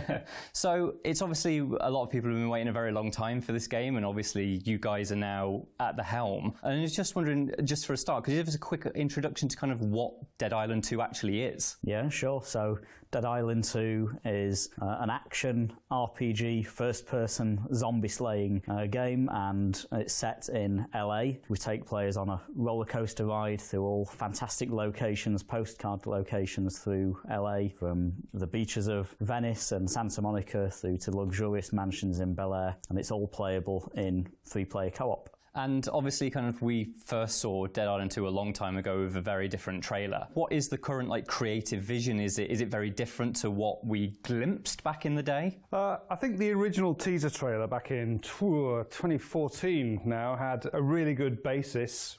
The idea that Paradise Gone to Hell is a Los Angeles. I think that's a great basis for lots of iconic locations that people know the world over, and a lot of opportunity for some good characterization, some interesting NPCs and some interesting story. But from our point of view, we took on the game in 2018, that's Deep Silver Dambuster Studios, and we wanted to start with a clean sheet. We wanted to absolutely drill down and focus on zombie combat at the core, get everything up in your face and really personal and visceral, and make that sort of street level personal struggle. We also wanted to shy away from the more survivor based, the grim and the gritty. You know, our heroes aren't survivors, they're thrivers. You know, they run towards the horde and they absolutely thrill in zombie slaughter. And we also have a very distinct pulp tone as well. So, you know, we don't sort of, this isn't a dirge about the ills of humanity. This is a story about heroes surviving and fighting against zombies. You know, the zombies are very much the bad guys,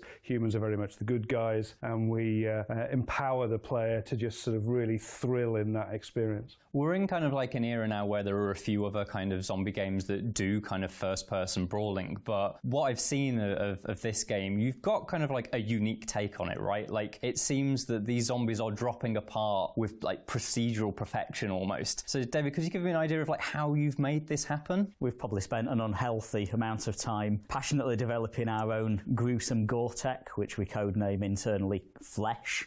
And that's short for fully locational evisceration system for humanoids, and that allows players to slice, dice, chop, dismember, melt, bludgeon, break zombies in all kinds of spectacular and stylish ways, and it's all fully procedural as well. So one of the most fun things you can do in the game is melt a zombie, and you can see it burn through the clothes and all the soft tissue and down through the organs and into the bones. So yeah, we've put a lot of effort into the core combat and the gore that goes along with that. Yeah, it seems just delightfully like grotesque. It's some of the things that I've seen in this game are worse than anything I've seen before, but that pulpy nature kind of makes it so fun. What other kind of things are you bringing to the combat? Obviously it's almost seems very, very kinetic, very fast-paced. What have you got going on there? We've got a whole series of different tiers really of sort of contributed elements to the combat. We've just got the core moves, you know, dodging, blocking, dash striking, all kinds of different skills that you can do, kicking, drop kicking, those kind of things. Then we've got what we call curveballs that you throw into the mix. So these are throwable items like shurikens and Molotov cocktails and timed bait bombs, meat bait bombs that attract the zombies in and then explode. On top of that, we've got the combat sandbox itself. So the world is very physicalized. So we do quite a lot with fluids in the game, fuel and water and caustic fluid. So for example, you can use jerry cans or knock over, like spill water on the ground, and then you can throw your electro katana into the pool and that'll electrify zombies. So yeah, there's a whole sort of mix of things going on within this sort of combat sandbox, and it's really up to players to be able to utilise that, especially in the more difficult fights. It's really a sort of a symphony in a way of combat. James, the original game is well known and loved because of its absolutely bonkers weapons, you know, kind of like we're taking baseball bats and axes and putting kind of like electrical components and flamethrowers on them. What is Dead Island 2's approach to this kind of stuff? Well, all of our weapons, and we've got a range of them, each of them has its own style for use and benefits and drawbacks. I think the best way to sum it up is you have to get used to the right tool for the job. You can modify all the weapons, and those modifications stack with perks as well. And so the idea is that you're building a loadout. No matter what kind of bizarre zombie situation you come to, there's I've got a weapon for that, right? Okay. Learn how to chop and change quickly between the weapons, and then combine that with all the moves. And of course, we haven't even mentioned the skill deck yet, which is a kind of deep RPG element. Well, let's dive into that. It's an RPG, so obviously that means that skills, traits, that kind of stuff, but the way that you're approaching it is like with a card deck. So can you explain how it actually works? Yeah, that's right. So over the course of the game, you'll be able to pick up and discover or be rewarded a series of skill cards. The skill cards have fantastic pulp imagery, and the idea is that we have a series of tiers within our skill deck, and you'll accrue cards within those tiers, and then it's really up to the player choice according to whatever playstyle they want to partake in. You play certain cards into your deck to suit that particular playstyle. So we've got ability cards that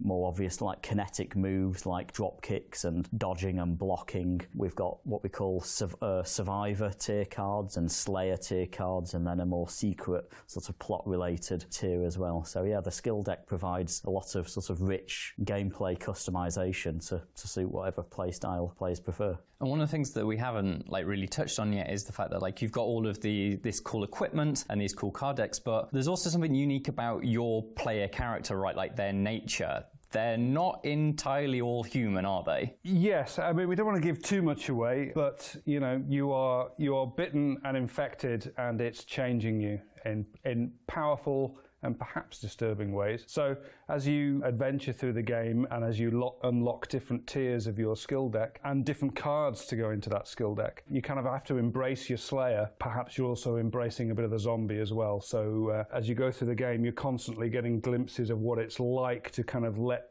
yourself go and let the virus take charge of you and empower you to chew your way through the horde. Now, obviously, that's a lot of chatting about kind of the who we are and what we can do, but I guess the secondary main character, or maybe even the main character, is LA itself. So what can you tell us about kind of your approach to the world and what kind of things that you can do within it? Our LA is divided up into a series of really recognisable, notable districts. I mentioned a few of them earlier, you know, beaches of Santa Monica, luxury Bel Air mansions. We have quite wide open districts with plenty of exploration within them. There are side quests. We have hub locations where you'll go and meet other survivors. We have workbenches that you can go and customise your weapons, weapon lockers, things like that. So yeah, there's a lot of really fun gameplay just exploring some of these interesting spaces, and obviously with it being LA, you'll sort of meet all kinds of quirky individuals and get to pick up plenty of world building and really interesting lore about the outbreak and about the lives of these different Angelinos. And in terms of quirky characters, obviously some survivors, but plenty of dead as well. You've got a very interesting kind of collection of different zombie types and different kind of zombie models. But what has been your approach to zombies? Did you want them to be kind of like the traditional Romero shamblers, or had you got like a fresh take on them? Well, first of all, we wanted to keep zombie at the core. So, you know, essentially they are humans that have turned into zombies, but we have various different sort of flavorful variants which reflect the different iconic locations. And then we have, you know, zombies that have slightly different bizarre effects associated with them. And then on top of that, we've got a more sort of sinister, we call them the Apex variants, and they're the ones that have been changed a little bit more by the zombie virus and perhaps give hints about where you yourself might be going. So yeah, we've got a panoply of zombies, each of them reflecting the different locations, the iconic locations. We've got various tiers of zombie kind of evolution, but we are being very careful to still still keep them as very much recognizably human, right? To us, the whole point of a zombie-apocalypse or a zombie outbreak is that you still have reflections of the life that's been lost. Even when we look at our locations in the game, we've been very careful to keep that shine, that through the Hollywood lens, LA that everybody knows. So we've always got a reminder of what's been lost because, again, it's humans are the good guys and the zombies are the bad guys, right? And it's about sort of saving humanity. And saying that humans are the good guys, obviously humans, multiple. Co-op is a big thing of the original Dead Island. We like to fight zombies in groups. I assume co-op is coming to Dead Island too? Yeah, absolutely. So the campaign, your journey to escape LA is playable in 3-player co-op. The other thing is obviously we'd like to play as different characters, so I assume different characters as well to choose from? Yeah, so in Dead Island 2 we've got 6. They're all voiced differently. They all start with slightly different starting attributes and skills. We wanted to make sure that players could choose their own playstyle. I was mentioning earlier with the skill cards. So most of the skill cards are available to the various different types of characters. So you can change path, you can respec your skills at any given time. It's not locked in. So if you find a particularly difficult encounter or you want to just try out a different playstyle, you can do that at any point. But yeah, it's all within those 6 really sort of interesting as well and like funny in many cases, 6 characters. And it sounds like these characters generally have that kind of almost larger than life element to them. It's that pulpy style. You didn't want to go for kind of like a grim and gritty kind of post-apocalypse survival style. Yeah, we're not about navel gazing. We're about those sort of John McClane style, die-hard kind of characters with a kind of wink to camera, bit of a quip, and then sort of just wading into the fray. So, can you give us an idea as to when we might actually be able to play it? Absolutely. So you'll be able to get your hands on Dead Island 2 on February the 3rd, 2023. Fantastic. David, James, thank you very much for joining us. Thanks for having us. And that was one of our many exclusives today. We're with you for a while. Stick with us. We had a closer look there at Dead Island 2 with IGN's Matt Purslow. Let's talk about it. February 3rd, 2023. Dead Island 2. Yes, it reminds me of a lighter version of Dying Light in terms of the tone. And yes, it reminds me a little, there's some Dead Rising in there, but none of that's a bad thing. Destiny, it looks fun. Yeah, it actually looks fun. One of my favorite things to see were how they laid down a liquid and then ignited the liquid, and you got to see the zombies catch on fire. And you and I were reacting in real time to seeing just how gory the game gets. Taking a quick peek over at Matt Purslow's preview, he says there's a lot of really gory stuff in there. So if you're into that sort of combat focus in a game, this looks great. And we talked off the air about how I played this in, 2014 was it? When it came out at PAX Prime. There's footage. 2 developers ago, by the way. Yeah. It's now, I don't know if this has ever happened, at least I don't know if a game has ever come out after switching developers midstream twice. Yeah. Jaeger was the first team on this, and then Sumo Digital, and now it's Deep Silver Dam Buster. So, it's, and you heard on Opening Night Live that this team more or less started from scratch 4 years ago. So it's been quite a ride with this. Yeah, I'm excited to see this. I really like the story elements too. You and I were talking about how we were kind of surprised that they have a lot of story seeming like they put into this world. Yeah, different playable characters that you can choose from that all seem to have different, at least paths of conversations and different things that will pop up for them. All set within LA, which I think really plays into the lighter, poppier nature of their zombie dystopia, but a little utopian because there's some people are living in some lavish lifestyles despite a zombie apocalypse. And maybe by design or by accident, you get a little bit of that Grand Theft Auto 5 because they're set in the same place. It's like, oh, if this is a much goofier, lighter version of that world with massive zombie beheading gore, I mean, that's fun. Yeah. There's nothing about this that I didn't like. I mean, I'm really happy to see it actually getting close to the finish line, and if it's really coming out in February, that means we should hopefully get our hands-on playable of it here in, I would guess, the next 2-3 months. Hopefully. Yeah, those zany characters were definitely what sold me on revisiting Dead Island 2. Yeah. Because, I mean, let's be honest, I wrote it off a long time ago, having not heard anything about it, but this looks fun. It does. I mean, Yeah. and it's, I guess I brought up Dying Light a minute ago. I suppose we didn't see anything resembling parkour, so I'm not here calling it a Dying Light clone, but there's clearly some similarities, and I'm sure that Deep Silver Dam Buster has seen like, oh, okay, well, Dying Light from Techland, they've found a lot of success with both of those games and their DLC, and by making a good game and supporting it long term, and that's, I couldn't help but chuckle when the developer who was on stage was talking about like, oh, we took a lot, whatever, our ideas for the franchise. It's like, well, hold on. There was one game over 10 years ago. Now you're making a second one. But I imagine, Jonathan, that to invest all this time over the course of 3 developers to actually commit to getting this game done and out the door, that the Deep Silver does see this as a franchise, a multi-game franchise long term. Yeah, I mean, to have the name Dead Island 2 out there for 8 years and to still be committed to making that game a reality, they have to see this as a long-term investment in Dead Island, because the first one I think came out and was pretty well received. Fine. Yeah, it was good. But it was so acclaimed for its original trailer. I think when people think of Dead Island more than anything, Dead Island 2, they think of the original. Yeah, the roller trailers. skating. So as a franchise, it's not something that I think even probably, there are fans of it, of course, obviously with this coming back, but I think for them it's more seeing like, what can we do within the genre in this space, and like to your point, obviously it's not going to be exactly like Dying Light, but it clearly is taking some influence from there, some influence from Dead Rising, other zombie-like things, and putting it all together, and also putting that out, as weird as it is, early in the year is a good spot. The first Dying Light blew up in January. That's true. We've seen other horror games pop off in the beginning of the year, and so February is a good time for this. The floodgates haven't quite been opened and dates haven't been marked for 2023 yet, so getting this out there early, I think, especially seeing this gameplay deep dive, it looks fun. It looks like it has a lot of wacky sensibility to it. Well, pop off, a fitting term given the zombie gore we just saw. All right, we're going to take a quick break, and I promise it won't be anywhere near the length of time that you had to wait to see Dead Island 2 again.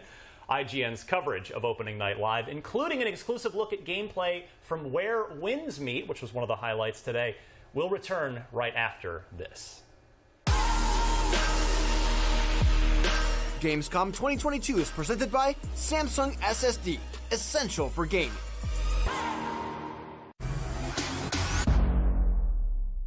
I'm Akeem Lawanson, and this is What to Watch on IGN1. It's a weekly show where we check out the latest and greatest in trailers, reviews, and everything else in the world of entertainment.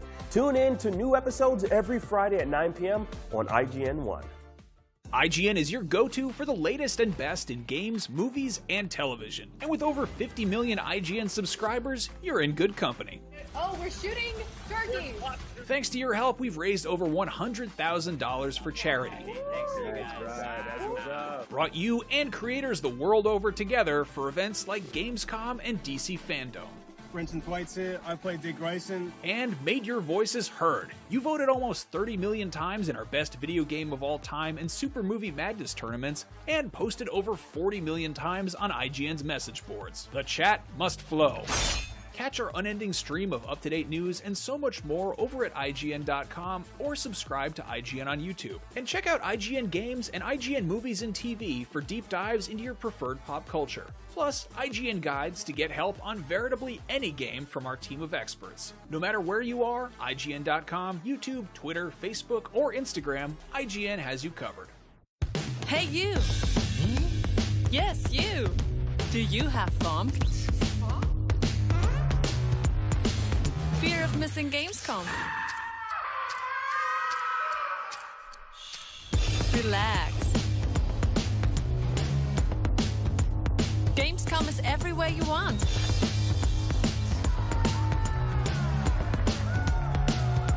Gamescom now. Register now. What's up, everybody? I'm Stella Chung, and you're about to get your weekly fix. This is the show where we round up all the biggest gaming and entertainment headlines you won't want to miss. Tune into new episodes every Saturday at 12:30 p.m. Eastern and Pacific on IGN1.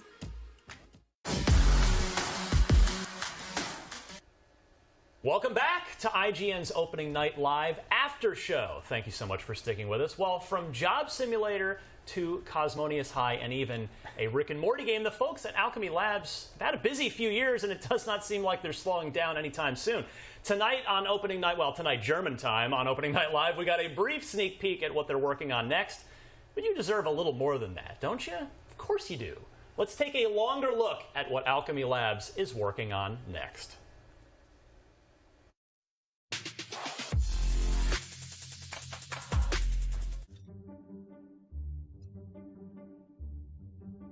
Do you see that? What? When?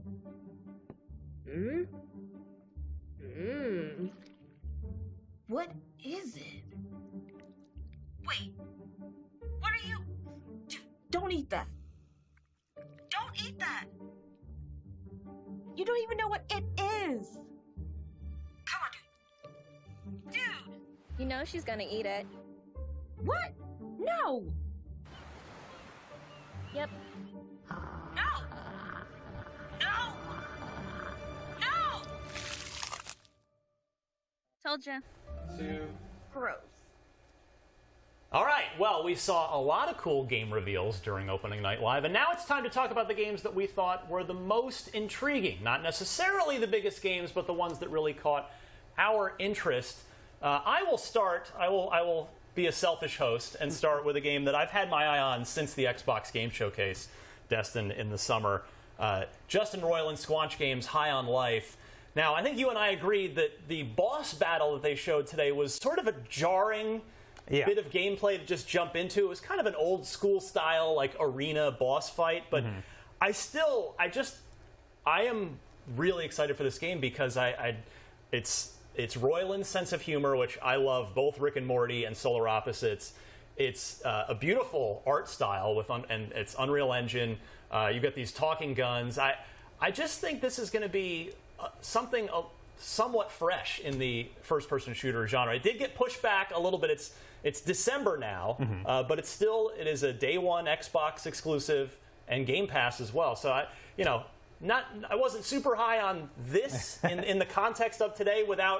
I think it needed some lead-up gameplay of like more kind of what the typical gameplay sequence looks like, which I have seen before we jumped into this. But your thoughts on High on Life? Yeah, this particular demo, I'm very surprised that they showed this because I think it sort of gives a negative reaction from most people because it seems like a very old school basic boss battle with 3 phases where the boss knocks down the level and then you go through the whole rigmarole. And then you get back on the ground, you kill the boss. But the writing still seems funny and everything like that, but I definitely did not have the reaction that they intended for it.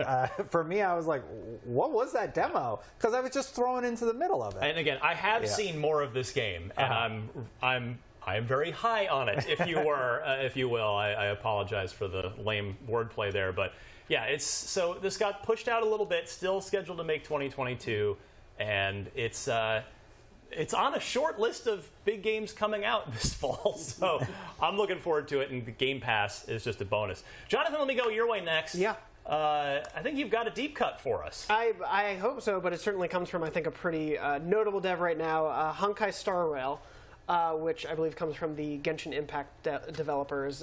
It was a really intriguing story. I didn't know about this game before the showcase at all. I don't know if it's been out there.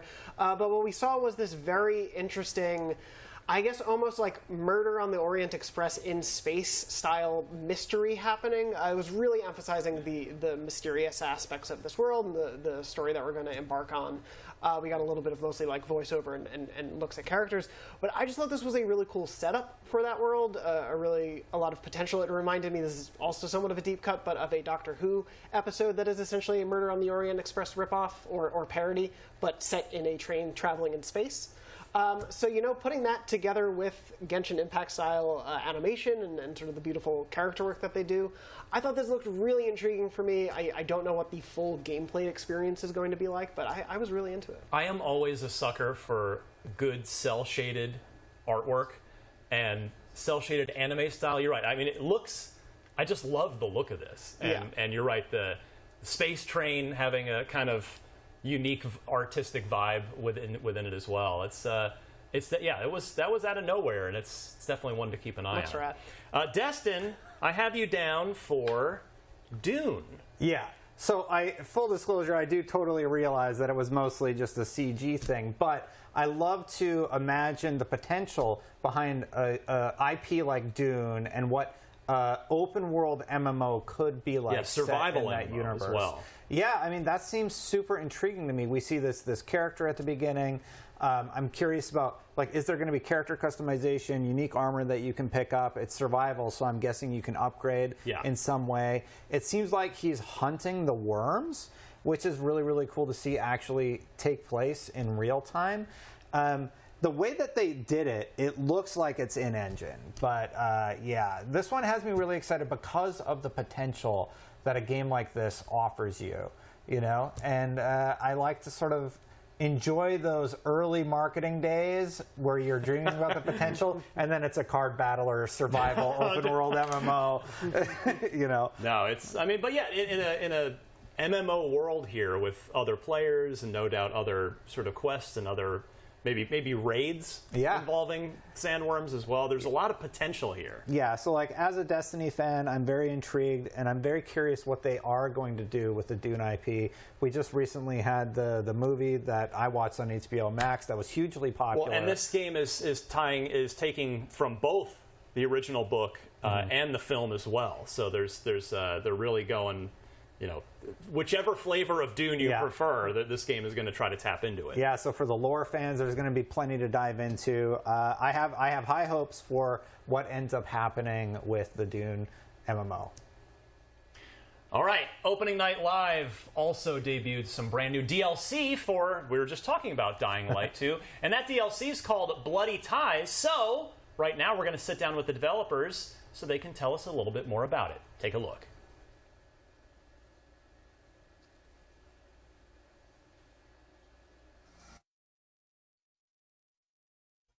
At Opening Night Live, we got to see the new DLC for Dying Light 2. And I'm really pleased to say that today we are joined by Timon, who's going to tell us way more about Bloody Ties. Timon, how are you doing? Good. It's like amazing to be able to share the trailer and all of the bits about the DLC finally to the audience, to our community. And this DLC is called Bloody Ties. Yes. So just give us an idea, what kind of DLC? Is it story DLC? Is it kind of like arena DLC? What have we got? I would say this is a mix of both. So there is a story definitely, and I think it will be quite surprising for our players because it takes Aiden outside of the city of Villador into this extraordinary new location, and there's like a quite chunky story we want Aiden to follow. There are also arenas, there are also combat sequences, there are also shows that you participate in, trying to reach the tournament, the top of the ranks at the Carnage Hall, the place where this whole DLC takes place. There's quite a lot of stuff to kind of break down there, so I think that probably the best place to start is this new location, the Opera. We've seen like some footage, but tell us more about what is the place, what's the history of this place, and what does it serve now? Okay, so we have come up with quite interesting backstory to this place. Right now it's called Carnage Hall,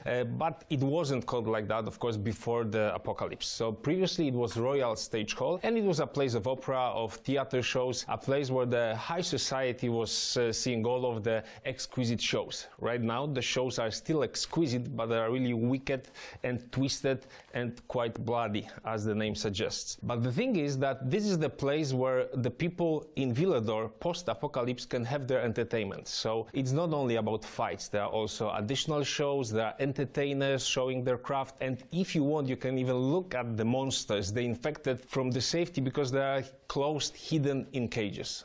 I think the big question I've got now then is why on earth does Aiden want to be here? What's sort of pulled him to this place? Well, Aiden gets involved into sort of a family story, and he's being asked for some help to a character we're not revealing right now. And he also is drawn by the fame and the prestige and the rewards he can get at Carnage Hall, because the arena, the Carnage Hall, the tournament, allows you to earn a lot of new rewards, like new weapons, new gear pieces, new outfits, and also some additional cool new toys. It's kind of like the fame, the fortune, but almost like the gold at the end of the tournament, right? Yes, and that's actually your goal. To solve the story, you need to reach the top tier, the top level, the #1 position, and beat the reigning champion, Skullface. Right, okay. So actually, you said Skullface. We've seen what he looks like. He's looking a pretty menacing dude. Yes. Can you tell us a bit more about him, kind of like what he's up to?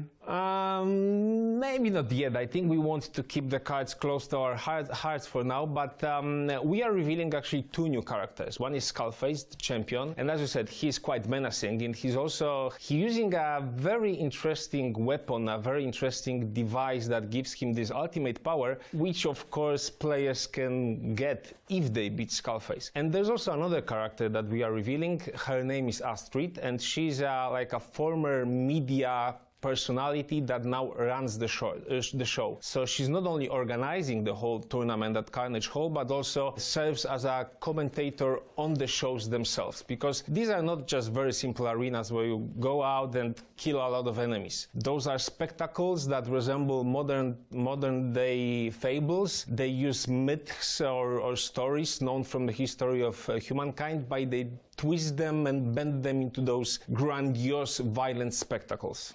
So, explain a bit more about that, because that sounds super interesting. So, how do these things work? Yeah, so I know that the concept might be quite hard to grasp. So to give you an example, one of the spectacles that we are actually showing glimpses of in the trailer is called Prince of Thieves. And you are playing the story of Robin Hood, and your goal is to rob the sheriff's castle. So first you need to gather materials to create like an exploding device, a bomb. Then you need to blow up the doors to the castle. Then you need to enter the yard of the castle and find gold and pack it into this cart that then you have to push outside of the castle. So there are multi-objectives to the spectacles. They are constantly narrated by Astrid. They have their own musical themes. They have their own scenography.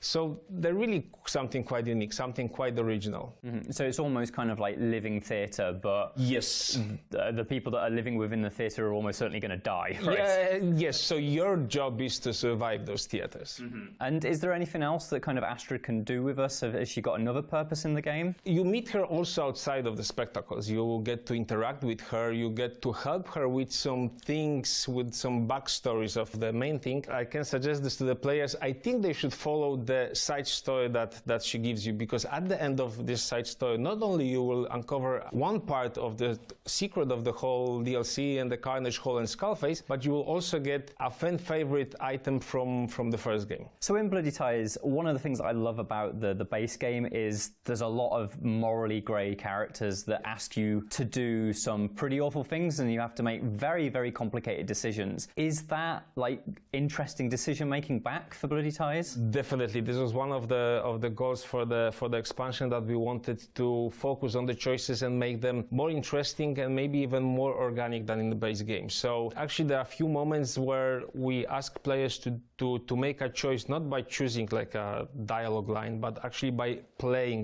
role-playing the character in a specific way, which impacts how the story progresses. So yes, this DLC offers branching paths and has more than one ending, let me say it like this. Interesting. Okay. One of the things that you mentioned before was the idea of kind of like Skullface has this kind of interesting kind of item. Now, from what I understand, is this another tool akin to like the grappling hook and the glider? Is it another piece of Aiden's equipment? Yes, you can, if you get it, if you earn it, it becomes a new piece of Aiden's equipment. It's focused on combat, because definitely this is a weapon. This is mostly a weapon, but you can mod it, you can apply some effects to it. I don't want to spoil too much, sorry, because we still have like a few weeks to uncover the whole thing, but I hope players will get really excited about it. And obviously this seems to be quite a combat-focused DLC. And we've spoken about the spectacle battles, but is there kind of like a gradient? You know, are there interesting smaller battles that we'll be fighting as well? So spectacles aren't the only activities, aren't the only shows that happen at the Carnage Hall. Some of the others are focused more on combat, some of the others are focused more on parkour. And one thing that also makes a combat from our previous games is the freak fights. The freaks are making a combat, the freaks from the following. Of course, again, twisted and blended into this completely new thing, very exquisite, very like high society style as the whole Carnage Hall. And have you, in the time between like the base game and this, are there any kind of interesting tweaks that you've done to combat? Any interesting new ideas for combat? Well, a lot. We are supporting the game since it has been released. Actually, right now we are on big patch update number 5, so we are constantly trying to listen to our community and bring new things to the game. It's a lot, it's a ton, so it's very hard to actually pinpoint any one of those, but that's what we try to do. We have promised our players that we will be supporting the game for 5 years. Like, it's still the beginning of this road, but I think our community can agree to this, that we are listening to the requests very closely and try to deliver on everything they ask us for. I think one of the things that we expect from Dying Light is obviously this kind of big open world that has a mixture of kind of like activities and main quests and side quests. Obviously, this takes us outside of Villador to this more isolated.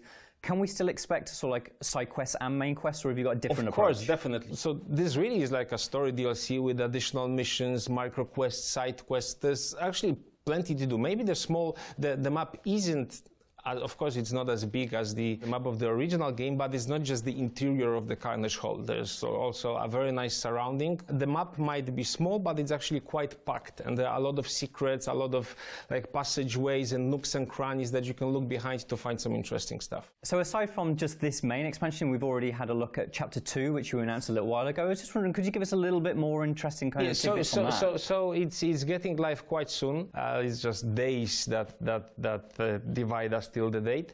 So it's about a new character that we introduce, a huntress, which is keen on fighting the infected using ranged weapons. And as with all of our chapters, we not only bring in a new character, but also new enemies and new encounters. And with this one, I think the encounters and the enemies are actually very, very interesting. So the main enemy, new enemy that you will find in this chapter is called the Hag. So she is like a mutated version of our Banshee with some cool additional abilities. We have also twisted the mechanics and the logic and the look of one of our enemies that I don't think players expect that we could do something with them, but we did. So like, I hope we will surprise them in just a few days. And then in terms of kind of like now just looking to the future, obviously we know that you want to support the game for a long time. Kind of what can players expect kind of through the rest of the year, maybe even into the next year? So of course we will be continuing the chapters. So those are our free updates with new characters, new enemies, new weapons, new bounties, new tasks to complete.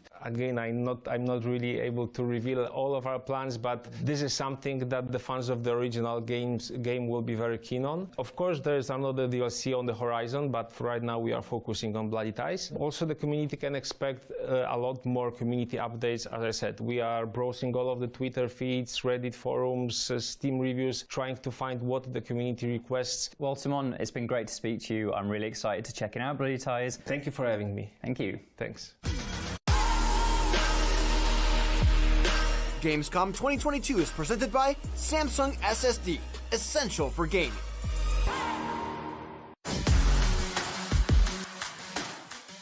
Tune into IGN 1 for the latest news on your favorite releases, gameplay exclusives, and all the entertainment you can handle. And maybe even some you can't. Cinefix on IGN 1, your friendly Friday night home for film fanaticism. You're watching The Weekly Fix, ready to fill you in on anything you may have missed in the world of gaming and entertainment.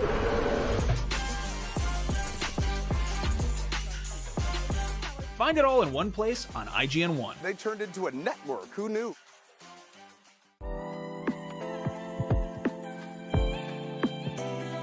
IGN Playlist is all of your games in one place. You can build your library and discover new games. Create and follow playlists from friends. Access guides for what you're playing. And rate and rank the games you love to share with the world. Available free with your IGN account. It's for players, no matter where you play. You're a busy gamer with plenty to play. Not a lot of downtime, but you still want to keep up with the latest gaming news? Fret not. No matter where you like to play, PC, PlayStation, Nintendo, Xbox, I've got the headlines you need to know about. When Half-Life 3 is announced, it'll be on the Daily Fix. When the Switch Pro is announced, you'll be the first to know. And when that big game you just can't wait for is delayed, yeah, I'll have that news too. The Daily Fix, with me, Nars, weekdays only on IGN. If you're not following IGN on social media, what are you waiting for? We're constantly updating our feeds to bring you the latest news, gameplay, custom original content, memes, the best user-generated videos and art, and a whole lot more. Be part of the conversation throughout the year. Follow IGN on Instagram, Twitter, Facebook, TikTok, and Snapchat.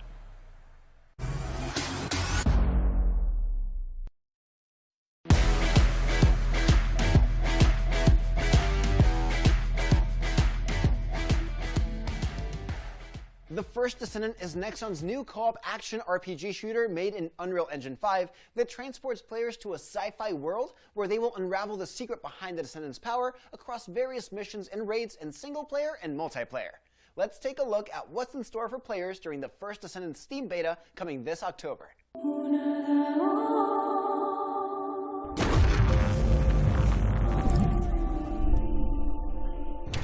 We always ask questions.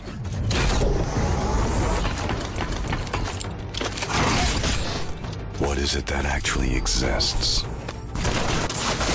Where does the origin come from?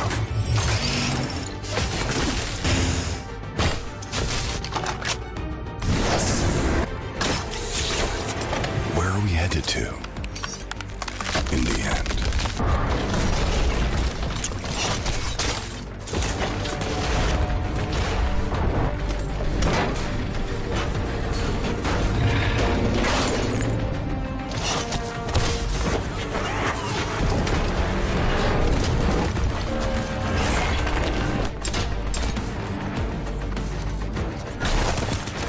If you feel confused,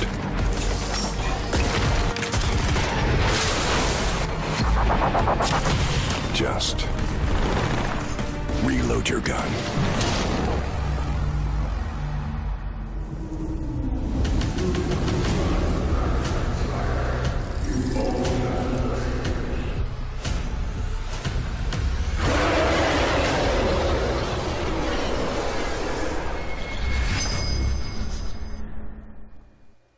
Welcome back to IGN's post-show for Opening Night Live. One of the coolest and prettiest looking games revealed today was Where Winds Meet. And if you're anything like me, you probably can't wait to see more of it.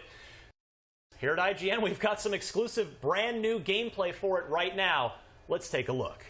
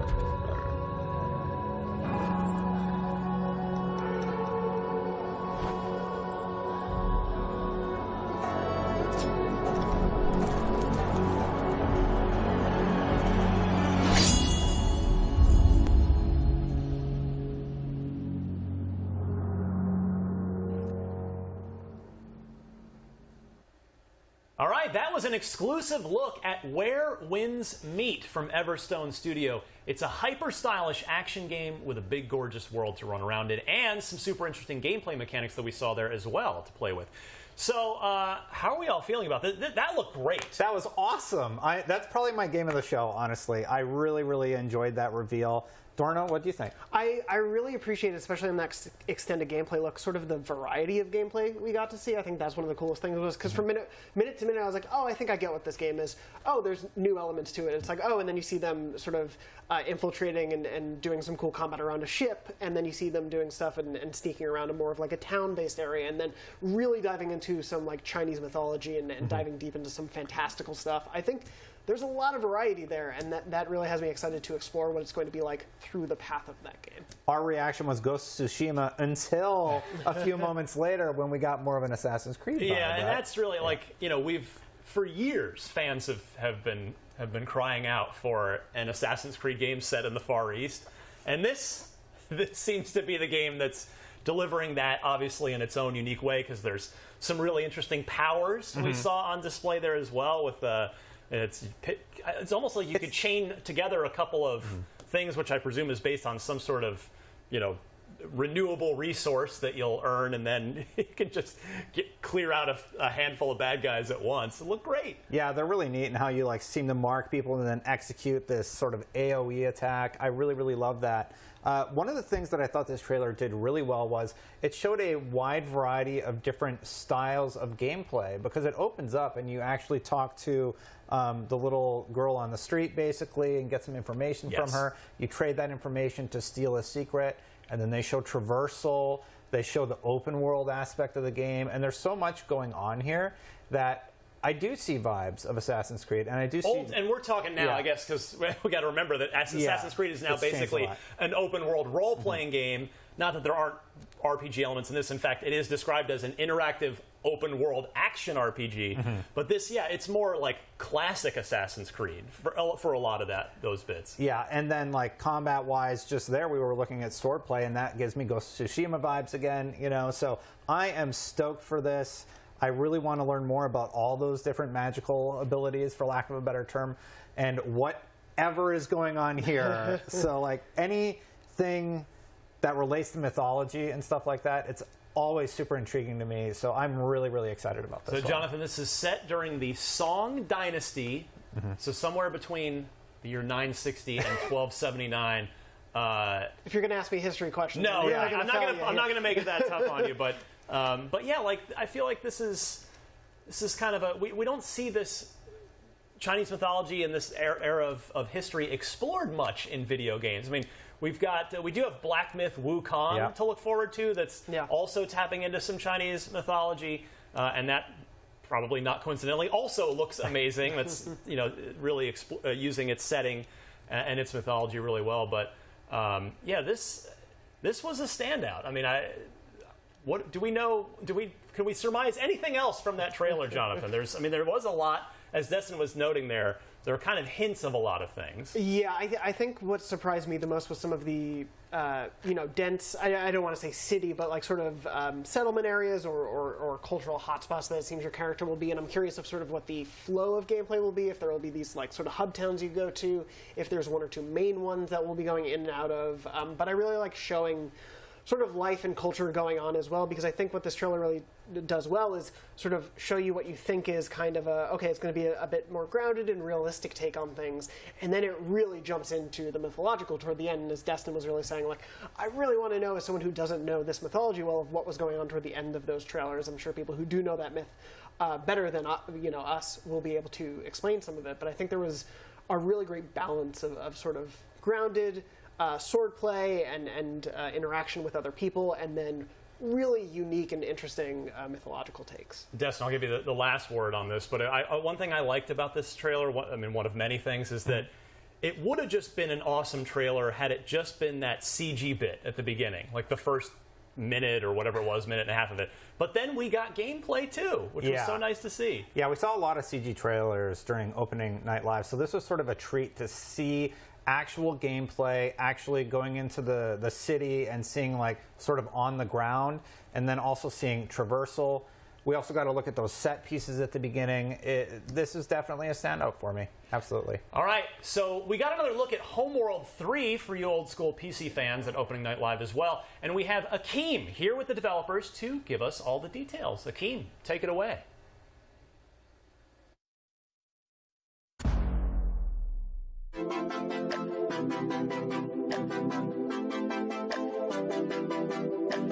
If you're into real-time strategy games, you're likely familiar with the Homeworld series, which first took flight back in 1999. And many moons later, we're gearing up for parts unknown in Homeworld 3. And here to make those parts known to us right now is Homeworld co-creator Rob Cunningham. Rob, how you doing?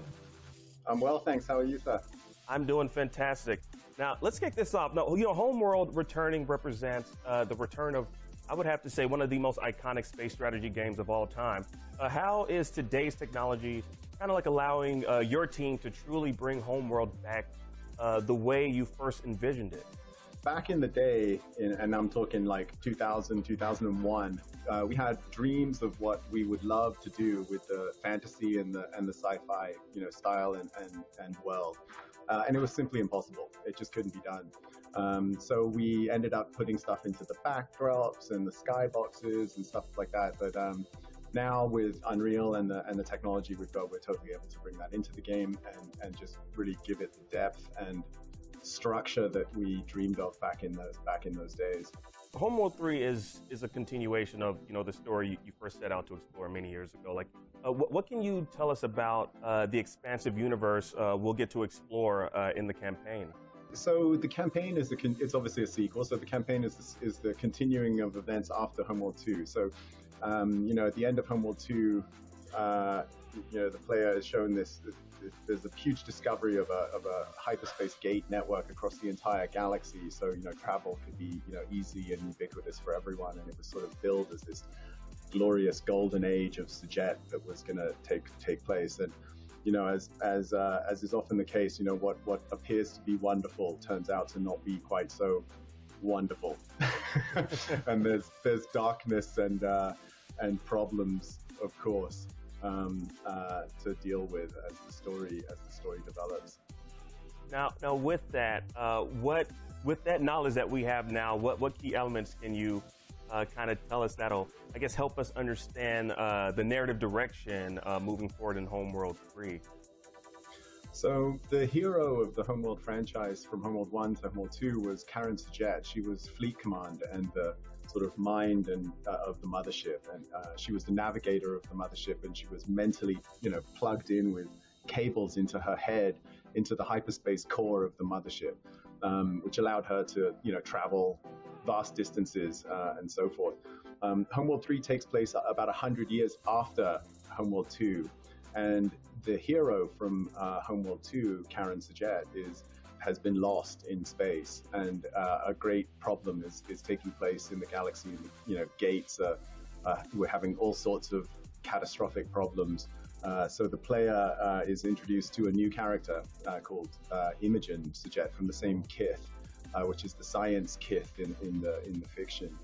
And she's the sort of successor to Karen, and the new mission to go and deal with the problem is sent, and that's the player's job, to deal with the problem. One way to deal with the problem is, of course, with combat. Now, we got fleet combat. The fleet combat system, I have to say, it looks breathtaking in this next installment. From what I've seen so far, what can we expect to be, kind of like the same and different in Homeworld 3 combat-wise? So players can expect the same basic staples of fleet combat with the different classes of ships, from the strike craft up through the capital ships into the super capital ships, and the same sort of ballistics and unit pairing that was established in the previous games. But new to the franchise with Homeworld 3 will be all sorts of terrain-based gameplay. So because we have these giant structures in space, huge megaliths, giant ice shelves, all sorts of incredible geometry in the level. It's no longer just empty 3D space. Now we have, cover as a mechanic. There's hiding as a mechanic. There's, bottlenecking and unit filtration through different apertures and cavities in the terrain. So it's much more interesting and dynamic as a fleet combat game. Now, with that knowledge, I'm pretty sure, Rob, you probably have seen what some of the fans have been saying online. I know I do a lot of trolling online, and fans have been asking on Reddit, will mothership management be more like Deserts of Tarik, or will they be able to kind of like specialize, customize mothership in Homeworld 3, like over arcs and campaigns? Like, what can you tell us about that? So the short answer is there will not be mothership customization like there was in Deserts, but there will still have that mothership progression, and ship production progression over the course of the campaign. I'm super excited for Homeworld 3. Thank you so much for joining us today. It's my pleasure. Thank you so much. Yes, now this game sounds, dare I say, out of this world. Yes, it does. 2023 can't come anytime sooner for us to hop on into Homeworld 3. Now, we're going to keep the gaming goodness coming with more, so don't go anywhere.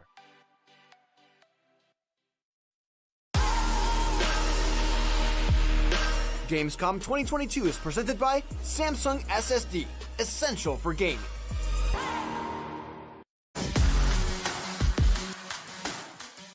Hey, you! Yes, you! Do you have FOMO? Fear of missing Gamescom? Relax.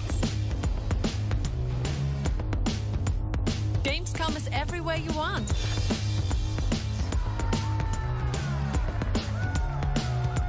Gamescom now. Register now.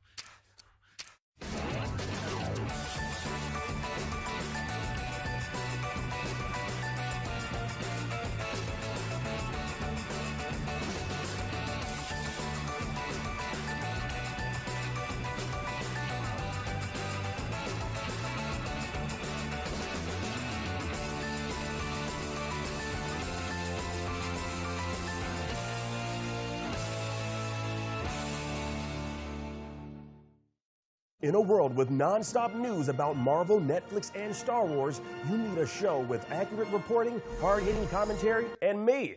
I'm Akeem Lawanson, the host of The Fix Entertainment. Whether it's the latest superhero scoop, film fiasco, or anime announcement, I'll be right here covering all the latest in major studio headlines and pop culture news.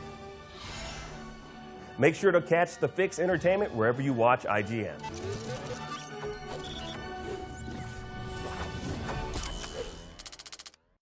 Tune into IGN 1 for the latest news on your favorite releases, gameplay exclusives, and all the entertainment you can handle. And maybe even some you can't. Cinefix on IGN 1, your friendly Friday night home for film fanaticism. You're watching The Weekly Fix, ready to fill you in on anything you may have missed in the world of gaming and entertainment.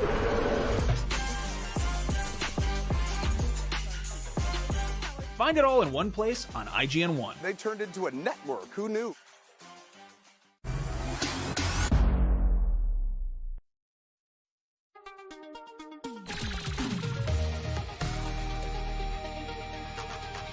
Now, because moving things from house to house in real life can be kind of exhausting and tedious, the best way to have fun while lugging a bunch of objects around would be to do it virtually. Now, fortunately, that's where my next guest and his devoted team behind the game Moving Out step in. Now, joining me to talk about the sequel to the 2020 co-op moving sim is senior game designer for SMG Studio, Dave Lockman. How are you, Dave? I'm doing good. Thanks for having me. Of course. Now, first off, how did you and your team manage to make moving so damn fun, and what can we expect to experience in Moving Out 2 that'll top its predecessor? Well, with moving, we always thought that it was it's one of the most stressful things you can do. So we thought we'd make a game out of that and make it less stressful and more cathartic by just grabbing a couch and throwing it out the window and chucking televisions into a truck and breaking them and just generally just having fun. So with Moving Out, we wanted to expand on that and get really wacky and really expand on how silly we can be. And I think we've done that, and we've got really silly. Yeah, that actually brings me to my next question. Like, I remember having so many chaotic moments with my friends and family playing the first game. It's the only way I can actually get them to help me move by playing a game. Now, what level of chaos did you all kind of like ramp it up to in Moving Out 2? Well, in Moving Out 2, we've doubled the scope, so we've got twice as many levels, and by doing that, we've taken the Moving Out, the smooth movers group of movers into different dimensions. We started making this before the kind of multiverse craze happened, but now, so it wasn't it wasn't it was us just playing off that. So we've taken it to multiple dimensions and really kind of gone really silly with it. We've revealed the Packmore, we've revealed future. We've got 2 more dimensions to reveal, and they're really kind of out there. Instead of just staying in space and staying on Earth, we've gone to different dimensions, and we've got the players really moving and running around some exciting environments. I mean, that's really awesome because, like, I mean, as you know, as the world knows, like, just like playing within the multiverse is like all the rage now. Like, a lot of people are doing it, so I'm glad that's like another. Y'all are pretty much heightening things with that. Now, the first game, it didn't have an online multiplayer component. I want to talk a little bit about multiplayer. So I know players had to use Parsec if they wanted to play online with friends. Is there like a new feature that maybe has that ability kind of built in, or will players have to use like a similar feature? No, we've built the sequel from the ground up with online in mind. So we've got online out of the box. So players can play online with no third-party software or anything like that. And it's cross-platform as well. So you can, if you're on Xbox, you can play against PlayStation and vice versa. And we really wanted to bring online to the sequel because it was a big part of the first game that was missing. It was what players really wanted, and we spent a lot of time and a lot of development putting that in. So we're really proud to get that in and see players go online and play worldwide. Well, Dave, you just made me and my mama very happy. I play with her all the time. So she's all the way in Chicago. I'm here in LA. So that's exciting to hear. Now, what I personally loved about Moving Out, the first game, was the unique and inclusive customization options. Will Moving Out 2 kind of like, I guess, expand on those features, and what can you tell us about some of the new features? Yeah, absolutely. We've brought back the first cast of characters. So they're as soon as you boot up the game, you can play every single character that was in MO1, and then we've brought back we've created a whole bunch of new characters. So there's a new cast. There's a new what we call Fab 5, which are the like poster 5 players. And throughout the game, you'll be able to unlock customizations and little trinkets and things that you can dress your players up with. And we've got, again, we've ramped up the silliness. So there's a lot of silly characters and silly things that you can play as. And we don't take ourselves seriously at all. So we just want people to have fun and be silly. And I think that's what we've done with the characters. I mean, honestly, that's what it's all about. It's about being silly. So I appreciate that you all are even going even further with the silliness. Now, the first game, it did a great job of allowing you to properly adjust the gameplay to kind of suit your play style and gaming level. What can you tell us about some of the accessibility features in Moving Out 2? So we got a really good response from accessibility in Moving Out 1. So we've brought all of those same features back, and we've kept that in mind throughout designing every level. We've kept color blindness and difficulty levels. So we want to give players we want a wide range of players to play. So we want it to be a challenge, but we don't want it to be a blocker. So accessibility and just getting everybody in there having fun is big for us. So we've brought back all the accessibility features but also this time in my around, we've designed the levels from the ground up with that in mind. So I think it's going to bring in even more players doing that kind of thing. Now, we talked a lot about multiplayer. You know, sometimes my mom and my friends, they're not available to play with me, so I'm kind of curious, what's the single player experience like? See, again, that was one thing in MO1. It was not an afterthought, but our focus was multiplayer, and our focus is multiplayer again for MO2. But again, we've kept it single player in mind, and there are a few things that you'd see in single player that you won't see in multiplayer, like different movables that won't work in single player that we in multiplayer that we designed specifically for single player. So it's a similar experience, but we've put a lot more development into helping the player have a bit more fun by themselves. Well, I'm super excited for this, Dave. I'm also you're forcing me to make new friends because I want to play with more people, and more people need to kind of experience this. And so I'm super excited for this. Dave, thank you so much for telling us a little bit more about Moving Out 2. I appreciate your time. You're welcome. Thanks for having us, and I hope everyone enjoys the game. Yes. Now, I think it's safe to say we're all looking forward to Moving Out 2, but you know, we got to keep it moving ourselves. More gaming goodness coming your way, so stick around. Well, we just took a closer look at both Moving Out 2 and Homeworld 3. Up next, our own Rebecca Valentine got an exclusive chat with Jeff Gardner, who had a prolific career at Bethesda Game Studios working on everything from Oblivion to Fallout 76.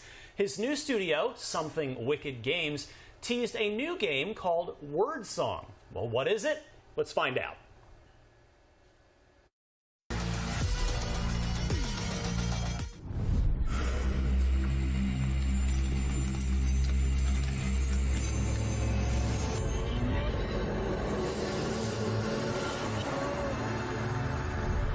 Hi, I'm Rebecca Valentine, and I am here with Jeff Gardner to talk about his new studio, Something Wicked, and his new game, Weird Song. Jeff, how's it going?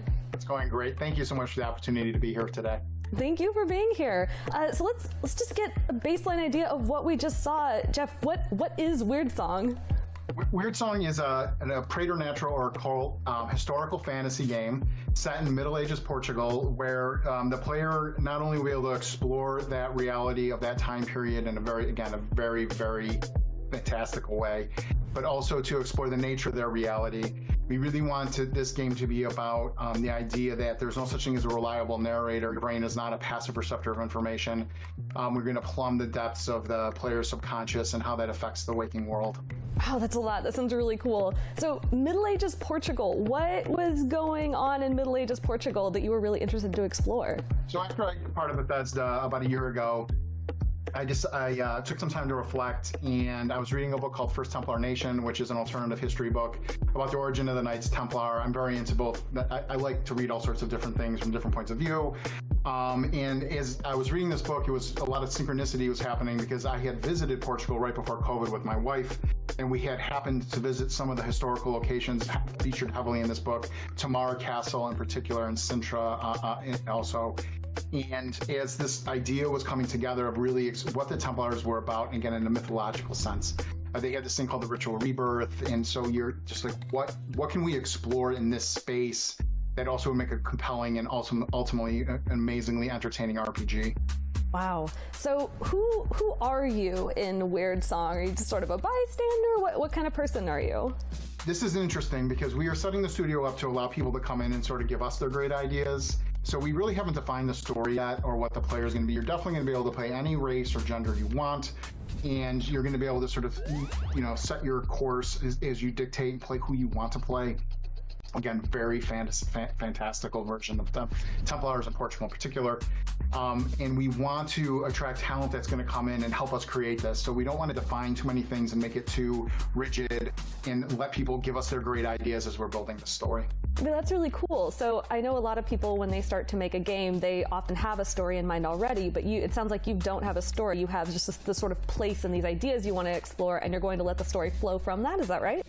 settings and themes are important in Weird Song, and we don't want to, again, like I sort of want to set like high level goals what the gist of things are going to be and let people, plus in RPGs there's so many stories being told. There's the main story and all these side stories.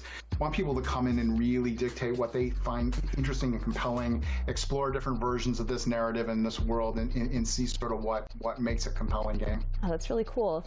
So even though we don't have a story set out yet, you probably have at least some idea right now of what the player might be doing. You said it's an RPG, so I assume there's going to be like some kind of combat, and you said something kind of like along the lines of side quests. So we're going to see like, you know, RPG-ish trappings, right? Oh, absolutely.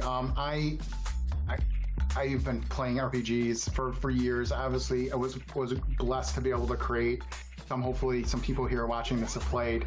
And remember, this is a coming together of my design director, Charles Staples, comes from Obsidian. He was there for 15 years. I was at Bethesda for 15 years.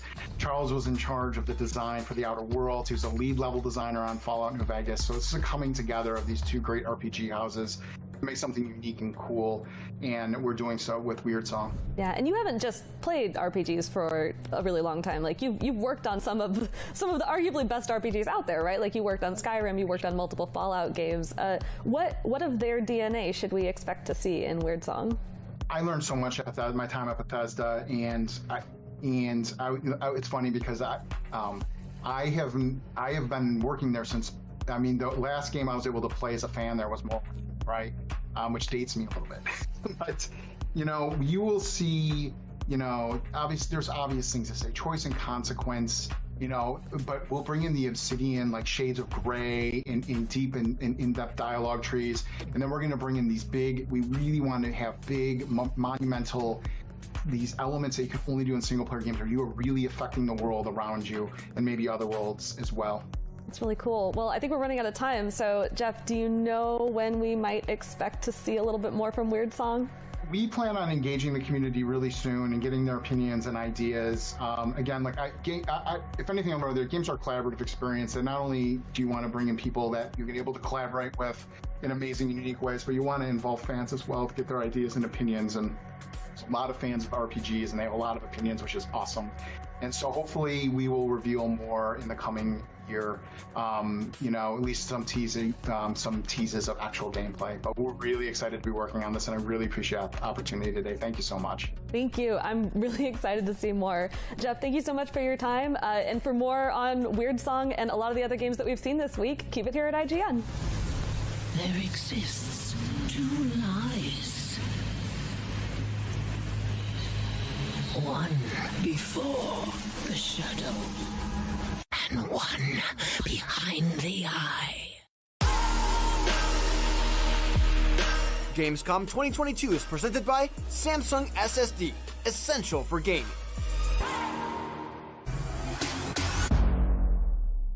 The only thing better than listening to IGN podcasts is watching them. Luckily, all your favorite weekly shows are here on IGN 1.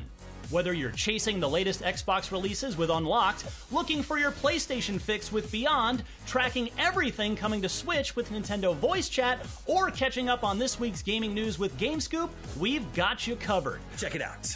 Tune in every weekday at 5 p.m. for the best gaming coverage right here on IGN 1.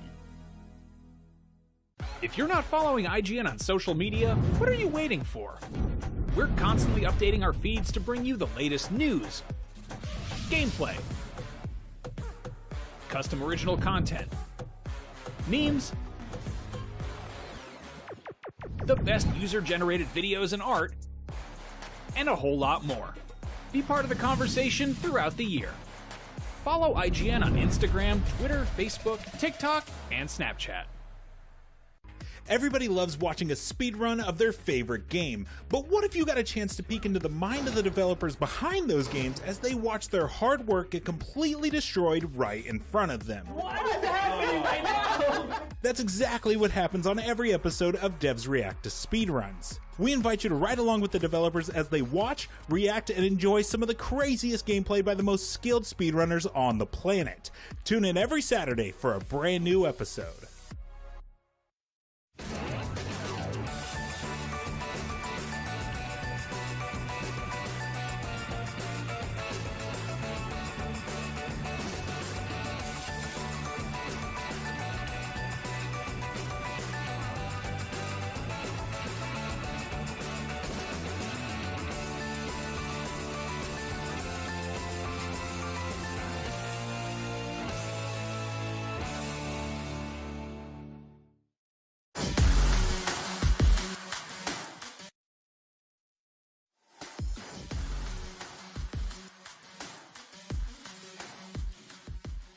Gamescom Opening Night Live has made one thing very clear. We're going to need a lot more storage for all these new games. When it comes to upgrading storage for PC gaming, Samsung SSD has it handled. The Samsung 990 Pro and 990 Pro with heatsink are perfect for PC gaming. Optimize the gaming experience with the Samsung 990 Pro SSD that offers read and write speeds of up to 7450 and 6900 megabytes a second respectively. Nice. That makes the Samsung 990 Pro perform up to 55% faster than the 980 across creative and productivity software. And of course, gaming. But all that speed is bound to turn up the heat, right? Wrong. Built on low-power architecture, Samsung's newly designed controller improves the SSD's power efficiency by up to 50% compared to the 980 Pro. Plus, the 990 Pro's controller and heat spreader label feature a nickel coating for reliable thermal management. And in case that wasn't enough, the thermal guard technology further ensures the drive's temperature stays in the optimal range. And if players are still sweating over temperature concerns, the Samsung 990 Pro with heatsink offers an additional layer of thermal control to prevent performance drops that arise from overheating. And it lets them do it in style thanks to the built-in RGB light, which is fully customizable using the Magician software program. All these features add up to make the Samsung 990 Pro and 990 Pro with heatsink an excellent solution for laptop and desktop upgrades, especially for next-gen gaming. The 990 Pro speeds up loading times for PC games that employ Direct Storage API, meaning more time playing and less time waiting. And thankfully, it's easy to install. Simply slot the Samsung 990 Pro or 990 Pro with heatsink into the appropriate M.2 slot on the computer motherboard. Make full use of the 2 terabytes of storage by filling it with all the brand new games and DLC showcased during today's Gamescom Opening Night Live. IGN is proud to be partnered with Samsung SSD for our IGN coverage of Gamescom Opening Night Live.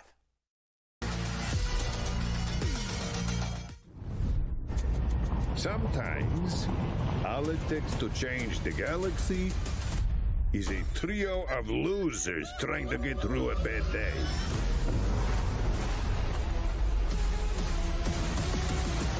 If you happen to see any corpses along the way, don't worry about them. They're just, don't worry about them. Hello, I'm Stella Chung, and with me today I have James Lopez, Director of Production at Gearbox Software, and Lynn Joyce, Head of Writing, to help me answer any burning questions we have about new Tales from the Borderlands. How are y'all doing? Doing really well. Doing great, thanks for having us. Okay, so I have to ask, because this is one of the most curious questions I have. Is this a continuation of the story from the previous Tales from the Borderlands, or is it its own? So New Tales, as the name would suggest, is an entirely new story. This is going to be a standalone product inside of the Tales from the Borderlands franchise. We need that. It's a new set of characters, new story. It does take place on Promethea, which of course we revealed to players back during Borderlands 3, but it's entirely new storyline compared to the original Tales from the Borderlands game. We do have some callbacks inside of it, though. The hardcore fans will notice some characters from previous games being mentioned or making appearances inside of it. But yeah, it's a spiritual successor, is what we consider to be from Tales from the Borderlands. Okay, cool. And where does the story fit in the timeline of Borderlands? New Tales from the Borderlands primarily takes place on Promethea to start with, and the people of Promethea and living in Meridian City, including our 3 protagonists, are still recuperating, rebuilding, and piecing life back together again about a year after the events of Borderlands 3. Ooh, okay, so it's kind of like a continuation of Borderlands 3's story, or at least kind of picking off in the environment of it. Correct, yeah. In linear time, we are again, about a year after the events of Borderlands 3 on Promethea, and so you'll start to kind of look outside of Vault Hunters and more into the sort of everyday civilians of Promethea and Meridian City life. That's really cool. I don't think we've gotten a story where it's like just the civilians other than the previous Tales from the Borderlands, so that's really interesting. But I also wanted to ask, has the art style changed from the original at all? I noticed the animations and art looked a little bit more like Borderlands' traditional style than Tales from previous. Yeah, there's always this sort of underlying consistency to the BL art style that people immediately recognize. But some of our biggest changes this time around were things to the models, which are parts like what people see when they look at the characters, that allows us to have higher quality animations. We went all in on performance capture for this game during a pandemic, which is crazy. But we worked with amazingly talented actors who were able to do a lot of emoting, so that whenever you're talking to them and they're giving you feedback, it's not just like a slight scowl or a little eyebrow raise. You're able to experience the entire emotion of their face because of the updates that the Gearbox Quebec team did with the art style. You mentioned some reoccurring characters that we might pick up on, but what about guns with legs? So we saw guns with legs come back. So are there any other weapons that we're going to see come back from previous games? There's a conflict going on between TDR and Atlas. Basically, during the reconstruction phase of Promethea, like Lynn mentioned, TDR shows up and tries to take over the planet. And so you're going to see a lot more Atlas and TDR tech around. And people who are that kind of gamer who can like look at the different parts of a gun and Borderlands and go, oh, I think it does this based on this model. They'll recognize immediately some of these guns. So you mentioned recurring characters. Can you give us a hint as to who we might see return? So what I can tell you, you will definitely see some familiar faces on your adventure throughout New Tales from the Borderlands, but we also poured our hearts into creating a diverse new ensemble of characters for fans to fall in love with. And honestly, I am most excited for players to get to meet them all. I'm excited too, but also I'm really excited for what I think we saw a glimpse of. Did we see a glimpse of a fighting game with figurines? Can you tell us more about that, or any other silly interactions we might see that we haven't seen in the previous game? Yeah, for sure. So your eyes do not deceive you. That is a mini game that we've added called Faultlanders. We're going to talk about it more in some future updates, but it is something that we've injected into every episode, so that it's something that kind of break up some of the pacing between like big character moments that happen where you're like, man, I need to recover from this intense moment. And then you might just run into a rando who wants to challenge you to a duel, Borderlands style, with figurines. Okay, yeah, cool. I love it. Why not? It's like Pokemon, but with figurines. Yes, very much so. Yeah, so can you tell us a little bit more about the new main characters' backgrounds? Maybe give us a little bit of their personalities and if they're connected to anyone that we might know? Yeah, I'd love to tell you everything about the characters, but I can't. So what I will do is just share a little teaser for now, and fans of the Borderlands will recognize one of our protagonists, Fran, by name, if not by her face. Her chocolate dill pickle Frogurt flavor is pretty memorable from Borderlands 3. She is the owner and purveyor of Fran's Frogurts, or what's left of it after Meloan hit it with a space laser. Octavio, another of our three protagonists, works for Fran, but it's safe to say he's got bigger dreams for himself than Frogurt. He really wants to make a name for himself and leave a mark on the world. He's just not really sure how to do it yet. And then we have Anu, our third protagonist, and she is Octavio's older sibling via adoption. And where Octavio is street smart, Anu is far more book smart.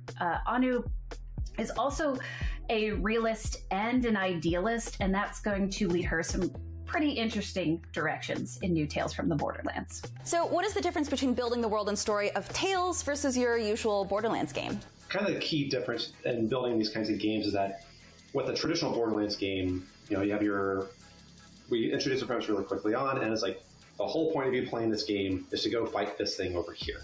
And then you have two paths. You have your linear path, which is the golden path where you're advancing the main plot. And then you have your side objectives where you're leveling up, meeting more characters, rounding out your experience. But with a game like New Tales, we don't do XP. It's all narrative, and there aren't things like side quests. So, the real mission is primarily one, getting rich in Borderlands, which is a very deadly proposition, but also it's all about character growth with yourself and with the characters that you're playing with. And in this case, we have 3 playable characters, and you're kind of bouncing between playing all 3 of them. And so there's a lot of interpersonal development there that you through the script.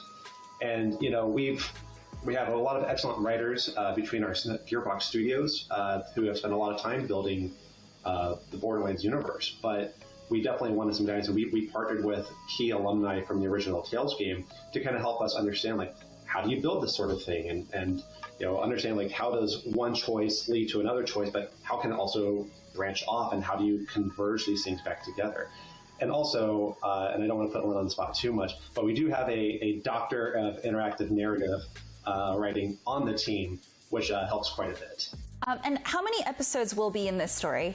Yeah, so just like in Tales, we have 5 episodes. The main difference, though, is that instead of them sort of coming out, one at a time across the year, users will be able to play the entire thing in one sitting if they want to, meaning that whether you buy digital or disc, you'll get 5 episodes all at the same time, and you can play them how quickly you want to. You can also play them in whatever order you want to. If you're one of those people who likes to see the ending before you see the beginning, Lynn and I know some people like that, and we love them and they're crazy.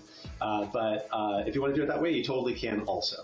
Okay, cool. I was going to say, I think you might need to name them because that is not how most people play games, especially story-based games where you have hundreds of different choices you can make. Yeah, you can definitely jump around. Whatever order you start in, you'll have the ability to kind of set things up, and the game also makes some assumptions based on where you are in the plot, so that you can get one of the endings that you hopefully are trying to reach.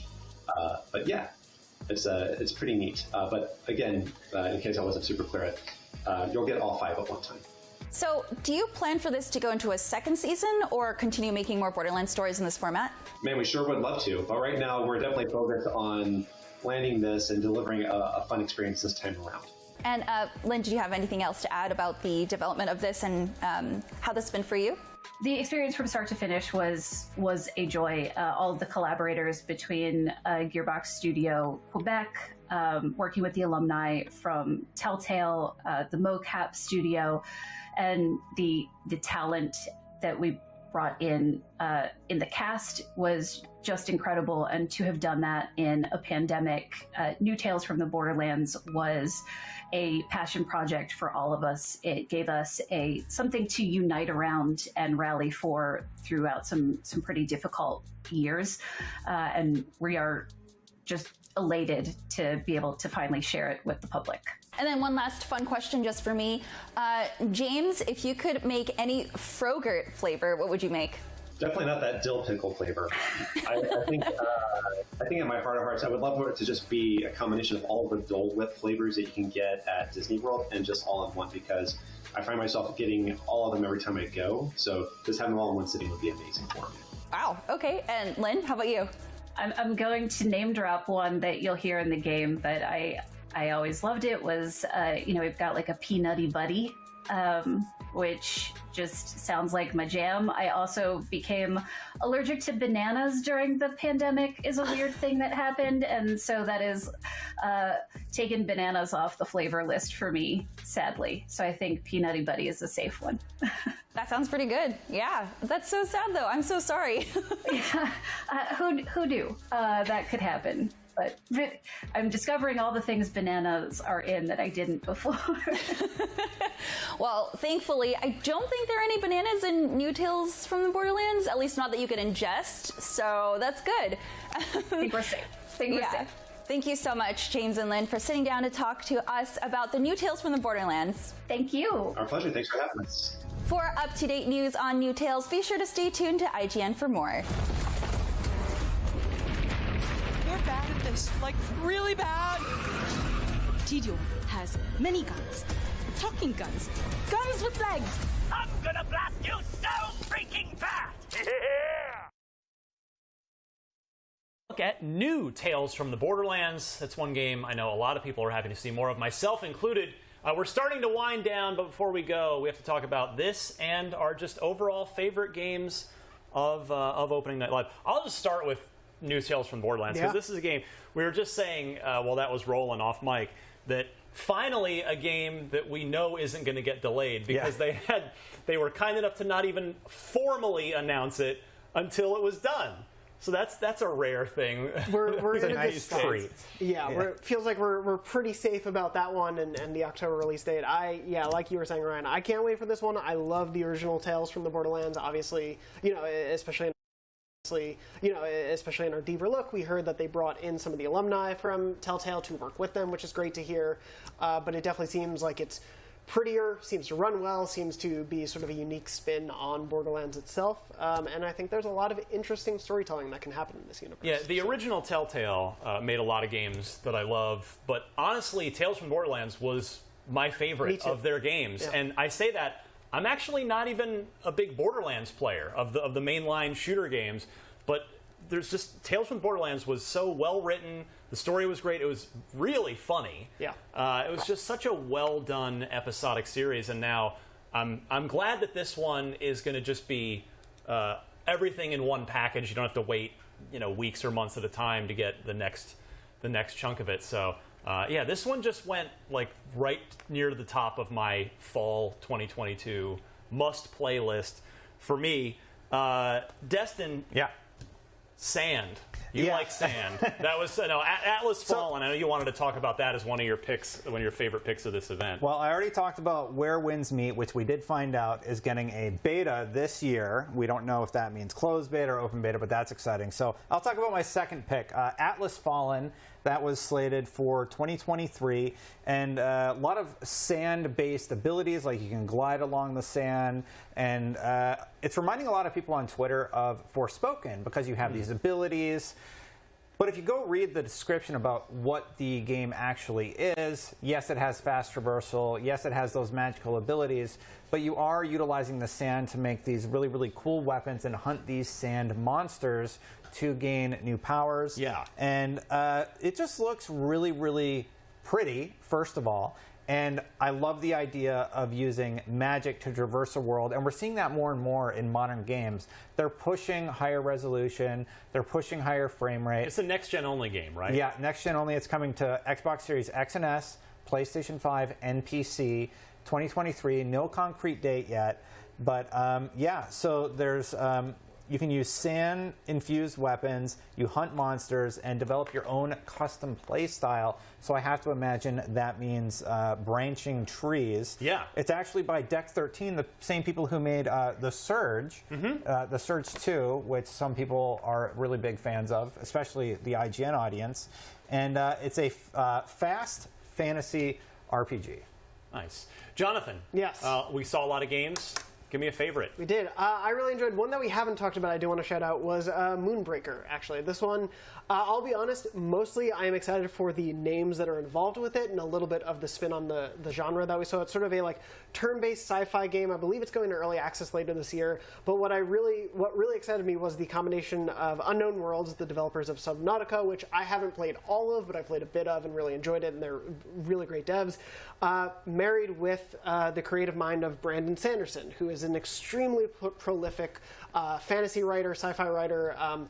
He does the Mistborn series. He took over the Wheel of Time series to finish that off. He's a wonderful, excellent writer, and knowing that he's involved just instantly made this oh, I kind of want to know what's up with this world, because he has a real knack for creating magic systems and ideas of essentially how combat can work. So seeing that married to a game from a really talented studio that is sort of turn-based, that's playing into tabletop ideas, a dev taking a risk of doing something different, quite different from their last game.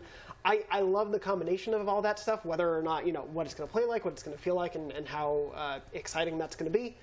It seems like I think the early access is in September, so we won't have to wait long to find out. But I like that combination quite a bit. Well, regular listeners of Podcast Unlocked, which Destin is on, or Twitter followers of mine, were probably wondering, how has Ryan gone this entire time without mentioning Return to Monkey Island? This is my moment now. Yeah, this is my pick.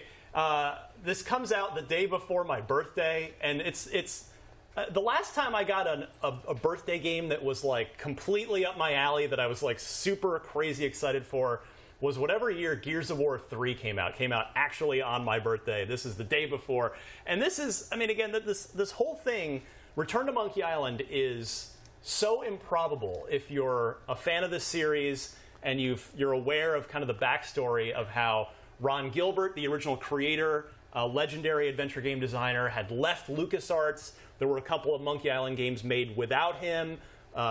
Curse of Monkey Island, the first of those, was really good, and then the Escape from Monkey Island, not as good, and then Telltale, what we were just talking about, made a good episodic series. But now here we are. Disney has gone back into, we will license out our stuff to talented developers who are a good fit, and no better fit than the original creator of Monkey Island, Ron Gilbert. So it's insane that this is even happening. I'm so excited for this. Comes out September 19th. with the most tongue-in-cheek pre-order bonus of all time. Right. Absolutely. I've never really been into Monkey Island the way that you have, but the announcer constantly flailing his arms all around throughout the whole presentation. Play the original. You know, unfortunately, and the horse armor gag. I'm like, I have to check out this game. The special editions that LucasArts did in the 360 era, which kind of just brought back the originals and added an optional modern graphics layer and voice acting. Yeah, you get Stan as a a parody of a used car salesman, but he sells used coffins. So yeah, he's just constantly flailing his arm. This is going to be awesome. I hope we get a lot of new Monkey Island fans. Got to get that horse armor right. Yes, the totally useless horse armor that will just sit in your inventory. All right, well that about does it for us and Opening Night Live. But this is just the beginning of Gamescom. Over the next 5 days, IGN will be bringing you live coverage from the heart of Gamescom in Cologne, Germany. We will have more exclusive trailers, gameplay reveals, developer deep dives, and action from the show floor itself. Destin? Yeah. Parting thoughts? Parting PSA? Well, obviously, Gamescom is first and foremost about celebrating video games, but the global games community is a force of good, and together we can move mountains. Gamescom Goes Green is the initiative to make Gamescom the first climate-friendly gaming event in the world by taking emission-reducing measures, as well as working with climate partners to support energy projects in Brazil and clean cooking stoves in Nigeria. This is just a starting point for what's to come, so thanks to all participating companies and visitors for helping make it happen. Gamescom is also doing its part to support developers from Ukraine. Ukrainian game devs are being offered free exhibition space and free tickets to the Gamescom Developer Conference, DevCom. There are many ways to help those in need. Find your way. Thank you, Destin. I want to thank you and Jonathan as well, to the crew working behind the scenes to make this live show go off without a hitch. And most of all, thanks to all of you for watching at home. IGN will be back tomorrow at 6 a.m. Pacific, 9 a.m. Eastern, with day one. This was day 0 of Gamescom Studio. We'll see you then.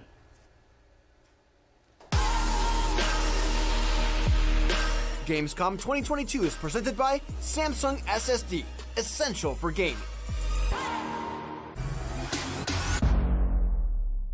I'm Akeem Lawanson, and this is What to Watch on IGN1. It's a weekly show where we check out the latest and greatest in trailers, reviews, and everything else in the world of entertainment. Tune in to new episodes every Friday at 9 p.m. on IGN1. IGN is your go-to for the latest and best in games, movies, and television. And with over 50 million IGN subscribers, you're in good company. Oh, we're shooting turkeys! Thanks to your help, we've raised over $100,000 for charity. Brought you and creators the world over together for events like Gamescom and DC Fandom. Brenton Thwaites here, I play Dick Grayson. And made your voices heard. You voted almost 30 million times in our best video game of all time and Super Movie Madness tournaments, and posted over 40 million times on IGN's message boards. The chat must flow. Catch our unending stream of up-to-date news and so much more over at IGN.com or subscribe to IGN on YouTube. And check out IGN Games and IGN Movies and TV for deep dives into your preferred pop culture. Plus, IGN guides to get help on veritably any game from our team of experts. No matter where you are, IGN.com, YouTube, Twitter, Facebook, or Instagram, IGN has you covered. Hey, you! Yes, you! Do you have FOMC? Fear of missing Gamescom? Relax. Gamescom is everywhere you want.